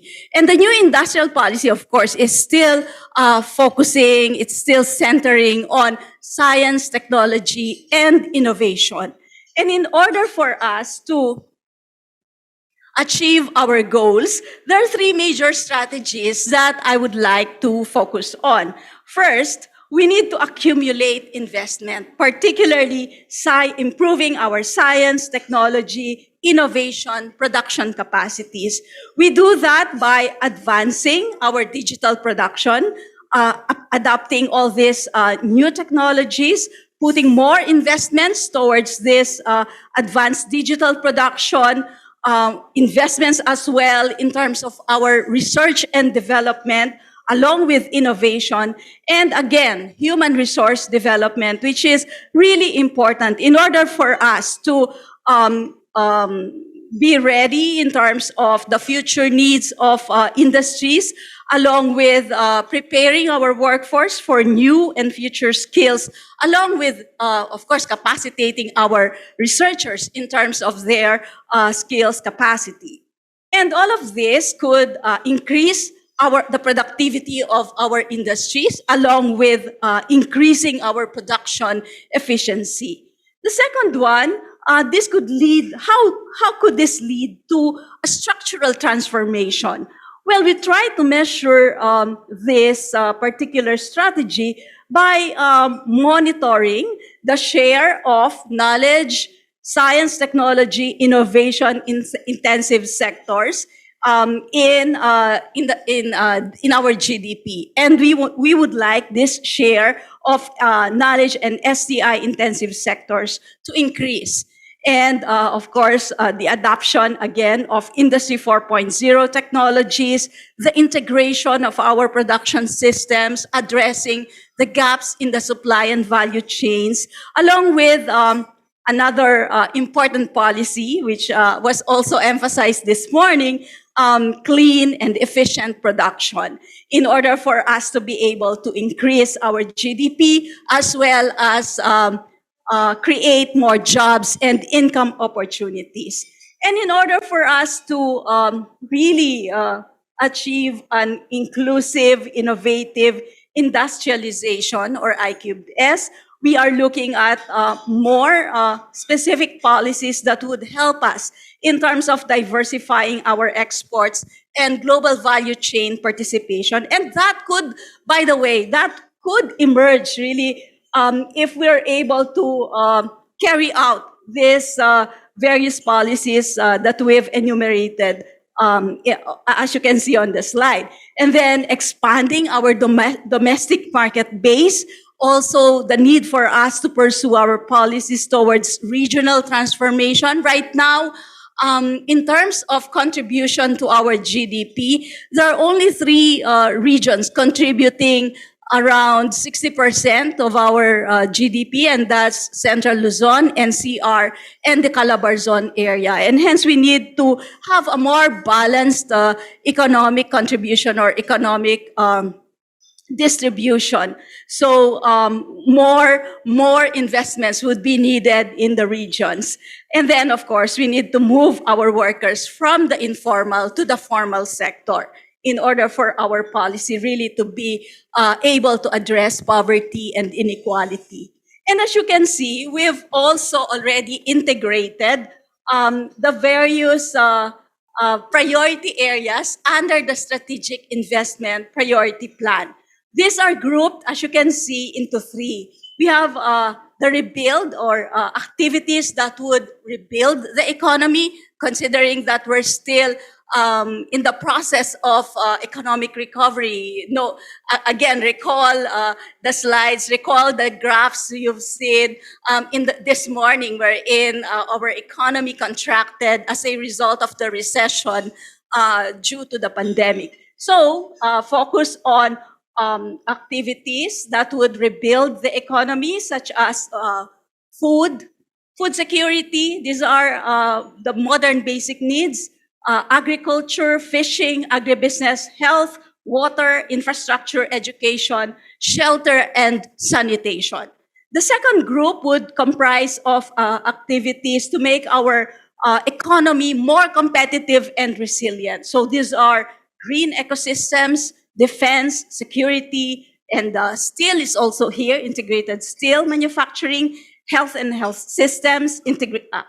Then you have textile, chemicals, plastic, green metals, wafer fabrication, energy efficiency, and renewable energy. The last group that would refer to activities that would accelerate our transformation, both our economic or industrial transformation and digital transformation. So this would refer to activities such as those projects that would adopt advanced manufacturing technologies and other Industry 4.0 technologies, projects that would focus in high-tech agriculture, biotechnology, smart manufacturing, blue economy, creative economy, and R&D, of course. So this would already encompass all the various policy reforms being carried out, liberalization, as well as other measures that would catalyze our industrial development and digital transformation. So by carrying out all of these policies and strategies, we would be able to create more globally competitive and innovative industries. And that's really going to be the only way by which we would be able to alleviate poverty and inequality and be able to, of course, have a shared prosperity for all. So let me now go through to the more specific policy recommendations or the bequests, the policy legacies of this administration to the next administration. Like what I've said, these were already discussed by SecMon this morning. So what I'll do is just to provide more specific items in terms of how we think we would be able to carry this out. Number one is aligning the CREATE SIPP, Strategic Investment Priority Plan, with I3S. And what we want to do is to make the SIPP a driver for our industrialization, as well as to facilitate and speed up our economic recovery. I won't dwell anymore into the various characteristics of CREATE and the SIPP. We heard that already in the morning. So let me just point out some of the things which have not yet been discussed. And number one, under the CREATE SIPP chapter, there is a provision, Section 301, power of the President to grant incentives. And based on CREATE, what it says is that the President would have the power to modify the mix, period, manner of availment of incentives, and craft financial support package for highly desirable projects with sustainable development plan, inclusive business, high level of sophistication, and innovation. So the way we interpret this is that we could actually suggest more incentives outside of the fiscal incentives currently under the CREATE, outside of income tax holidays, outside of the duty-free and VAT-free importation of capital equipment and raw materials. And I would like to show you some of the concepts. Well, this is still, I'm jumping on the examples that I would like to share. But again, just to emphasize that we can actually make use of the SIPP under the CREATE to drive our industrialization. The SIPP could cover both fiscal and non-fiscal support, along with a more comprehensive package that would help us promote and develop new industries. Okay, so as an example, this is for the EV that was also discussed this morning. And this is our proposed electric vehicle incentive strategy. Because right now, of course, you can apply under the CREATE. If you are going to manufacture EVs in the country, what would you be getting? You can possibly get the highest level of incentives, meaning you can enjoy incentives up to 13 or 16 years, depending on which area in the country you're going to locate. But apart from this, we all know that what we're trying to address here is narrowing the cost gap between EVs and the traditional motor, the ICE, right? The traditional motor vehicles. Can an income tax holiday address this particular cost gap? Definitely not, right? So what we try to propose here is to provide production support, meaning subsidies, similar to what we're doing under the CARS program, provide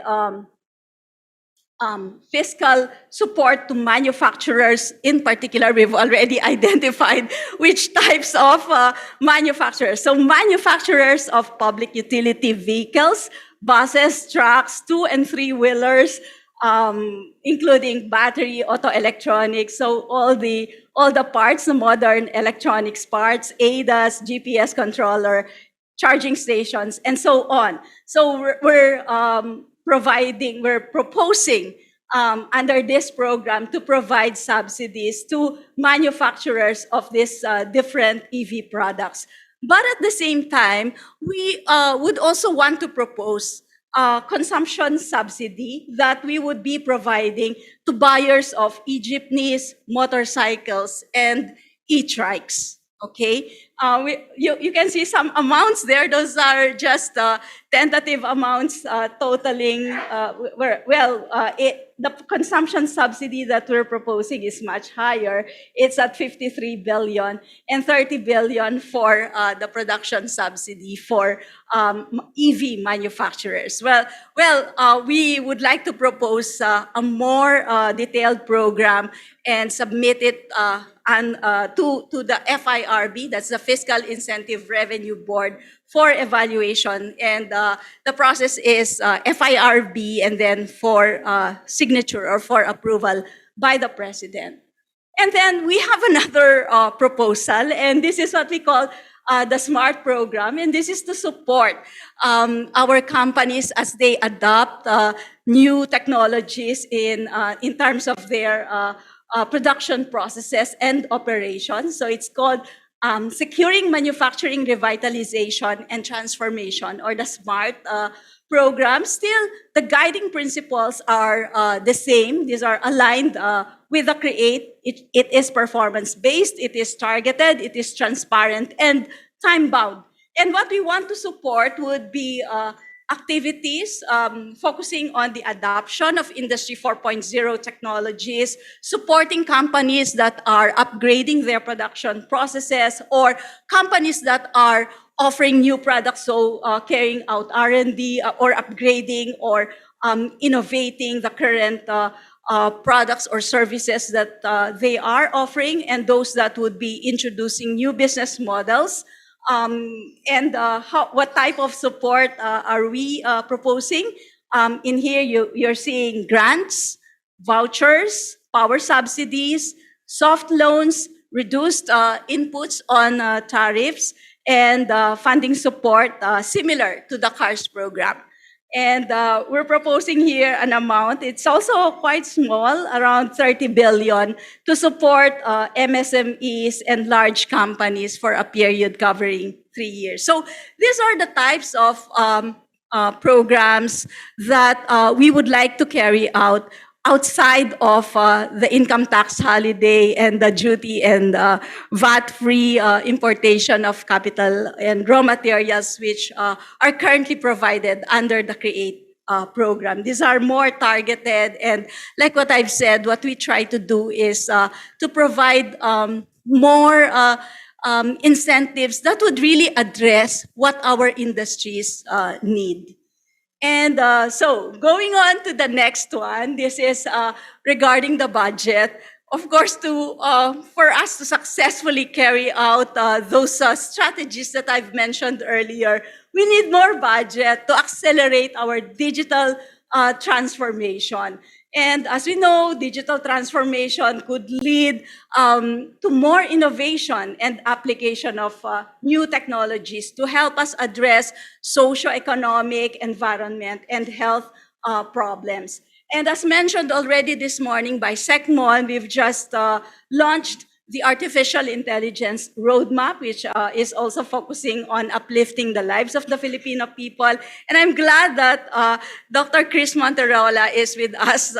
And I would probably not discuss this because Doc Chris is here and he could provide more detailed discussions on the AI roadmap later on.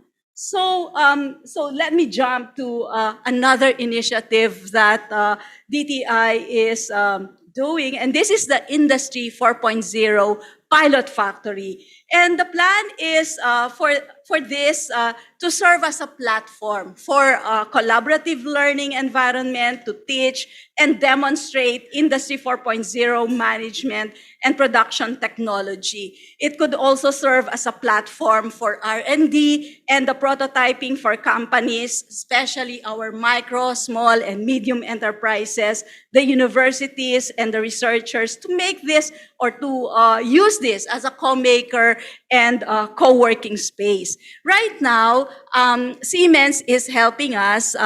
They're doing the feasibility study, and the results seem to be positive. And we're hoping that we would be able to get the necessary budget to enable us to build this Industry 4.0 pilot factory. So again, budget would be crucial. And okay, so I'll skip this one. Prof. Chris could discuss more about the AI technology later. And let me just mention that why the focus on AI?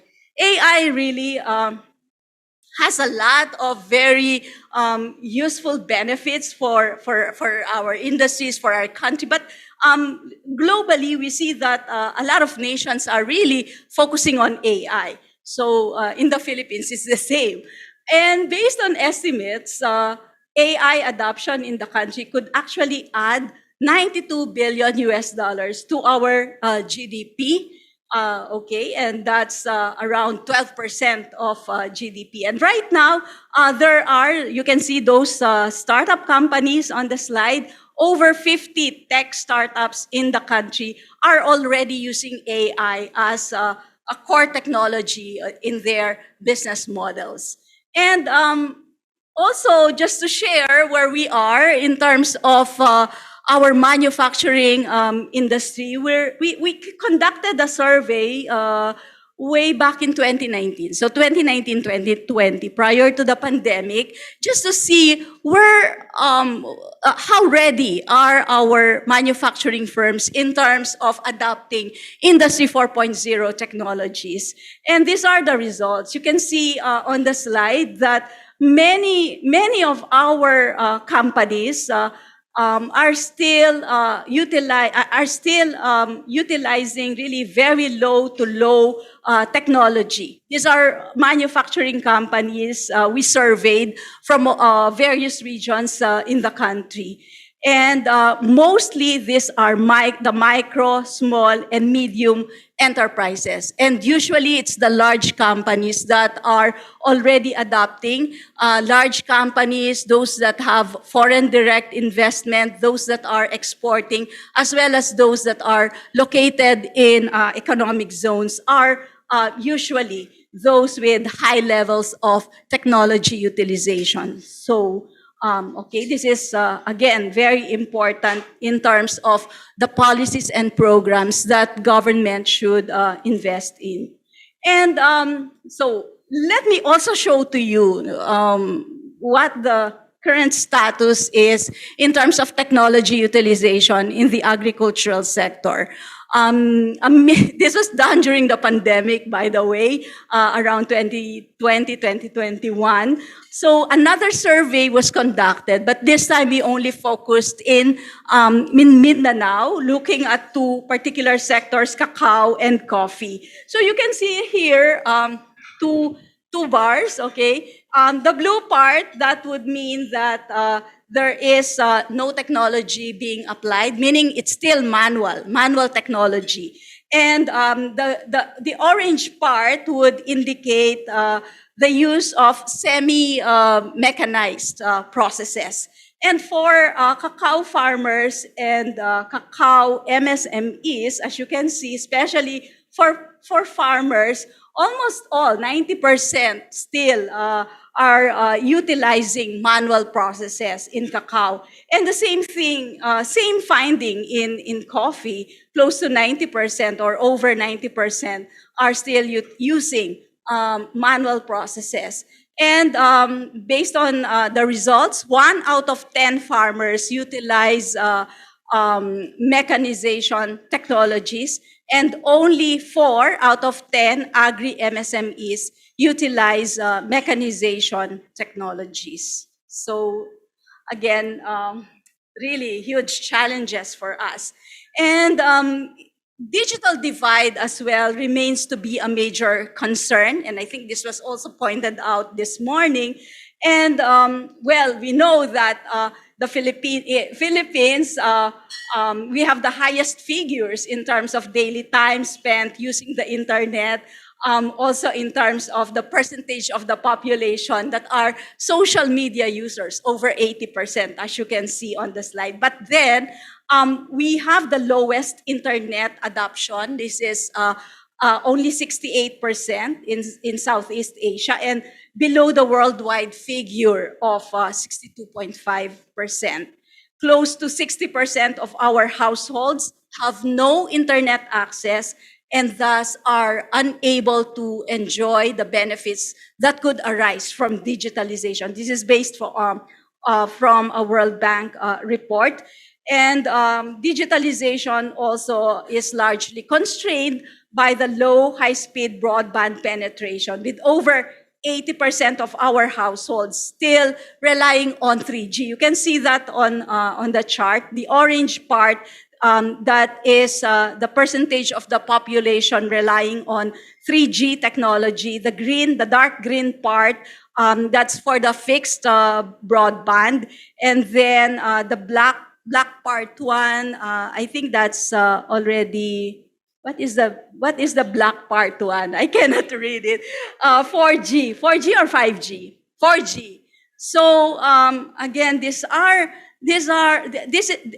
the current challenges that we're faced with in terms of all these plans and strategies that we would like to carry out. And so the third one, again, implementing HRD, Human Resource Development, and Industry Skills Framework to prepare our workforce for the jobs of the future. And for this particular strategy, DTI is actually leading this program. It's called the Philippine Skills Framework.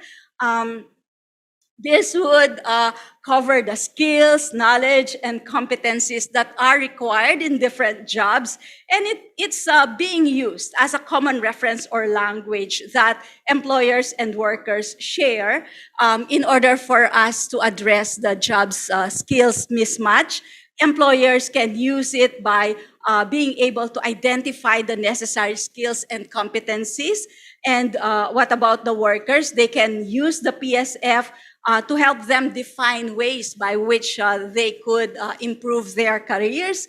And then for educational institutions, including TVET, they can make use of the PSF as guide to help them revise their existing curricula and design new courses. So the fourth one is to support the development and scale up of innovative startups and MSMEs, as well as to build more regional inclusive innovation centers. For the startups, we know that these are key drivers of economic recovery, and they could be our catalyst for disruptive innovation. And hence, you can see in there the particular strategies that we are pursuing in terms of helping us realize our goal. We still need to grow the number of startups. We have to also increase, again, you can see the word funding, early stage funding, by attracting more angel investors and venture capitalists.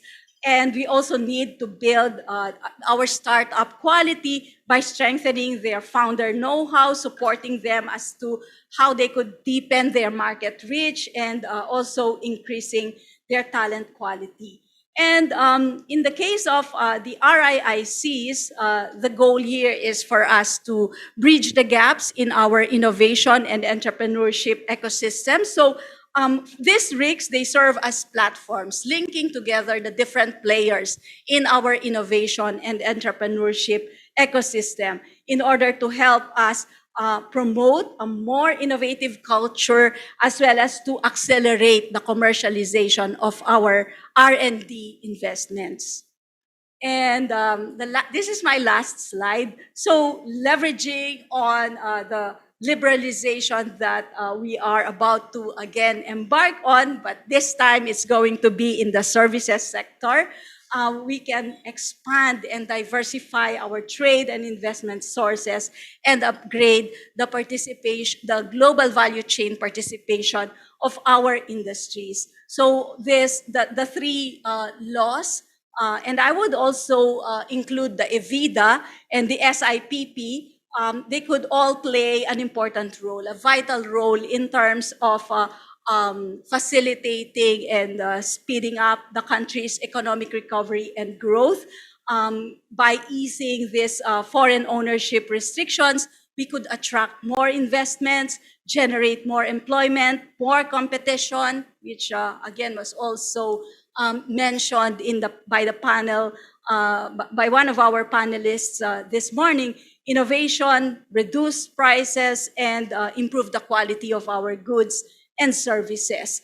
At the same time, by liberalizing foreign ownership, there could be increased infrastructure investment in physical and digital infrastructure, power and logistics, modern and efficient air, land, and sea infrastructure, which could all lead to a reduction in the cost of doing business and boosting our industry competitiveness and improving our aggregate productivity. So again, we need to think of the digital divide. We need to be able to ensure that everyone would be able to benefit from this digital transformation that we are focusing our efforts on.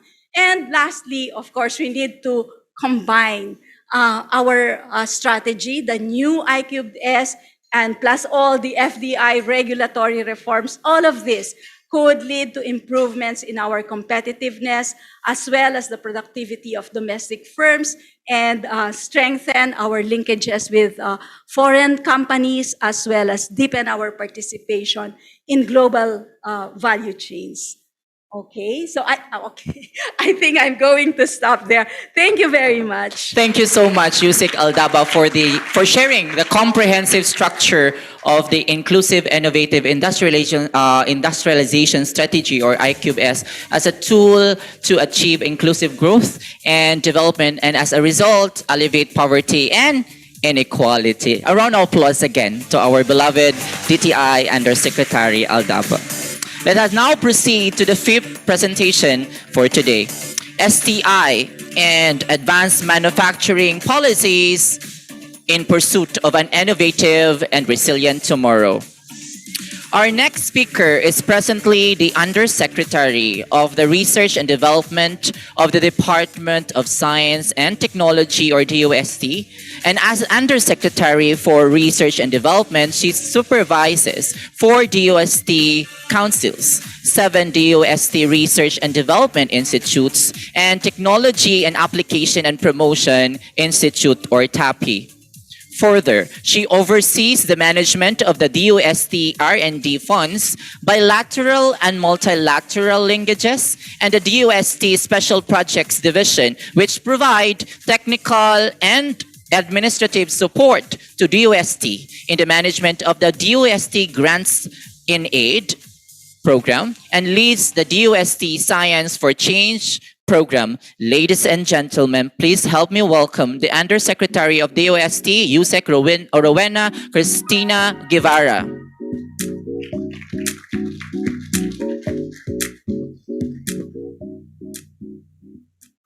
Distinguished guests, esteemed colleagues, ladies and gentlemen, magandang adhan po sa ating lahat. I would like to thank the Department of Trade and Industry, especially Undersecretary Rafaelita Aldaba, for inviting me to talk to you about Science, Technology, and Innovation, or STI, and Advanced Manufacturing Policies in Pursuit of an Innovative and Resilient Tomorrow. This is a session under Shaping the Future of the Manufacturing Sector through Digital Transformation. I have decided to talk about 2 areas that are the highest exports of the country in terms of manufacturing.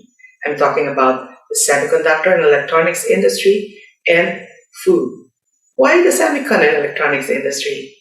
I heard last year from Dr. Dan Lachica of SAPI that the performance of the semiconductor and electronics industry in 2021 is even better than 2019. Meaning to say, our performance during a pandemic is even better than the pre-pandemic. That means that our semiconductor and electronics industry is a resilient industry. Second, why food?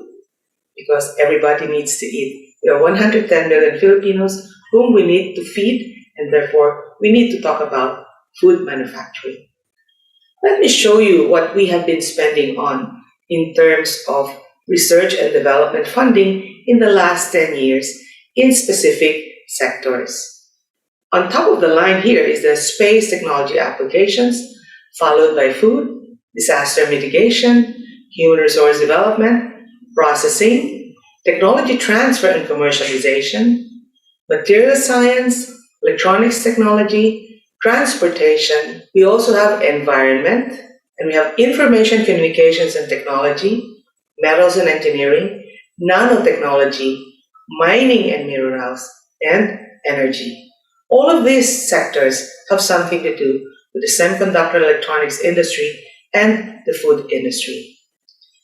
Let me talk to you about what we call smarter cities. If you have smarter cities, you're going to need a lot of electronics in order to make it work.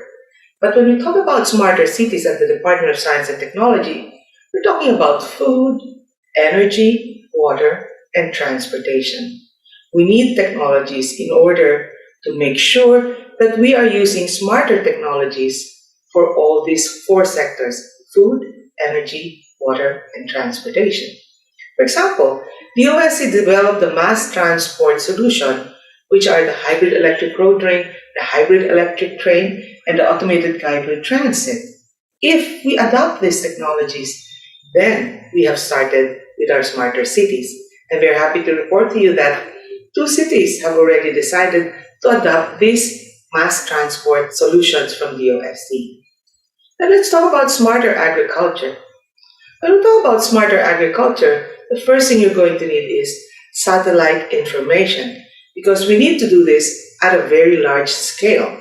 And then you're going to need a lot of sensors in order to be able to detect the water content, the temperature, the humidity, the soil's amount of nutrients, etc.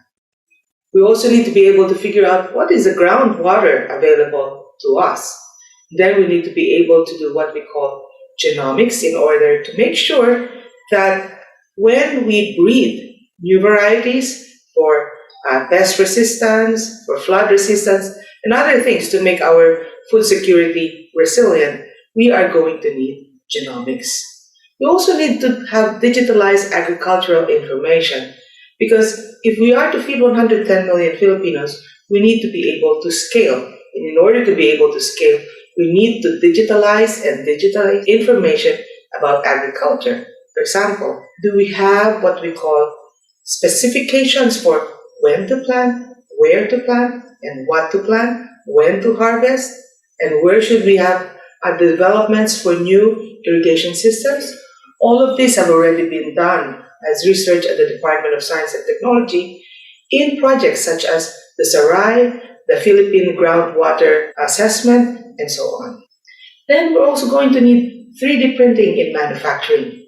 For now, most people are enamored about 3D printing for personalized production.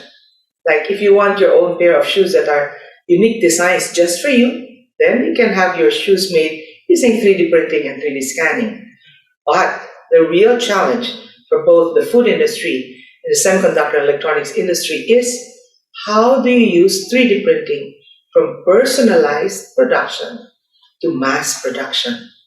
At the Department of Science and Technology, I will show you later the various investments that we have made to make sure that your industry is ready for Fourth Industrial Revolution, specifically in technologies such as 3D printing. And then you need robotics and automation. If you're going to do 3D printing in manufacturing, you should be able to automate it so that we can go from personalized production to mass production. In order to do that, we need to be able to automate, we need to be able to use robots for that. But for DOST, robotics is not just for manufacturing. We also have robotics for health and medical applications. For example, we have Tayo and Agapay, which are exoskeleton robots that will help people rehabilitate coming from a stroke or something similar. It will help you stand up with the help of some exoskeleton robots. Or it will also help you maneuver your hand motion if you had a stroke using exoskeletal robots. You know, in the Philippines, they say that 7 people die without ever seeing a doctor. Right now, we have remote telehealth, which is basically you'll be able to consult with a doctor using telecommunications. But beyond that, we would like to be able to have doctors in tertiary hospitals be able to operate remotely on patients in areas where we do not have doctors. And for that, we need to be able to do robotics for health and medical applications. Of course, we need to be able to pass the e-health bill, which includes data privacy, and we need to have the local government unit and the national level information for health purposes, because there's data privacy, but at the end of the day, are we going to choose data privacy or are we going to choose health? So I would like to encourage everyone to support the e-health bill that has been languishing for the last 10 years to be passed into a law. Now let me tell you about the investments that DOS has made for the semiconductor and electronics industry. We have the Advanced Device Materials Testing Laboratory, or ADMATEL. I'm very happy that the SAP has endorsed this and has been helping us market the services of ADMATEL to our industry players.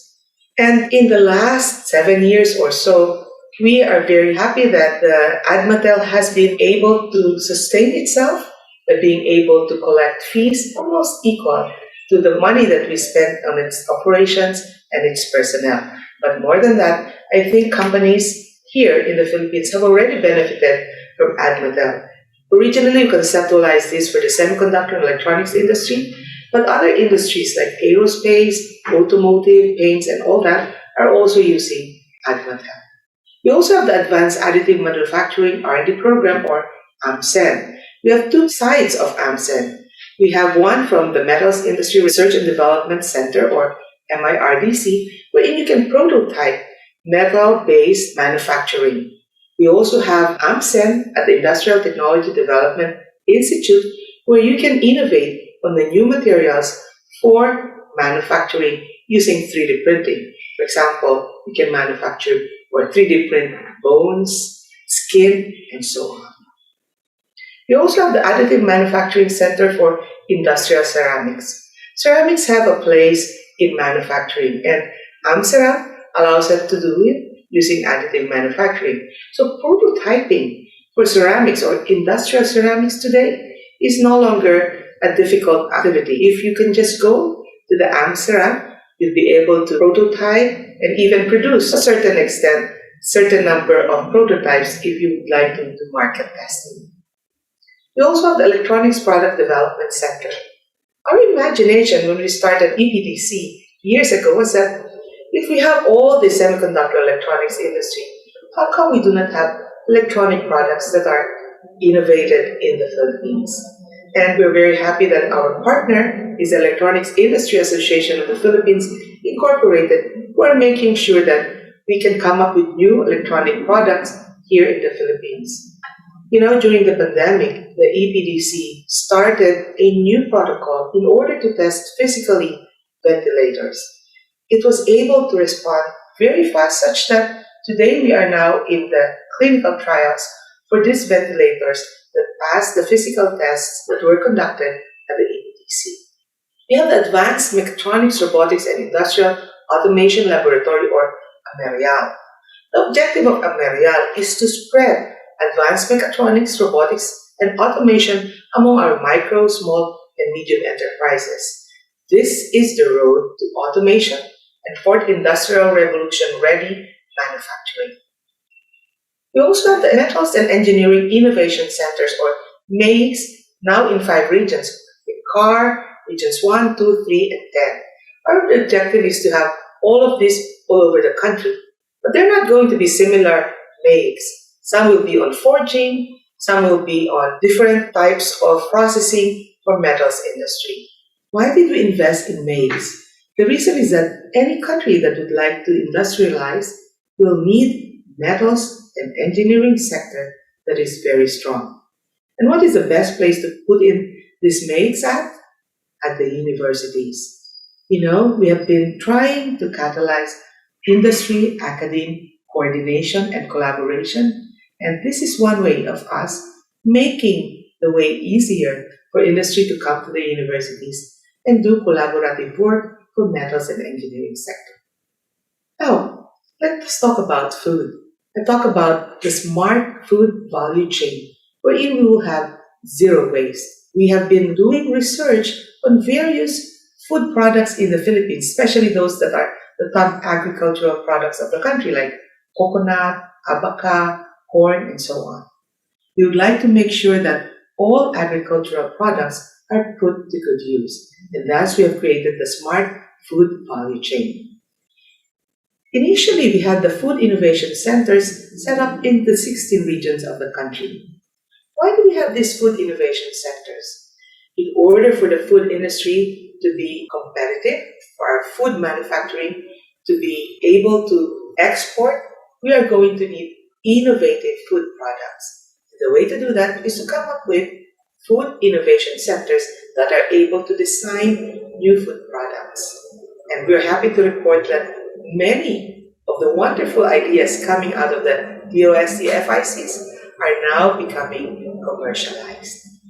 We also have the Modular Multi-Industry Innovation Center, which we jokingly call the Mother FIC. In the food innovation centers in the regions, they can only produce up to 5 kilos of prototypes for innovative foods. At the MMIC, you can produce it at 100 kilos. This is our way of helping the food industry scale up to manufacturing. So after the FIC, where you design the product, you go to the MMIC to pilot test the production before you put it in a bigger scale for manufacturing. Siyempre, we need to make sure that we are able to bring our agricultural products from the farm to the table. And in order to do that, we have the Simulation Packaging Testing Laboratory, where it will simulate road conditions and various transport conditions from the agricultural farm all the way to the table. And we have the Green Packaging Laboratories to make sure that we have sustainable packaging for our food products and other types of manufactured products in the country. In the Smart Food Value Chain, we have decided to also create what we call a mobile modular food processing truck. You know, my heart broke when I heard that in Laguna they had to throw tons of kamatis or tomatoes because there was no market. But we could process this type of food products that are produced in excess by having food processing at the place where there is a lot of raw materials. And so we have designed these food processing trucks to be brought to areas where there are a lot of raw materials and transformed it using technologies such as spray drying, water retort, and other types of food processing, such that we can have higher value added food products coming out of our excess raw materials.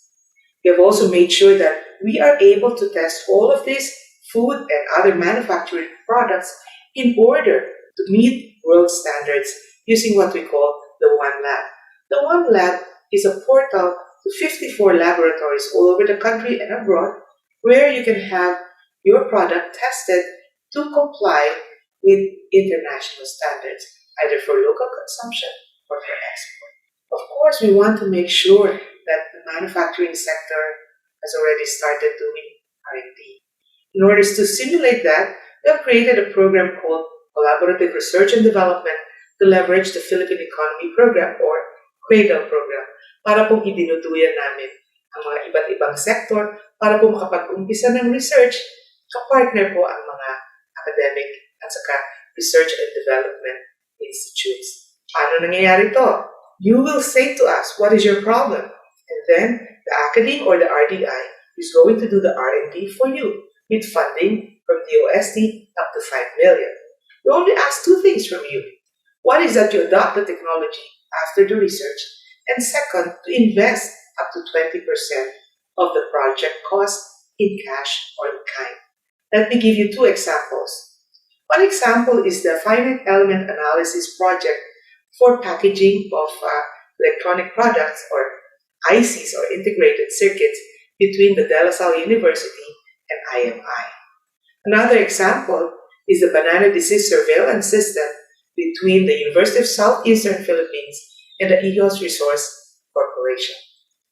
We have 86 CRADLE projects that are ongoing and already finished, and we hope that you would also consider partnering with the OSC and a university or RDI to help solve your industry problem using R&D. We also have another program called the Business Innovation through Science and Technology for Industry, or BIS program. where DOST will take care of up to 70% of your investment in R&D in terms of equipment or software. And then you repay the government at 0% interest on the third year of your R&D.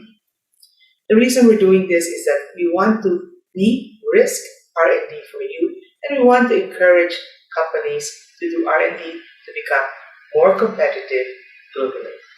After saying all of these things, you should know by now that the Department of Science and Technology is serious in helping your industry. I would like to call you to action in doing R&D for sustained growth in the now normal.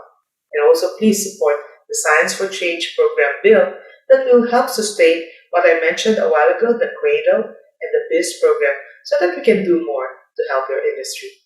Second, I encourage you to adopt technologies for the manufacturing sector that came out of the research and development programs and projects of DOST. Lastly, please invest in innovative solutions for your industry.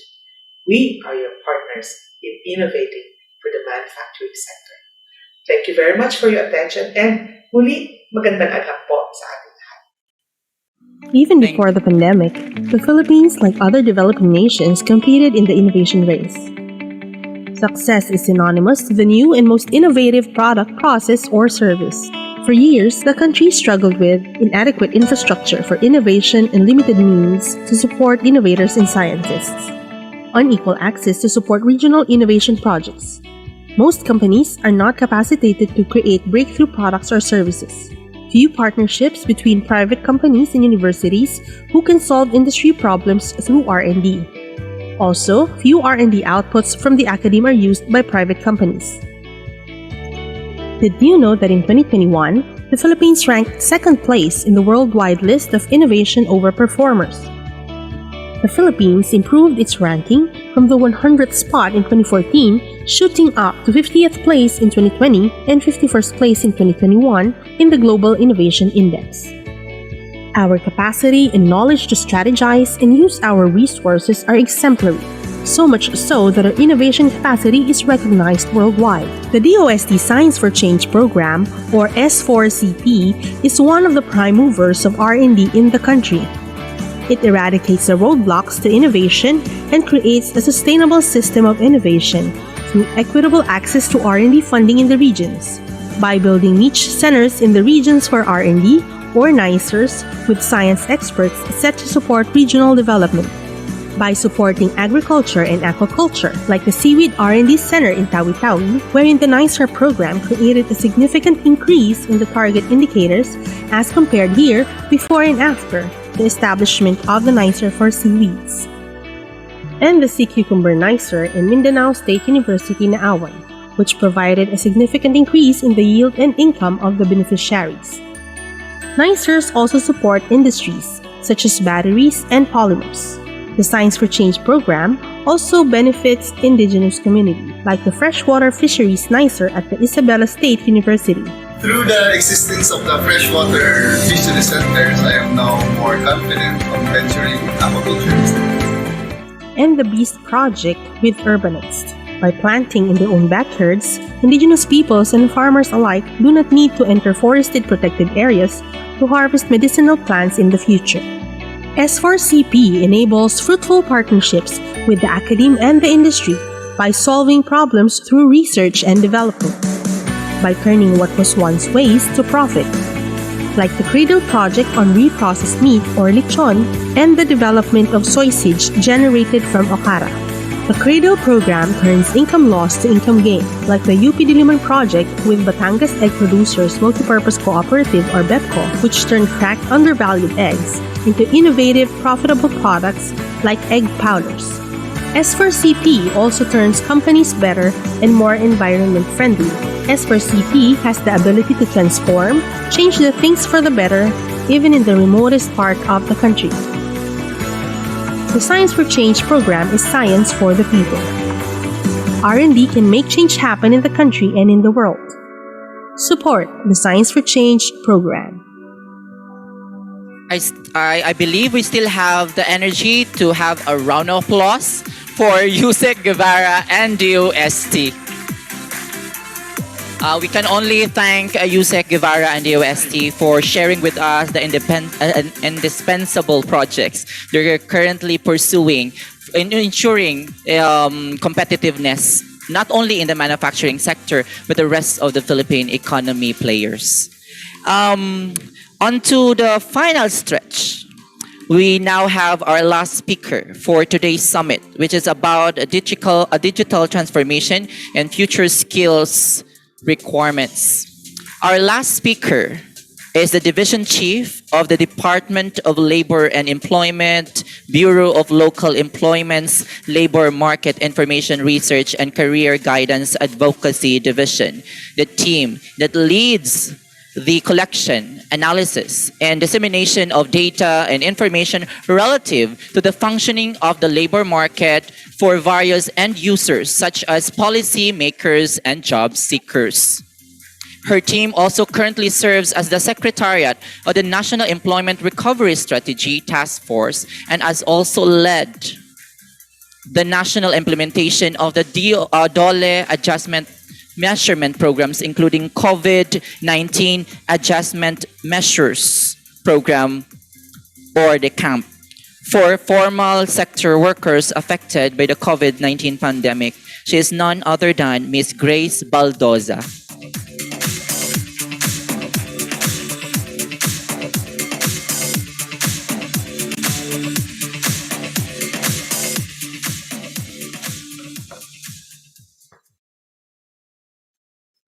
A pleasant afternoon, everyone. And once again, we'd like to thank the DTI and, of course, USEC FITA for once again inviting the Department of Labor and Employment to the annual Manufacturing Summit.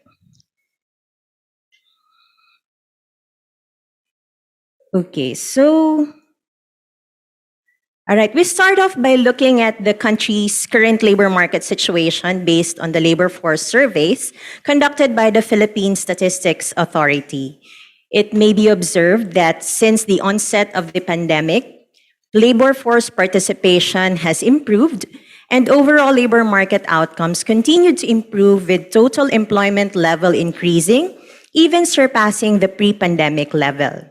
In 2021, the economy was able to generate 4.6 million employment, which makes us on track with the government's employment-related targets under the updated Philippine Development Plan 2017 to 2022. Nevertheless, underemployment remains a challenge, with the compounded changes and trends in the labor market brought about by the pandemic and the Fourth Industrial Revolution, including the changes in our work landscape, among others, and the advancement in technology. Even before the pandemic, we have all been talking already about fire and the need to prepare for it. And we know that the exponential rate of advancements in technology has made the world rapt, or rapidly changing, uncertain, paradoxical, and tangled.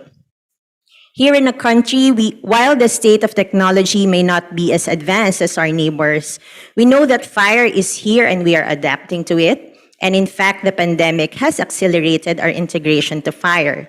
We see more businesses implementing remote or hybrid work, and even us in the government is already adopting it.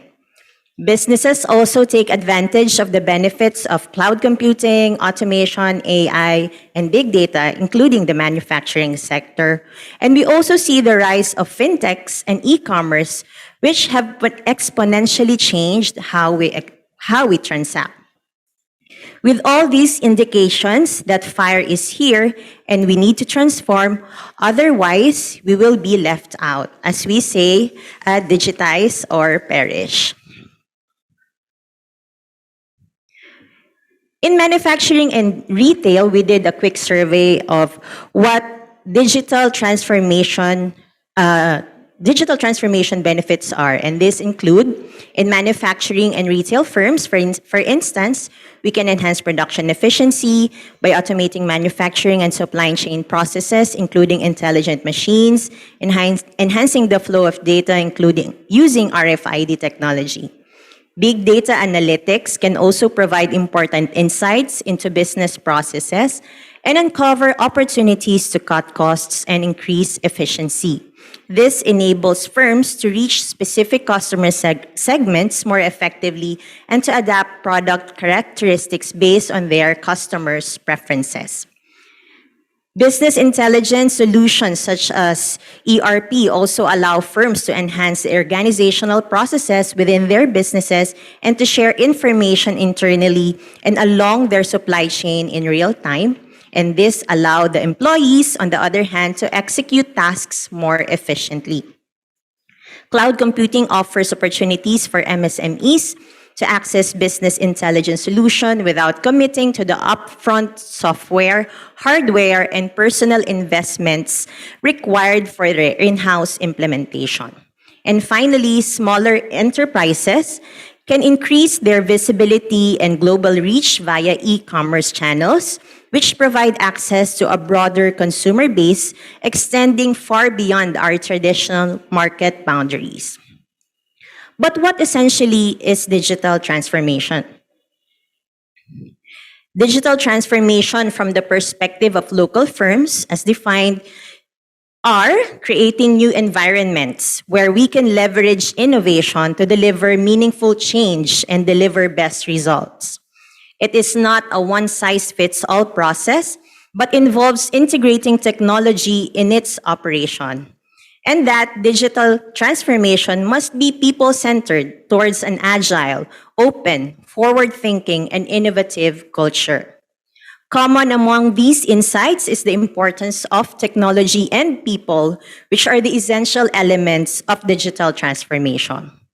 While there is a need to acquire technology given the demands of time, and at the same time, people must be updated and learned on these advancements for a holistic transformation. Assessing labor market trends over the past 5 years, the DOLE Bureau of Local Employment's flagship labor market information publication called the JobsFit LMI Reports were able to identify emerging and in-demand jobs in the labor market for the last 3 issues. And you would see from 2016 onwards, we have seen how vacancies and in-demand jobs have changed in our country. Demand for talents in digital marketing, graphic and user interface design, and other technology-enabled jobs have been on the rise. And similarly, we are seeing the emergence of jobs centered on FIRE technologies such as robotics engineer, cybersecurity, and customer success specialists, data scientists, and data and cloud engineer were evident. And with these changing demands in the labor market, it is important for us that we prepare our workforce to take on these roles. According to LinkedIn, the digital economy needs these 5 key skills. First, innovative and adaptive thinking. Second, virtual collaboration and social intelligence. Third, ability to work across disciplines. Fourth, literacy in different types of media. And fifth, computational thinking and analytics. Forbes, on the other hand, highlighted human or soft skills, business enabler skills, and digital building block skills.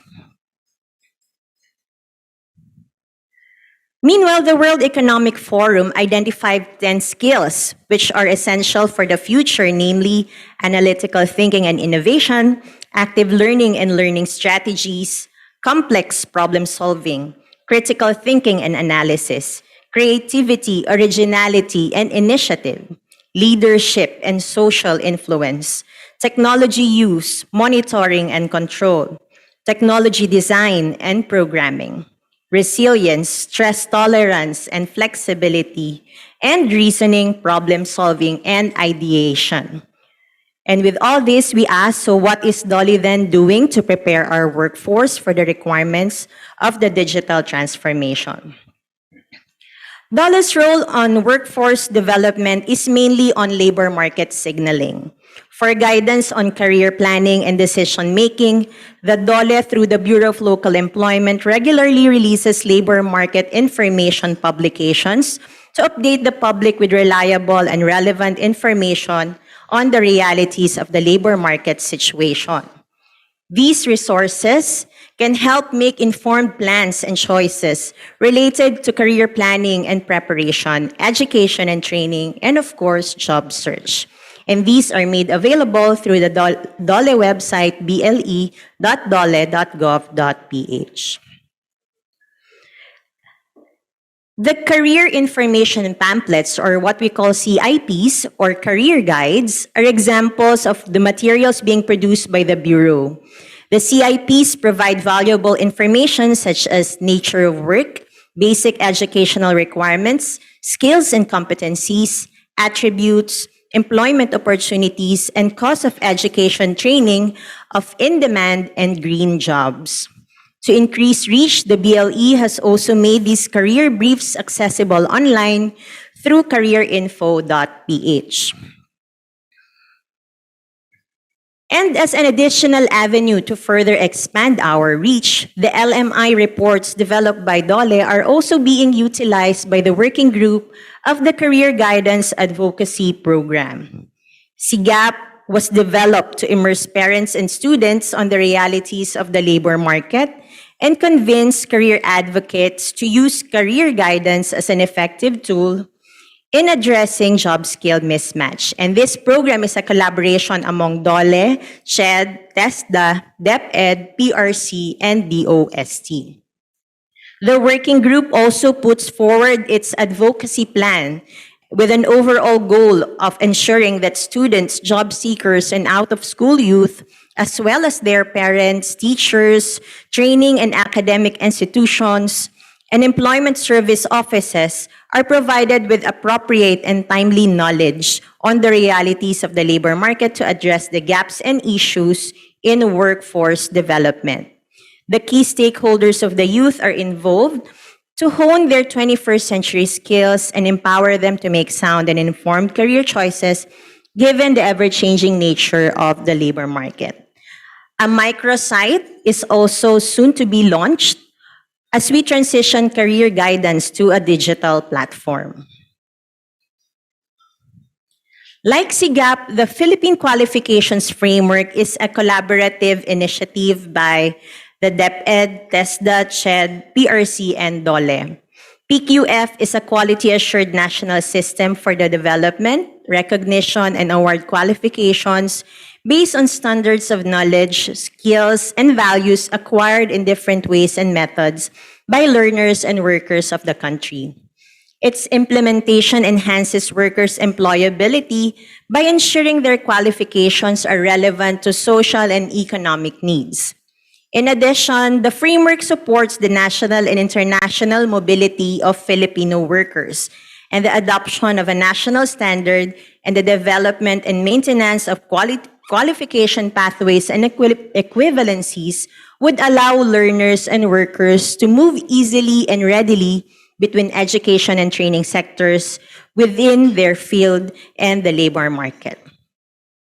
The PSF, we have heard much about earlier from Secmon and Yusek Vita, is also one of the interagency initiatives where DOLE serve as co-lead of the PSF initiative and co-chair of the PSF Council.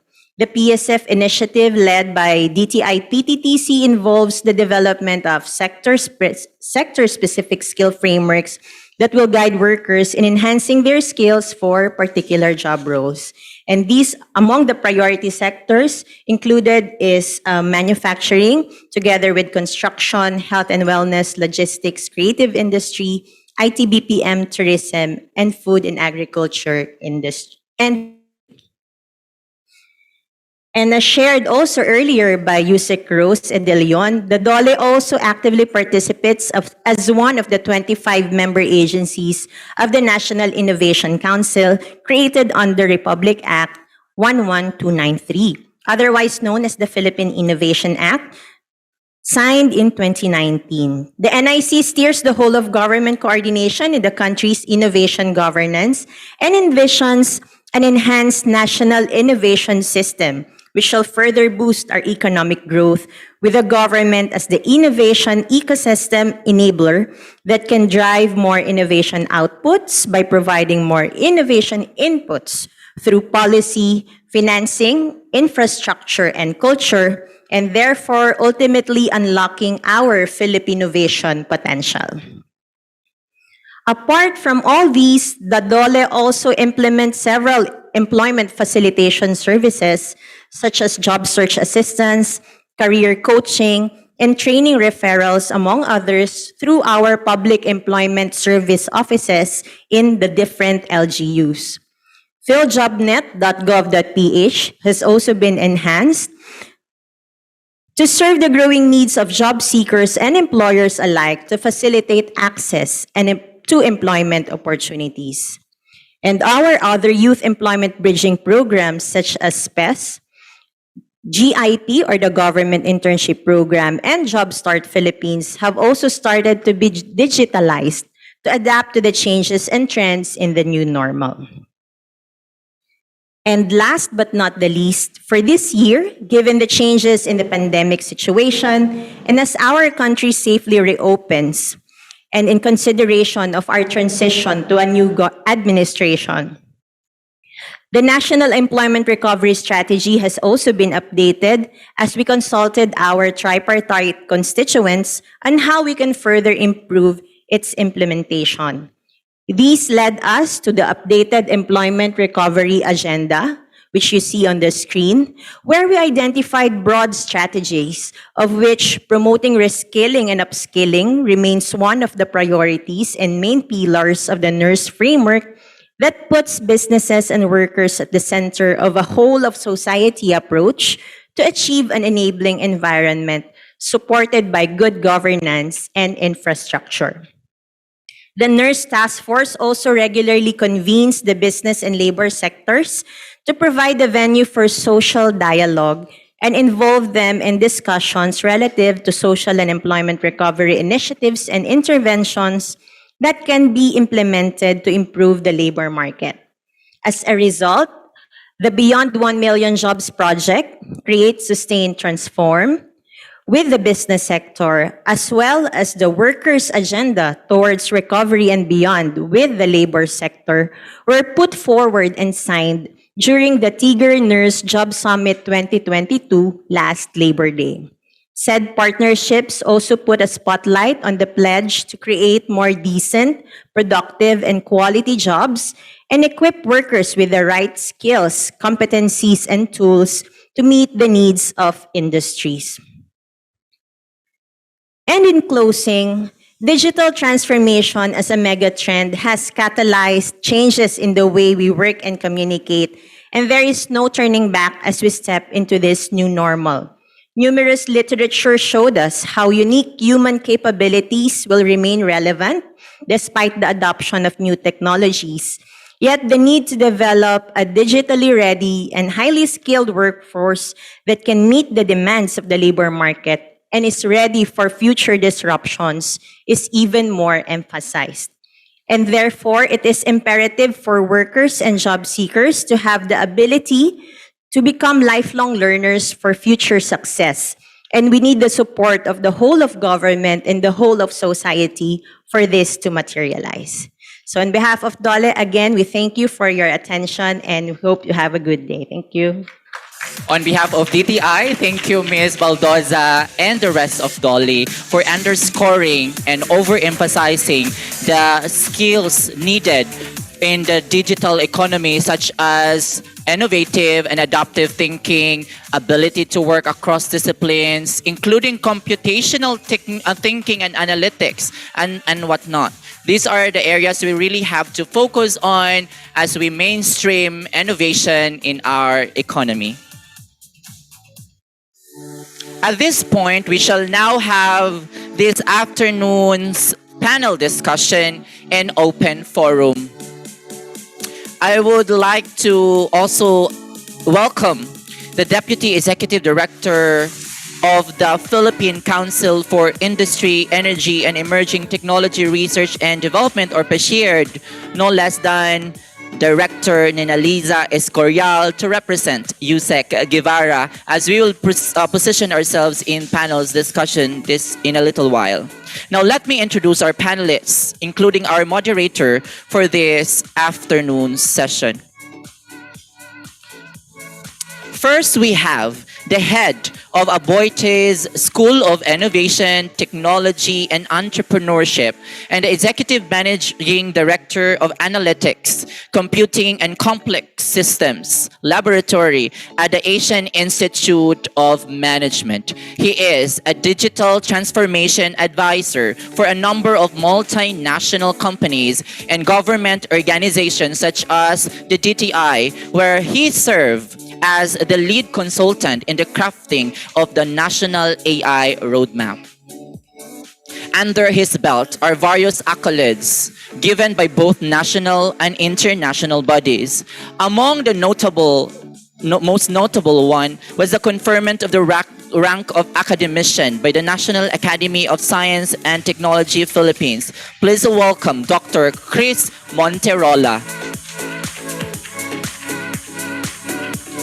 Next up is the incumbent president of Electronics Industry Association of the Philippines. Among the concurrent high-ranking corporate positions that he is presently holding are the following: co-founder and chief operating officer of BOXP Technologies Incorporated, member of the board of directors of the Communicate Technologies Incorporated, and the Domingo AI Research Center Laboratory, and the Vice President of Ionics EMS Incorporated, Laguna, Philippines, Santa Clara, California, USA. Let's give a hand to Mr. Earl Hua.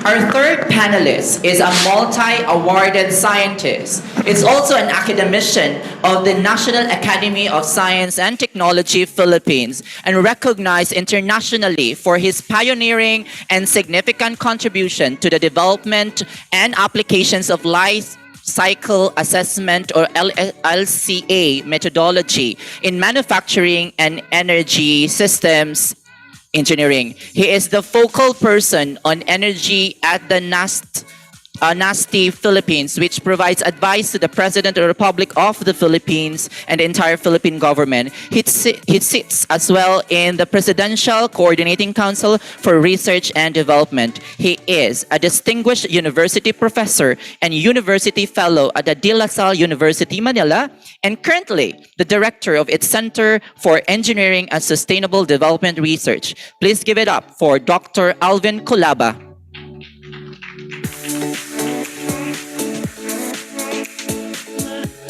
Our next panelist has more than 20 years of experience in semiconductor and high-tech manufacturing, working for companies such as Amcor Technology, Cypress Semiconductor, and Remic Broadband Wireless. As Director for Asia IT and Smart Manufacturing of Allegro Microsystems, he has transformed the company's manufacturing capabilities from a traditional manual-based production capacity to a digitally centered organization. Concurrent to his role at Allegro Microsystems, he chairs the SEIPI Industry 4.0 Technical Working Group to usher Industry 4.0 adoption to its member. He has past experience working with DTI on the Inclusive Innovation Industrial Strategy, having authored with MESA International the Smart Manufacturing Maturity Index, or SMMI, a tool used by DTI to measure smart manufacturing adoption in the Philippines. Please help me welcome Mr. Rhett Ramos.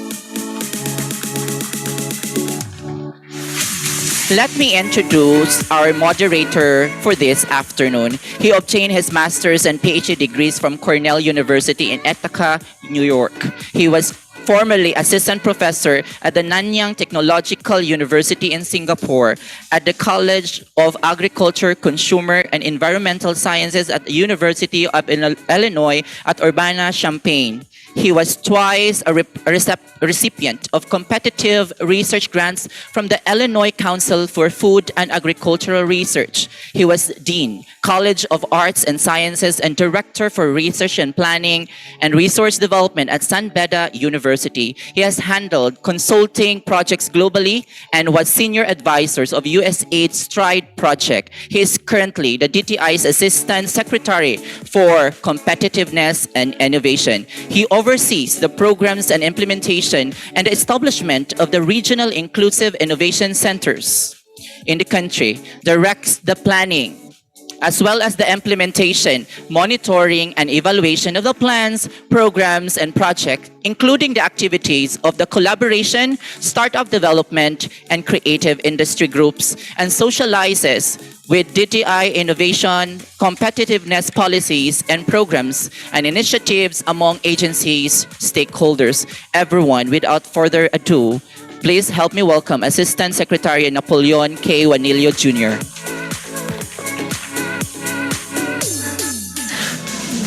Can you remove our mask? Good afternoon, friends, and good afternoon, gentlemen. Good afternoon. First of all, I'm really happy to be with my friends here, and Rhett, nice meeting you. Yeah. Well, earlier on, I should start with academician Dr. Chris here. Earlier on, Yusek Fita was saying that she's happy that you're here, Dr. Chris, because you can say a little bit more about how the country's artificial intelligence program. What is it about, and where are we? Okay, yes. Thank you again, Yusek Vita Aldaba. Pleasure to be here as ECNAP. Well, the idea of the National AI Roadmap, as you all know, here are the numbers. Expected disruption caused by AI, both in processes and offerings of industries across the globe, is estimated to be at 70%. This is referred to as the ABC of disruption. The other 20% will come from blockchain and cloud computing. And right now, all around the world, they imagine that AI, artificial intelligence, is a nation-defining capability, much like the strength of the army, for example, or the presence of oil used to define the strength of different economies.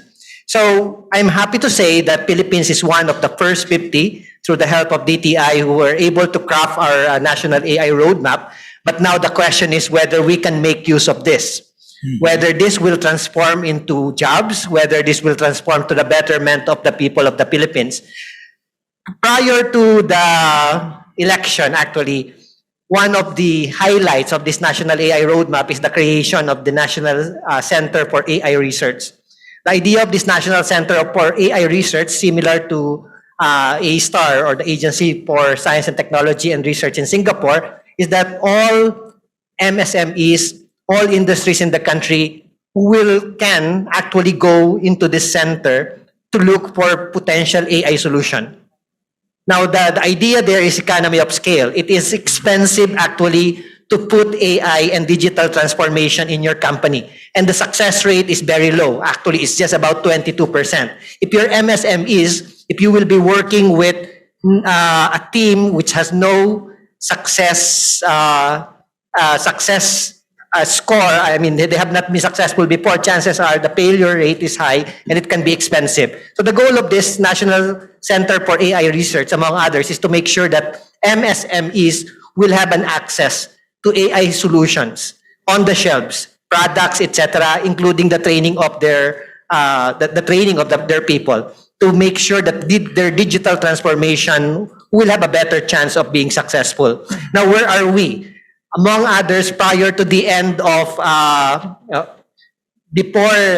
last year, to some extent, about 5 or 6 industries, and you know this very well as ECNAP, what we want to do is to make sure that this will be supported by the industries.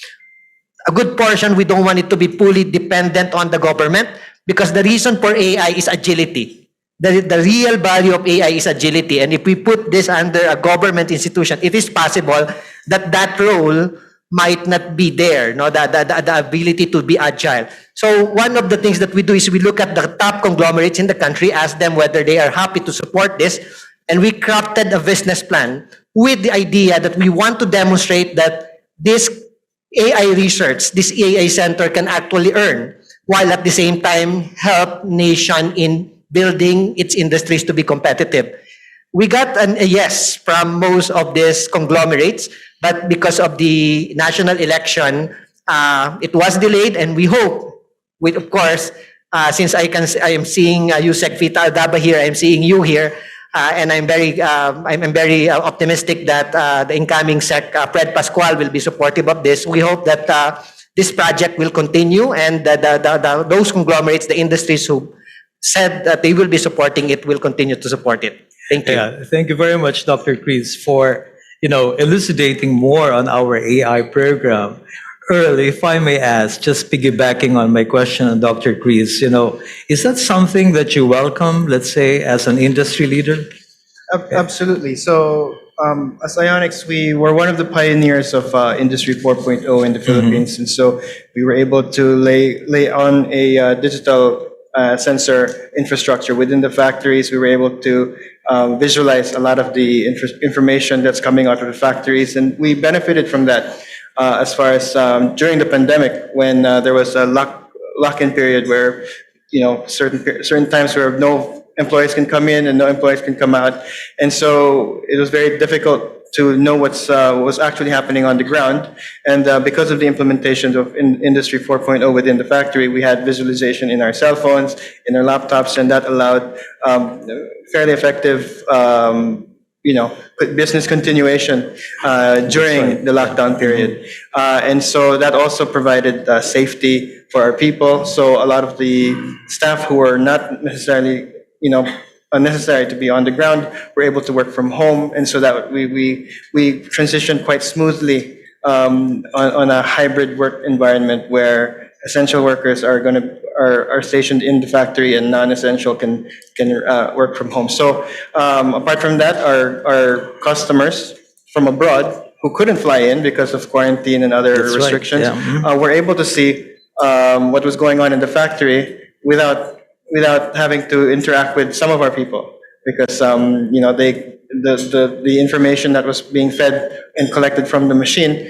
can be seen in the system. So that was one of the things that was very effective, especially during the lockdown period. The next phase is more about what to do with the information. We've created a data lake, and so there's a lot of requirement on how to harvest from this big data. And so that's the next generation of the smart factory that needs to be developed. And so that's part of that roadmap.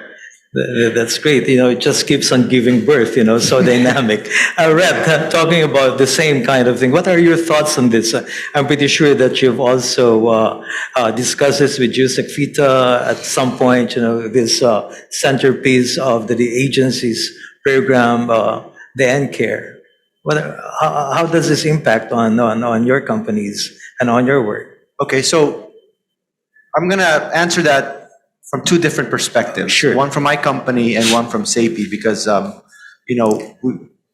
we've been trying to drive Industry 4.0 adoption for SAPI member companies since I've been with SAPI. It's only been the past year that we've had a focused effort.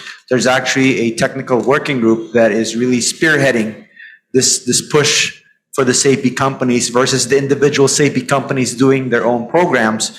We want to make sure that we're in sync. We're tapping government. We're tapping the academe. We're tapping suppliers. We're tapping the industry associations as well, like Analytics Association. So in that sense, it's greatly. We are, I guess, embracing it with open hands, with open arms, mainly because the way it's embarrassing that, SAPI is supposed to be at the forefront of the bleeding edge of not only producing, really high-end products, technological products, but even the processes and the equipment we use are supposed to be fully automated. But, it shames me to admit this, but we're actually laggards in AI adoption. And in a way, that's a motivation for us. Okay. To try to get more adoption. But for my company, of course, it's something that we've been driving individually because we know there's this, this transformation is really where everyone should go. If you look at in history, the first and second industrial transformation was what transformed the U.S. into the superpower that it is now, right? And so I believe that these transformations are really nation building. It's going to transform us from a third world or a developing economy into perhaps a first world economy. So so that's something that SAPI and Allegro Microsystems as a company is embracing. We continue to push for it, but personally, and I said it was only two perspectives, but from a personal perspective, it's my way of helping the country because we want to do this as SAPI, and I think it's incumbent upon SAPI to do this because other manufacturing sectors look at us as the role model. That's right. For technology adoption. So we have to do this properly, and in conjunction with DTI, the model we're trying to create, we hope could be used for the other manufacturing sectors to adopt Industry 4.0 technologies and processes as well. Right. Okay. Thank you, Red. Dr. Alvin, from the university or higher education environment, what are your thoughts? How prepared are we, let's say, for AI? And are we really preparing our workforce for such?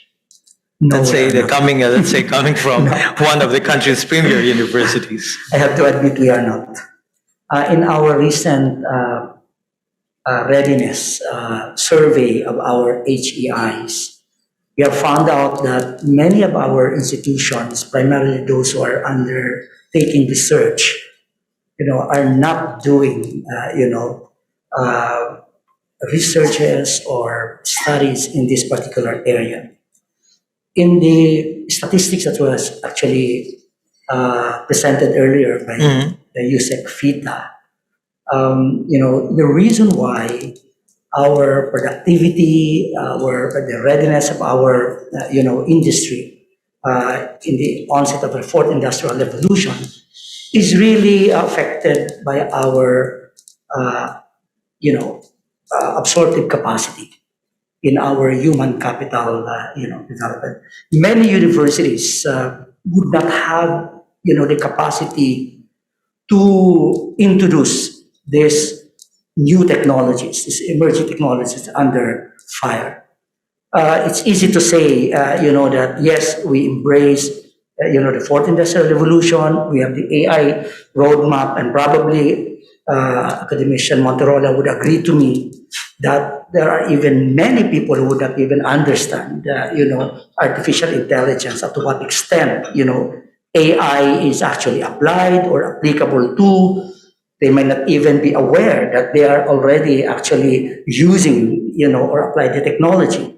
So our universities at the moment are not actually capable of building our capacity in this area, primarily because there are not many also who are trained in these areas. How many AI specialists or,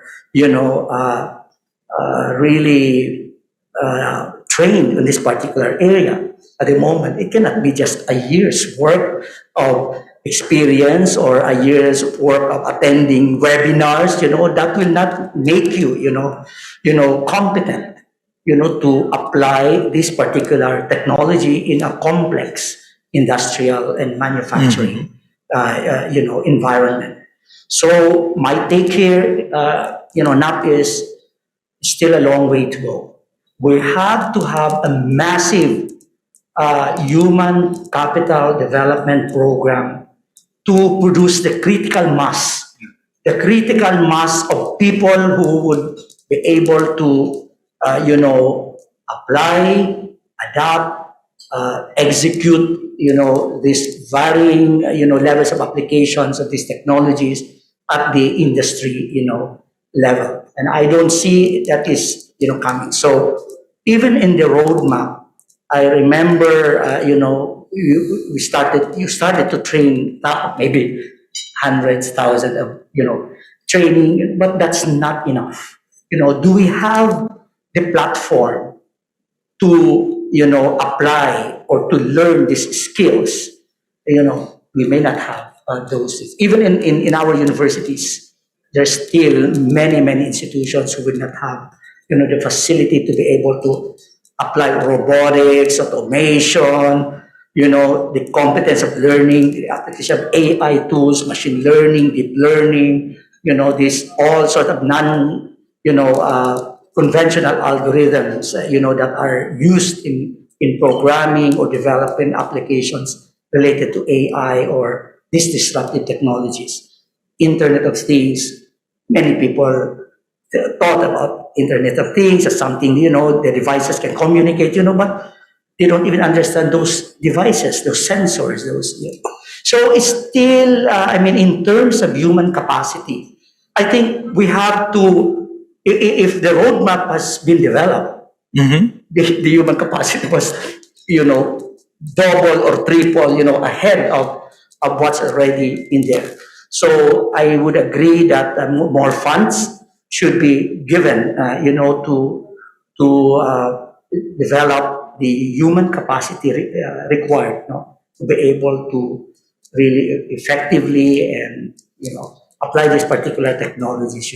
In other countries, when you send people for training or for higher education, advanced studies, it's they're sending thousands of people. I remember when I was in the UK for a PhD, I think we were just a handful of what, five, Malaysia, Indonesia, the Middle East, thousands of them have been sent by the government to train in every area, so that when they come back, they are, they have people who can work together, different minds.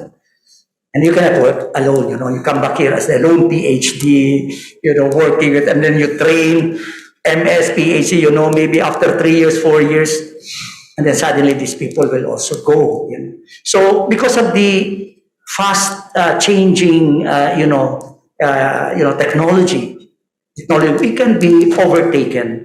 So we have to be quick. That's why the trend now is on micro credentialing.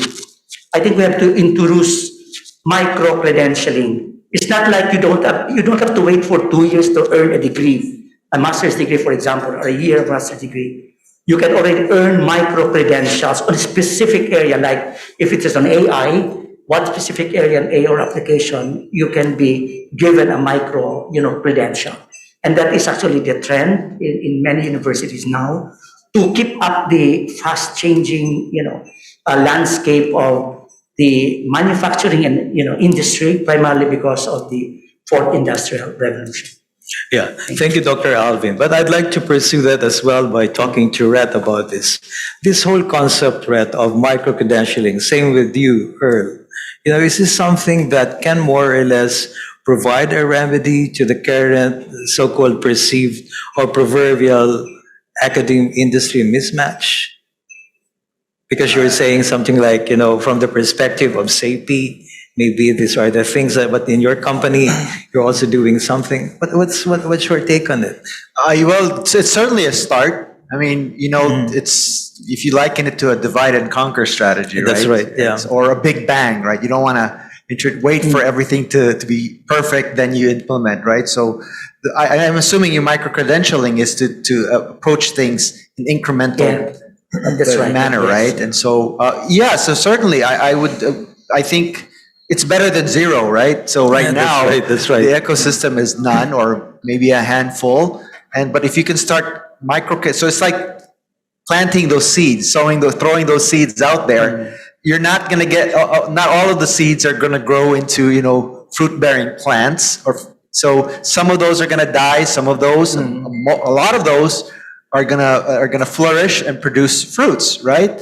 So if we can start that way, start small and see, again, there's nothing wrong with it. It's something that, and it's certainly an easier path to adopt than having to fund for, a 2-year course, a 4-year course. In a matter of months, you could actually start applying the learnings from those micro credentials and then test it out in your environment. And if it doesn't work, then maybe we could tweak the micro credentialing. But what's the industry landscape? Are they looking for 4-year course holders or 2-year course holders? Well, right now it's the industry landscape, at least for AI, is zero. So I know. yeah. So there's no preference. I mean, the preference, of course, is the least path of resistance, right? Which is if it's only a couple of months and you're already starting to practice it, then hey, by all means, let's adopt it. Yeah. What do you think, Earl? On our part, what we have focused on was two things. One is experiential learning, and the second one is interdisciplinary learning. And so the reason for that is that technology has so much convergence right now. You cannot say, oh, I'm just a hardware engineer, or I can't be just a software engineer. It has to be some form of understanding of, you have to have some basic understanding of both before you can start innovating on the next. So in fact, the genesis of the Smart Factory came from our design group. Even if the Smart Factory was generally considered manufacturing operations, but it was a design group who kind of did the innovating within the manufacturing Smart Factory project. So and that was because they were focused on innovative thinking, and their background was both on creating product for many different customers, and they knew from soup to nuts what the product development process is. So I think if you have a basic understanding of what the whole process is like and have some area of expertise within that, you have some ability to be able to at least project manage or spearhead development initiatives. That's right. Yeah. Well, by the way, Dr. Chris and Dr. Alvin, isn't it something that also came out of the Pagtanaw 2050? This whole discussion that you don't really need to have a PhD to manage a greenhouse, for instance, or manage a lab. Just to kind of answer some of the, let's say, manufacturing dilemmas that we have. What are your thoughts? Maybe I can start. First off, before going into the Pagtanaw 2050, indeed there is a gap between our college education and what are the expectations once you start working. And sometimes the reason for that is very fundamental. We are trained to produce teachers. Most of the faculty do not have an experience working in the industry or government agencies, and therefore we can create good teachers, good academics, but not somebody who is ready for the industry or the government agencies. In fact, we have a project with CHED looking where we have engaged all the heads of SUCs, state universities and colleges in the country, and working with several SUCs looking at their tracer studies. This is the number NAP. 76.6% of the skills that they are using in industries are actually learned by working in the industry, not from the academic community, not from the academic side. So that is the number, 76.6%. So one of the obvious solution here is we need to have guest speakers from the industries or maybe even the government agencies to work with our the academic institution. Now, and yes, this gap is a very important component indeed that we need to resolve. No? AI, again, as they mentioned, we don't have any problem with that. Our graduates in the Master of Science in Data Science at AIM, 3 months prior to the graduation, they already have offers. But that is not true for many of the STEM grads. The number here is that although we are increasing the number of STEM grads that we are producing by about 9% every year, and 60% of our graduates are STEM grads, there is only one possible proper STEM jobs for every 6 STEM graduates. And 60% of our STEM graduates will go into a different work. 60% of them will go to a different work because it pays more than going into a STEM job. So these are some of the conflicts about our priorities. And in the Pagtanaw 2050, these are among the things that we are trying to understand. What will be the jobs of the future? According to Okay. some studies, 90% of the jobs that we will have in the future, 2030, that is about 8 years from now, has not been created yet. So that ability to understand what will be the emerging jobs of the future will be one of the highlights of the Pagtanaw 2050. What will be the technology that we hope Philippines will be able to adapt, and as a result, what will be the jobs where we need to prepare our graduates. Yeah, but again, even when I was listening to Dr. Gisela Concepcion and Dr. Rodora Asanza talk about some of these point of views of scientists about job creation, for instance, I think that's a welcome, perspective. I haven't heard scientists talk about that before.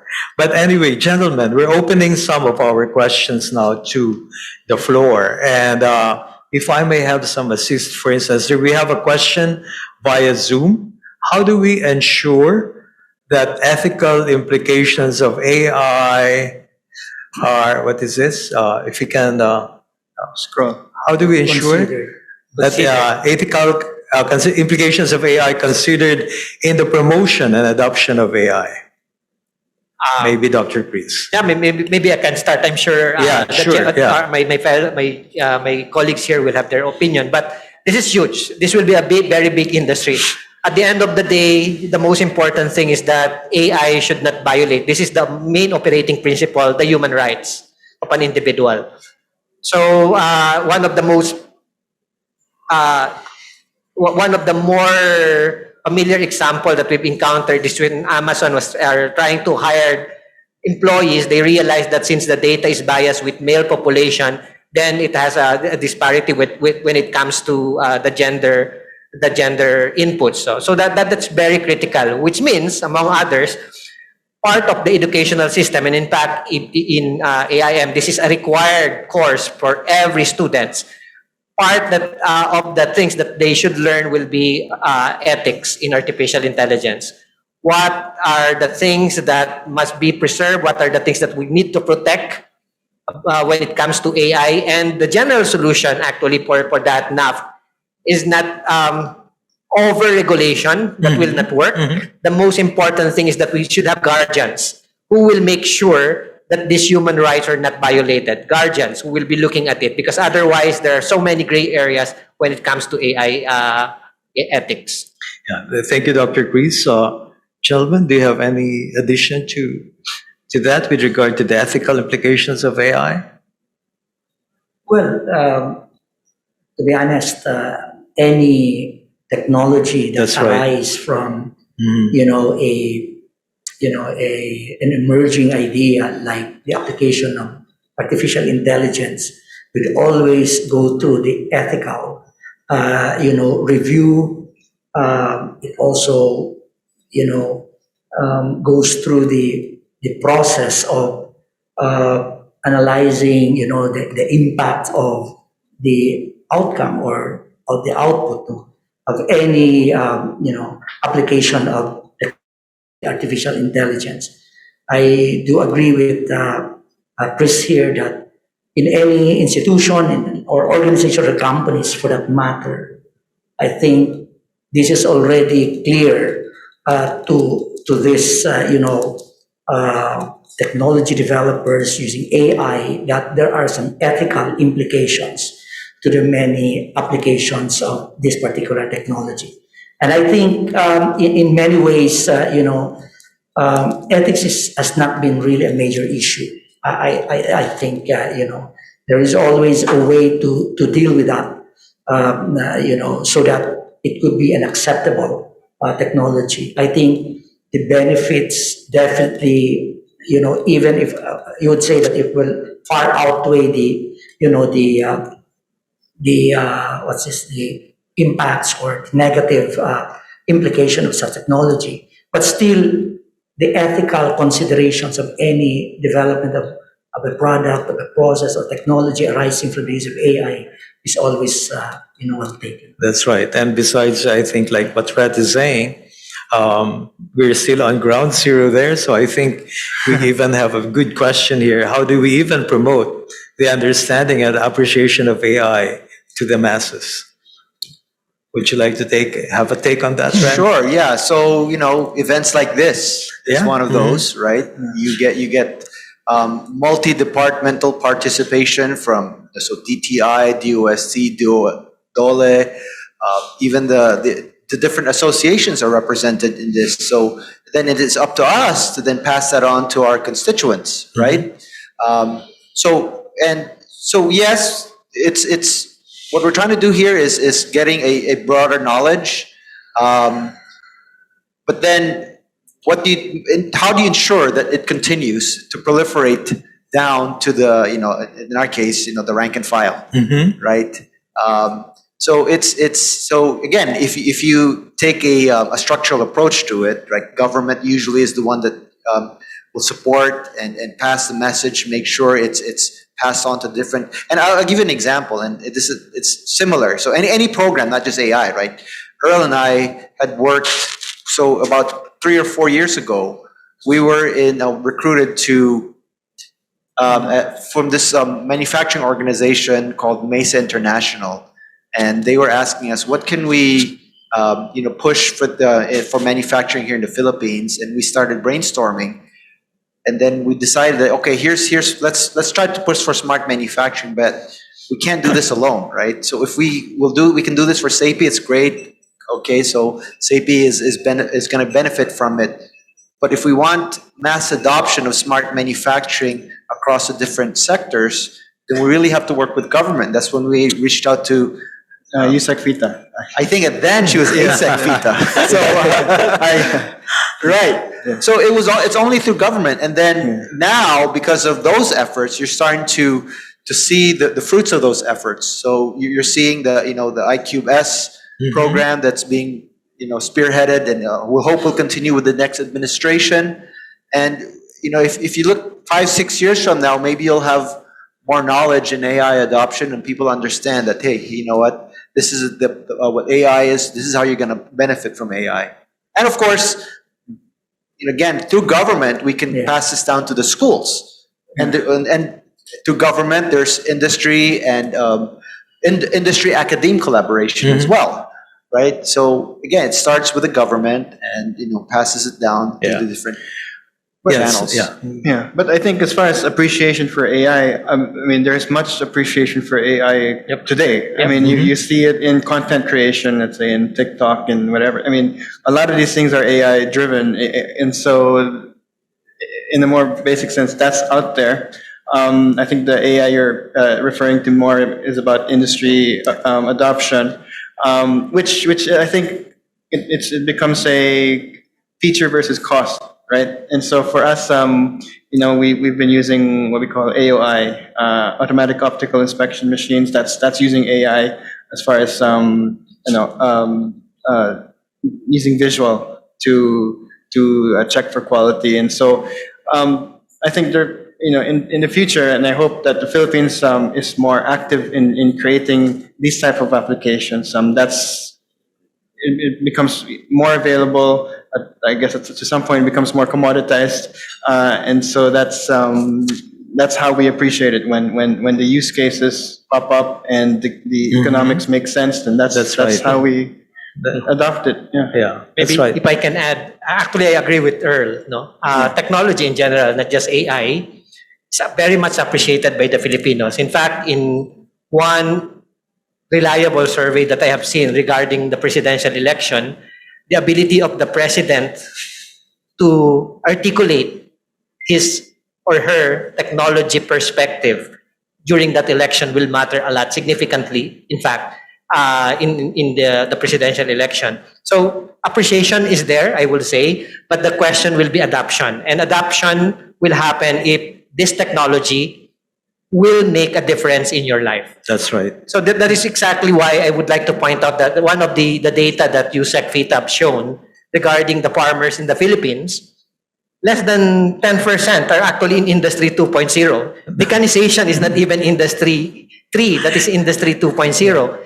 And less than 2% adapts to that. We have to ask the question why. Why are not people using this? Why most likely AI will not change the way our farmers are doing their things?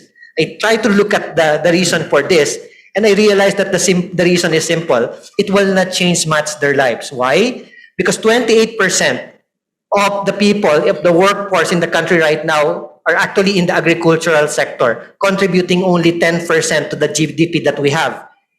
20 years ago, 30% of the people are also in the agricultural sector, but they are contributing 30% to the GDP. So the lives of the people in the agriculture now is worse than 30 years ago. worsened, yeah. That is a given. They are among the marginalized sector in the Philippine society now. And what is the reason for such? When I look at the developed countries, normally those in the agricultural sector constitutes only 5 to 8% of their population.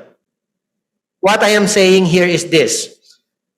If we use artificial intelligence, for example, in the agricultural sector, and assuming that you still have to tilt just 3 hectares of land, because that is roughly the average farmer is tilting, not 3 to 5 hectares of land, AI probably will allow you to speed up your process from 2 months to 2 days. But is that useful for you?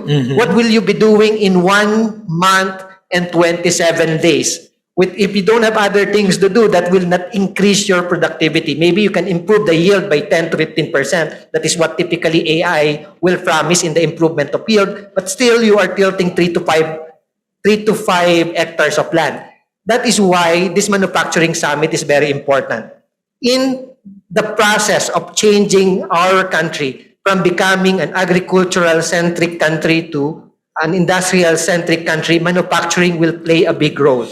Because this, according to history from Korea, Japan, etc., is the first industry that can actually cater immediately to those in the agricultural sector. So maybe we need to think about that. If I will not adopt AI because, for one, I will not gain additional money for this one, and second, it might cost me some money. That's true. Okay. That's true. Yeah. Well, okay. Thank you very much, gentlemen. We'd like to open the floor now to questions from our friends here. You can just approach the microphone if you have any questions.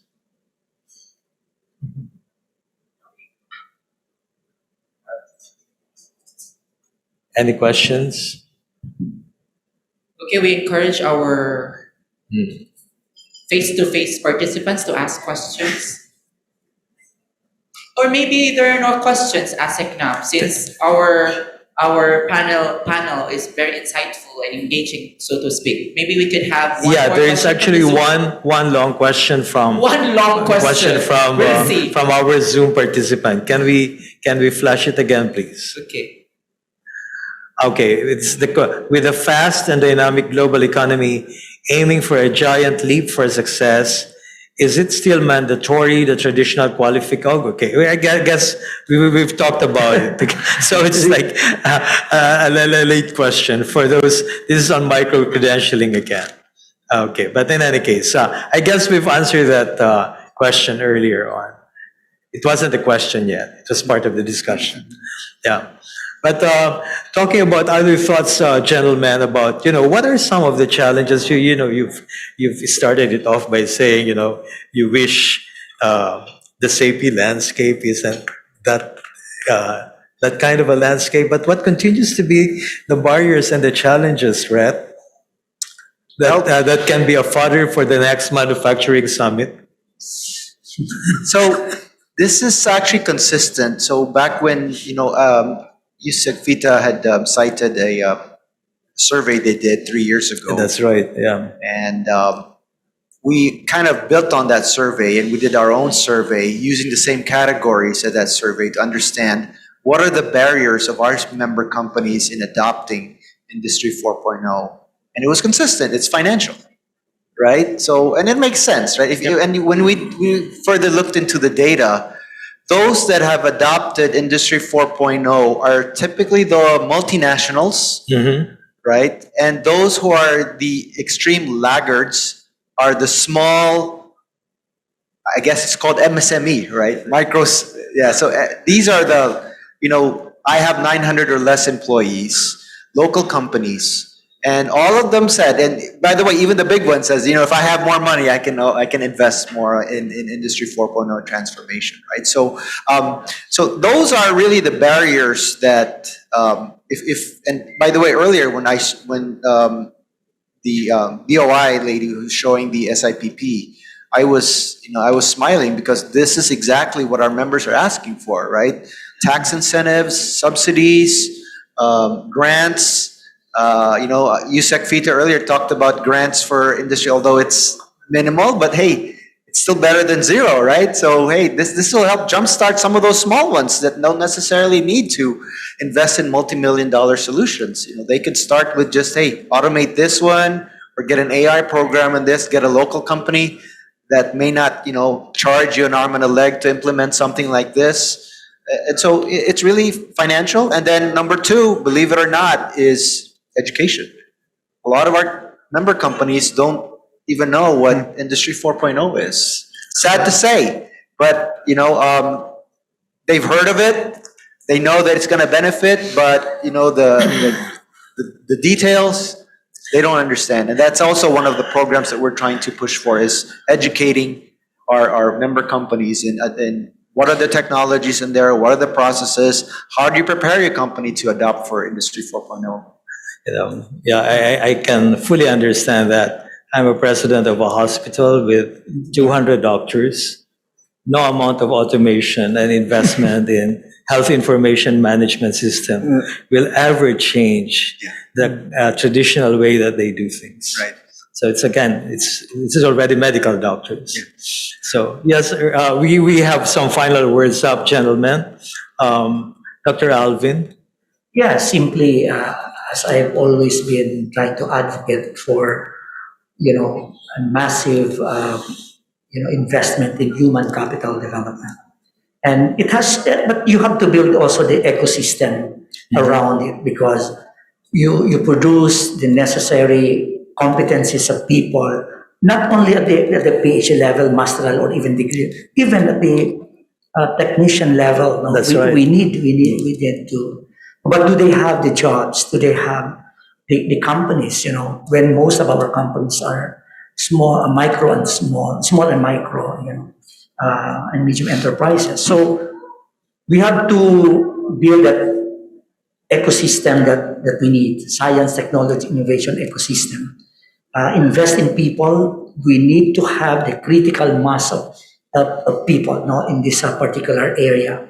And without the people, I don't think we can really move ahead. Primarily because the development of these technologies are so fast, and we will be overtaken. So if we have the traditional educational system where you need to finish in 4 years' time, probably by the time they finish, they will be obsolete. That's That's why the micro credentialing, modality, is now getting, popular in many advanced countries, so that they can keep up with the, fast changing technology advances. And yet, at the end of the day, you can still apply, as our colleagues here from the industry, and of course, Chris, you have to have the right, experience and, knowledge, to be able to apply this. But again, you will always be overtaken by the fast changing advances of technology. So that's why micro-credentialing is a good, way to, or pathway, to get the necessary competencies, experience, and qualifications under this, environment where we are in this, fourth, industrial revolution. Otherwise, if we go traditional, yes, that's fine. We can still cope with development, but with the fourth industrial revolution, we might, by that time it will be fifth, sixth. Chris was mentioned we were just what in our agriculture still 2.0. So Not even. no, way, not even. 90% are. So we have to have a massive, investment in building our human capacity. Okay. But at the same time, must have a robust, ecosystem, so that our people, will have a place to work, to apply their knowledge, and again, build more capacity at the industry level. That's great words of wisdom, Dr. Alvin. Earl. Final words. I think, at least from a business perspective, everything comes down to economics, and not That's just right. because we want to maximize profits, but I mean that's just survivability, sustainability of any initiative or any company requires that the economics make sense, and so in, one of the biggest issues is I've consulted with let's say other manufacturing companies in both electronics. I've done consulting for agriculture as well and stuff like that. And so one of the things that reason why it's such a cloud to these companies, they're both on the large scale and also in a smaller scale, is because smart manufacturing is such a it's like saying I want to get into the internet in 1999, right? Like it's so big, and it means a lot of things to a lot of people. And so one of the things that we did, I mean, after talking to all of these different entities, is that the first thing you have to do is to create a what you call a charter agreement.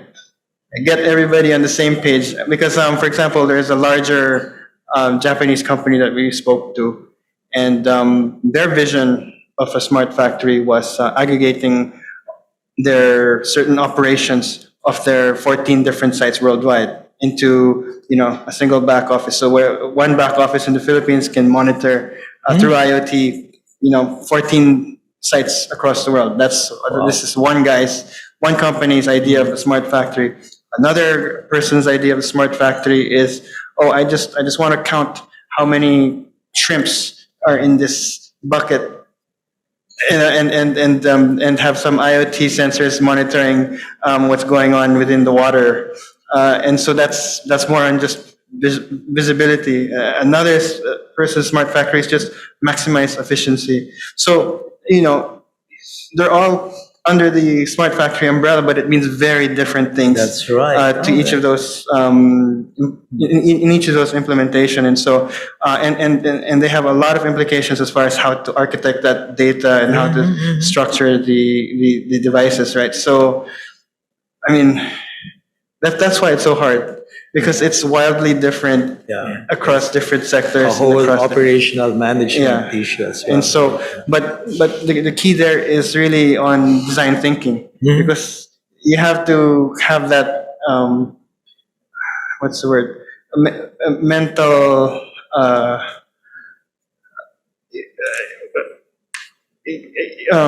what's the word for that, creativity on how to plug the holes and how to create a new system. So that's one of the things And that somebody else to orchestrate it. well, someone has to have enough general knowledge to be able to plug in and That's pull in right. from different Yeah. areas. Dr. Cruz? Just to piggyback on what my colleagues here said. One, let me end by saying this in a more optimistic note. One, I am optimistic that AI adoption in the Philippines, especially in the educational sector, will be met, precisely because it's not expensive to do it. Part of the National Center for AI Research dream is to have a repository of all this information that we have, and an ability to access a single computing device by anybody from anywhere in the country through internet. So all you need to do is, if you have an access using internet, you should be able to do your high-end computation in the facilities in the National Center for AI Research, and it's not very expensive. Second, since this is a manufacturing summit, let me just mention this. No, at least we all know that manufacturing is a cutthroat industry, and the value, the way to increase the value of a manufacturing company is not on the production level, but essentially this is the so-called smiley curve by Stanchi. Really, it is on the two front. One front is R&D. So where you need to put AI research for some, one of the more important component there is AI research and design thinking, which is essentially a scientific process with empathy, customer-centric at the middle. Every time you do the hypothesis, observation, experiments, always with the customer in mind. But the second component is the more important thing, and this is where the DTI and the whole government agencies should focus on. Marketing, and the second component is marketing. The first one is R&D. The second component is marketing. There's a lot of value added in manufacturing for marketing and branding. And the only way that you can make use of that is if they imagine the Philippines to be at the forefront of quality when it comes to product development. This is the initial problem that, for example, Acer encountered when they are made in Taiwan, made in China. They are stereotyped into such. What they did was to actually create almost everything except for one component that they get it from Germany or Japan and say that their That's products is right, actually that's right. made in Germany or made in Japan. And eventually, they make sure, Stanshi make sure that the government of Taiwan will be very deliberate in making sure that all the products coming from the country is of high quality. So that marketing component is definitely one way to make sure that our manufacturing industries here will have a higher margin. And again, that is a whole government approach to be able to do that.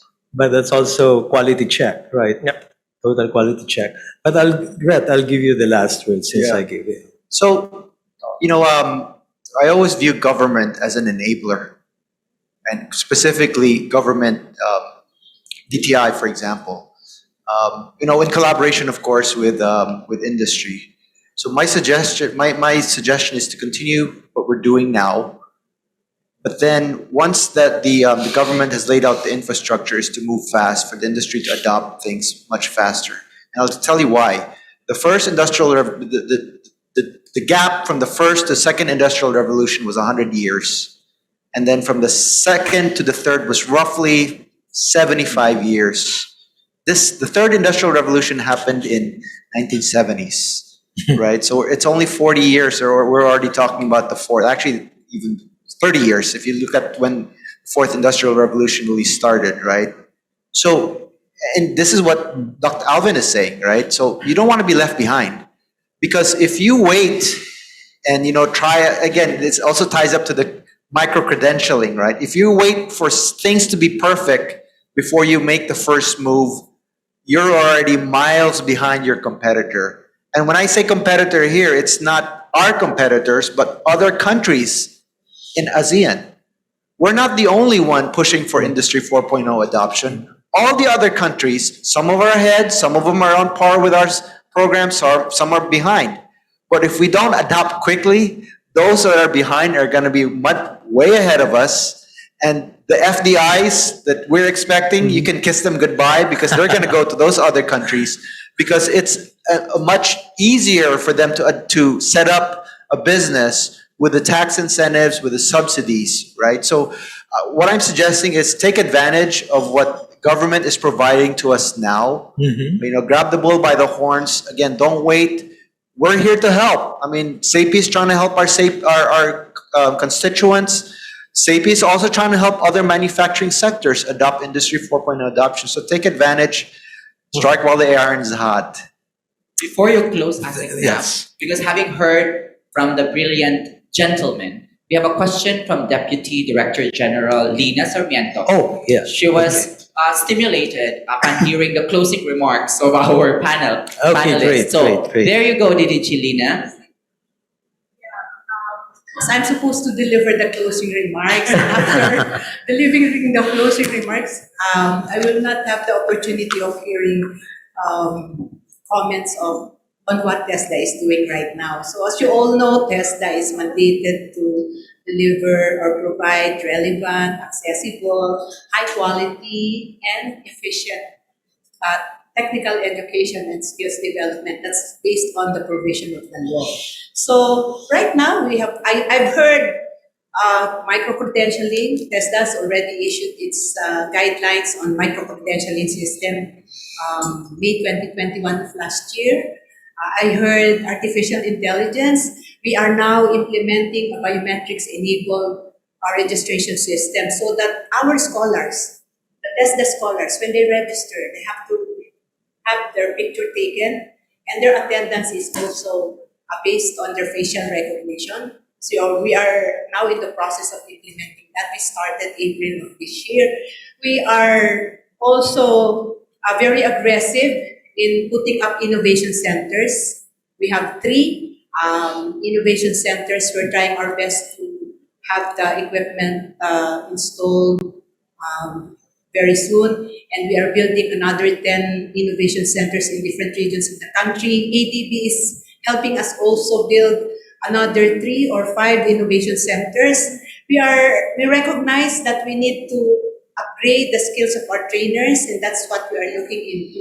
So, having heard all the comments, and I would like to take advantage of your presence. That's also the reason why I'm taking this advantage of this. Is what more does TESDA need to do for us to be able to contribute in the massive human capital development system to form that critical mass? Thank you very much. Can I answer that first?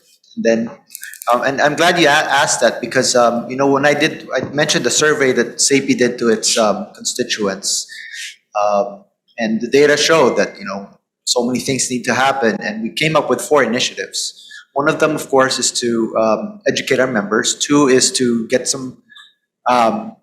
vendor partners that are willing to work with the MSMEs.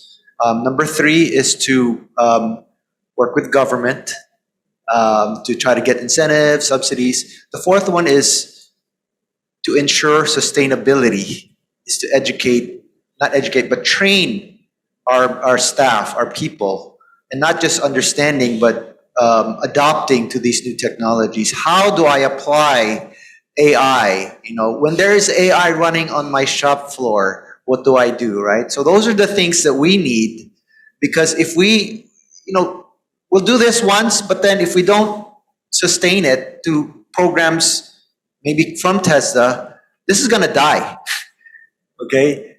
It's just gonna live while we are still spearheading this, but the moment, I'm not, this is not my full-time job. I'm here to help SAPI and again, the manufacturing sector. But if we don't get mass adoption from our, rank and file, and the only way to do that is not through the SAPI companies, but through organizations like TESDA to offer these courses. And I remember earlier, the SIPP, there was, for those companies that are adopting smart manufacturing. Tier 1, Tier 2, Tier 1, training is free.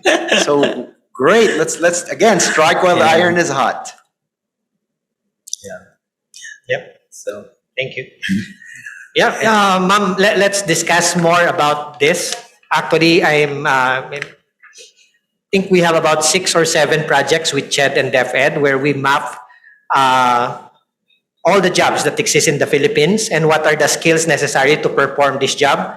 One of our goal is to see what are the things that if TESDA, for example, train them to do this, then they can upskill themselves from a job that is potentially automatable to a job that is of high value. Yeah. So those things can be done, and those things can be automated. So I'm excited to discuss this, ma'am, with you, because we've developed several platforms on this. We've been scraping LinkedIn, Facebook, all the job streets, not just in the Philippines, but all the areas where our countrymen are going. And one of the more interesting things that I've realized is that in terms of freelancers, we're the #1 now in the world. This can be our new form of OFWs, which doesn't have to go outside the Philippines. The number of increase in the Philippines of freelancers, and they are above the usual minimum, above the median of the Filipino employees, is 280%, 218%, the highest in the world, which I'm sure you are aware of this one. And where we can figure out what the skill sets that is necessary to transform one form of job to another. Maybe that is a way to go, to have a targeted way of doing this. Thank you po. Yeah, thank you very much, Dr. Chris. Okay. So I guess that ends our discussion in this panel session. Thank you very much.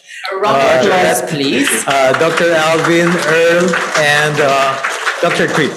Thank you You very would much. agree that we had just an impressive, brilliant lineup of experts, right? Thank you And very we'll much. have That was this great. opportunity to have That was a great. photo opportunity with Undersecretary Rafaelita Aldaba, together with DDG Lina Sarmiento. We could also invite DG Joel Joseph Marciano Jr., please.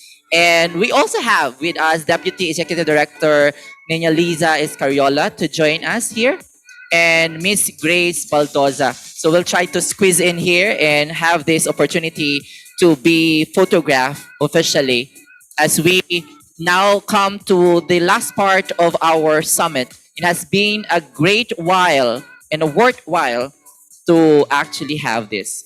Okay? So the boat is sinking on the side. Perhaps we move on the other side a bit. Okay. We're too excited to meet each other here on stage. Okay. So if you could move one step on your left, please. Yeah, that would be great.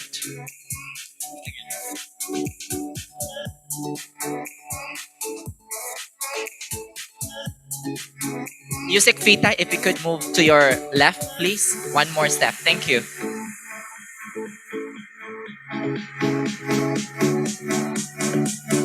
Can we remove all? Excuse me. Can we remove all the the lapels?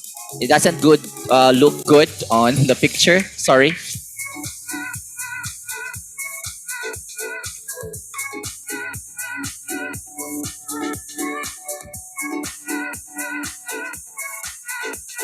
Okay, our official photographers in the middle, please.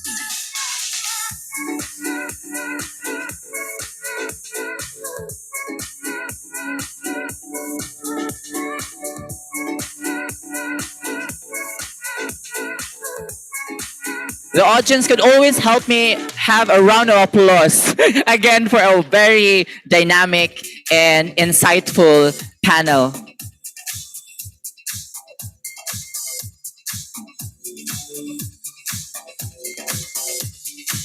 I'm sorry, DDG Lina Sarmiento, if I will borrow you for a while, as you will be officially closing our manufacturing summit for this year. Ladies and gentlemen, Deputy Director General of the Technical Education and Skills Development Authority, DDG Lina Sarmiento. Thank you very much and good afternoon to everyone. Of course, I would like to greet Secretary Mon Lopez of the Department of Trade and Industry. For the information of everyone, TESDA is an attached agency of the Department of Trade and Industry. Of course, Undersecretary Fita Aldaba, who is a very active member of the board. May TESDA board ho eh. There is a TESDA board, it's the policy-making body, and there's a TESDA as the implementing arm. Undersecretary Rosemary De Leon, Dr. Napoleon Juanillo Jr., Director Patrick Aquino, Undersecretary Rowena Cristina Guevara, our panel responders from the industry and the academe, other officials and staff from the different government agencies present today, guests, ladies and gentlemen, magandang hapon po, good afternoon sa inyong lahat. It's an honor to be here today and to deliver these closing remarks on behalf of our Director General, Secretary Isidro La Peña, who is attending another official event. Nonetheless, the Secretary sends his best regards and of course, congratulations to the speakers and the participants of the summit. Let me first congratulate on behalf of the Technical Education and Skills Development Authority, the organizers of the Manufacturing Summit 2022 headed by Trade and Industry Secretary Mon Lopez. Events such as this keep stakeholders updated and better informed about the current industry trends as well as the government policies and legislative reforms which concern the manufacturing sector. You know, TESDA has been very aggressive in establishing synergistic partnerships with various industries.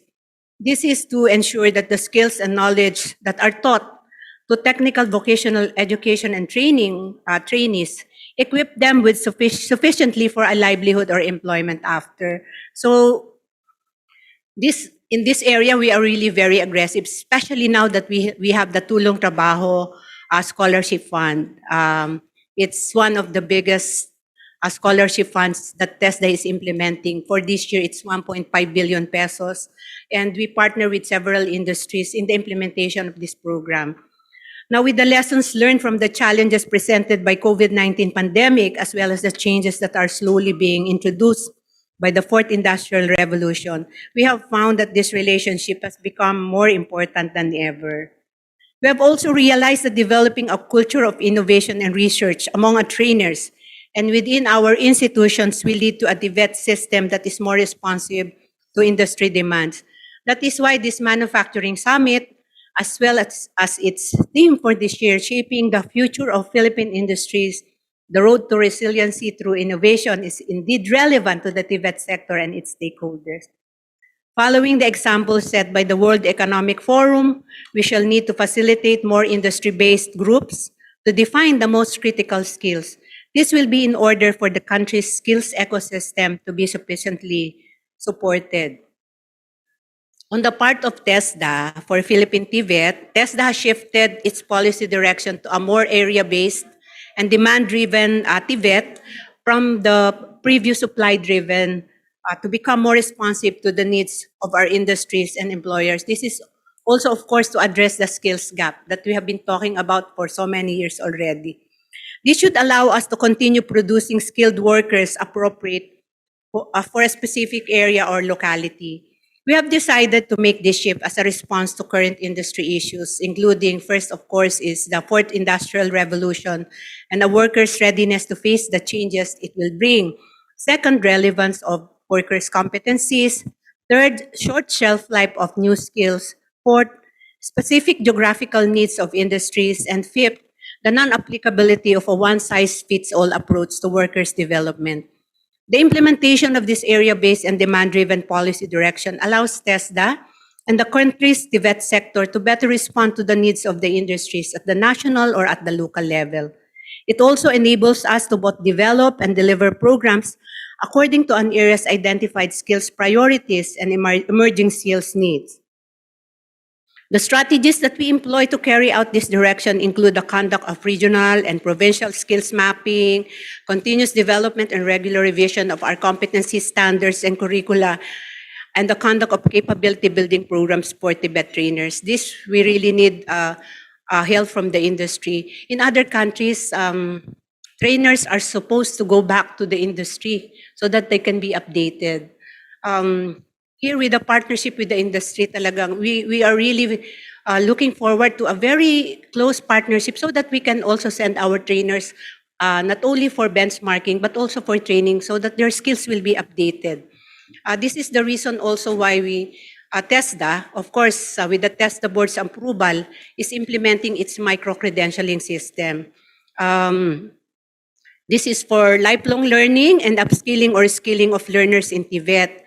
So based on our TESDA circular on the micro-credentialing system, these are short courses that develop skill sets recognized by the industry. So initially, a micro-credential include registered programs of our TESDA technology institutions and registered enterprise-based training in agri-fishery, construction, ICT, BPM, logistics, and transport value chain. So value chain, not just the a particular qualification in a sector, but the whole value chain of that particular sector.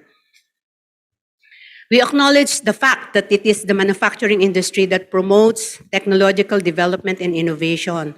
We also recognize how crucial is the role that innovation plays to make companies competitive and stay relevant to withstand any challenges. The manufacturing industry also depends heavily on the strength and output of the skilled workforce. It is therefore necessary for both the industry and the government to invest on innovation. For our part, TESDA has already started establishing regional Tibet innovation centers, as I have said earlier, that aim to provide TESDA technology institutions with a platform for authentic learning applications, innovations, and entrepreneurial learning. I just would like to share what Secretary La Peña said in one of his speeches. He said that when he visited one of the TESDA's technology institutions, specifically the automotive sector, and he looked at the engines that were there, and he asked them, "Is that the engine that of the jeep that MacArthur, General MacArthur used when he landed in the Philippines?" So it's something like this. But you know, right now we are really very aggressive in putting up innovation centers and equipping these innovation centers with simulators and equipment for delivery of computer-aided instructions. So currently, we have 3. Tapos na yung construction, and then there are 10 that is undergoing construction, and there's an additional ADB-supported innovation center. So that is one of the reasons why we really are very eager to partner with the industry. We are building a techno hub in the TESDA compound. We already have a workshop that was built by Daikin. This is a partnership with Daikin, and Daikin Philippines built renovated one half of a building. There are many buildings inside TESDA. Daikin renovated one half of one building, converted it into a state-of-the-art workshop for heating, ventilation, and air conditioning. So all split type air conditioners, state-of-the-art bago. And then we will soon inaugurate our Petron Car Care Center. We have a Petron Car Care Center inside TESDA compound with 3 very state-of-the-art lifters and engine analyzer. And we are hoping that we will have more industries that will partner with us. We still have spaces inside TESDA compound, and we are very willing to accommodate our private partners. Daikin will be building an additional 4 Daikin workshops or air conditioning workshops in 4 other regional offices in Cebu, in Davao, in Cagayan de Oro, and Iloilo. So hopefully, we will have more partners so that our learners will be able to really experience the workplace that they will be in after finishing this TESDA scholarship. You know, TESDA scholarship is free tuition, with 160 pesos allowance per day, with 1,000 pesos allowance for data and uniform, and 1 year GSIS insurance. So we really had to get that approval from the TESDA board for all the scholars of TESDA to be provided with allowance, 160 pesos, because some of them in the past, they cannot finish the training because they don't have fare for from the house to the school, something like that. So all TESDA scholars, whether the program is implemented by a TESDA institution or our partner private institution, they receive 160 pesos per day as scholarship funds. Whether the training is inside the company that we have partnered with, they will still receive 160 pesos allowance. So as manufacturing contributes to a large chunk in the country's gross domestic product, the more that the private and government sectors should work together. We have to ensure that we are continuously developing the rightfully skilled and innovative workforce. With this, we do not have to import our human resource to do the higher level skills needed by manufacturing companies. If we have sufficient and appropriate skilled workforce, our dependence to secure materials manufactured by other countries will also be decreased. You know, for the information of everyone, I don't know if you are familiar, we also conduct skills competition. So we have skills competition, provincial, regional. Those who will win in the regional will compete in the national skills competition every November of the year. And those who win in the national skills competition compete in the international skills competition. And we also need support from the private sector on this. So certainly the best ways we can do to ensure a stronger Philippine manufacturing industry is through our strategic collaboration. Let us utilize our best resources to come up with more concrete steps as we move forward post-pandemic future. Naalala ko kasi yung competition because we are very good in mechatronics. We excel in mechatronics, even abroad. Our competitors, they receive a Medal of Excellence. So, if you have time, we invite you to observe our national skills competition. Talagang you will be surprised at how good our learners are. So we hope that we will have more gatherings like this Manufacturing Summit to give stakeholders a platform for productive discussion and sharing of insights. So at this point, on behalf of Secretary Isidro La Peña of TESDA, I would like to congratulate the Department of Trade and Industry, Competitiveness and Innovation Group and the Board of Investments for the successful conduct of this summit. Maraming salamat at magandang hapon po sa inyong lahat. Well said, DDG Lina Sarmiento. Maraming salamat. And congratulations to TESDA for doing such great job in making sure that we have upskill and continue to reskill our learners for the future. Now may we request everyone to focus your attentions to the screen as we will be seeing ourselves together for the same day edit prepared by Total Exhibits and Expo Solutions.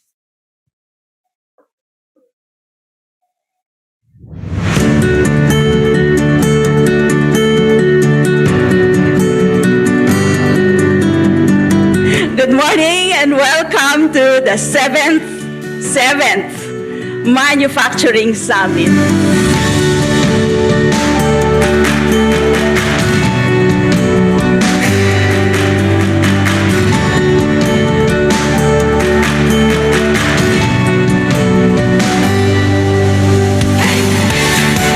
The past 6 years of the summit have witnessed quite a lot of internal and external changes and developments that have shaped the manufacturing industry's performance and contribution to the country's economic growth.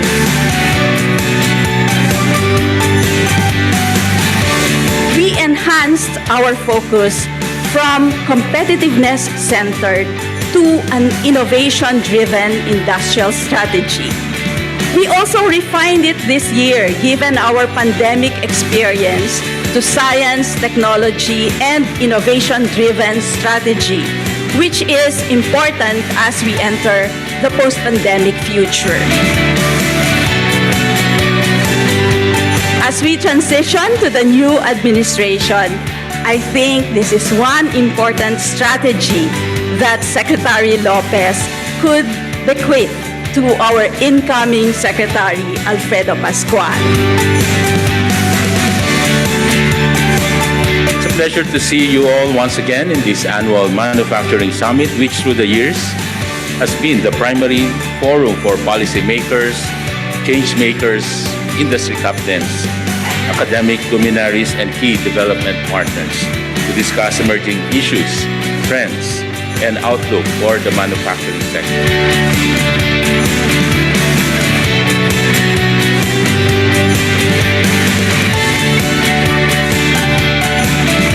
And so to me, our theme this year is the convergence of all previous summits combined. Our goal is to discuss how we can revitalize enterprise development and expand job creation in the sector in the context of a post-pandemic future, while harnessing innovation to secure resilience and agility of the sector.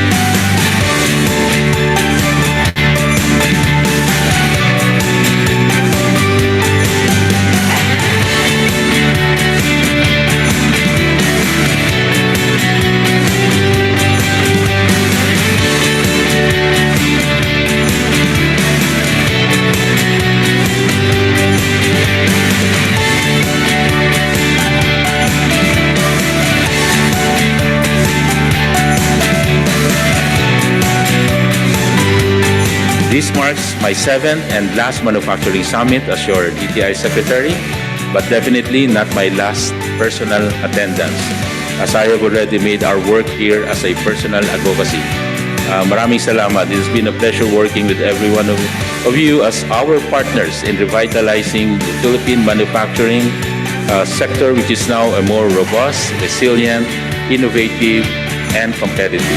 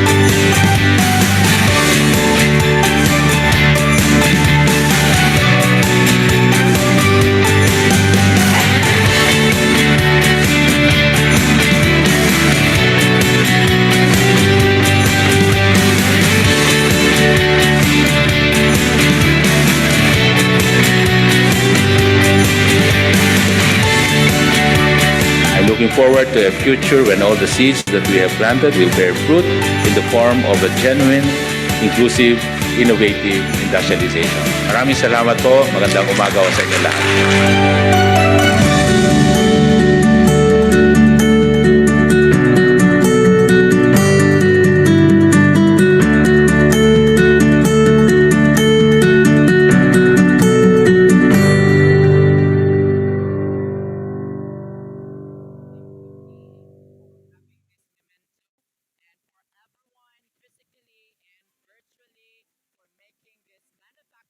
Summit 2022 a huge success and memorable to all of us. Before we part ways, we have some reminders on the screen. And let me read you some of these. Kindly scan the QR code that takes you to the client satisfaction survey form. For our online participants, the feedback form will be flashed by Zoom after this event. Its link is also provided here at our chat box. And we would appreciate if you could answer our short evaluation so that we may improve and provide you better future events like this Manufacturing Summit.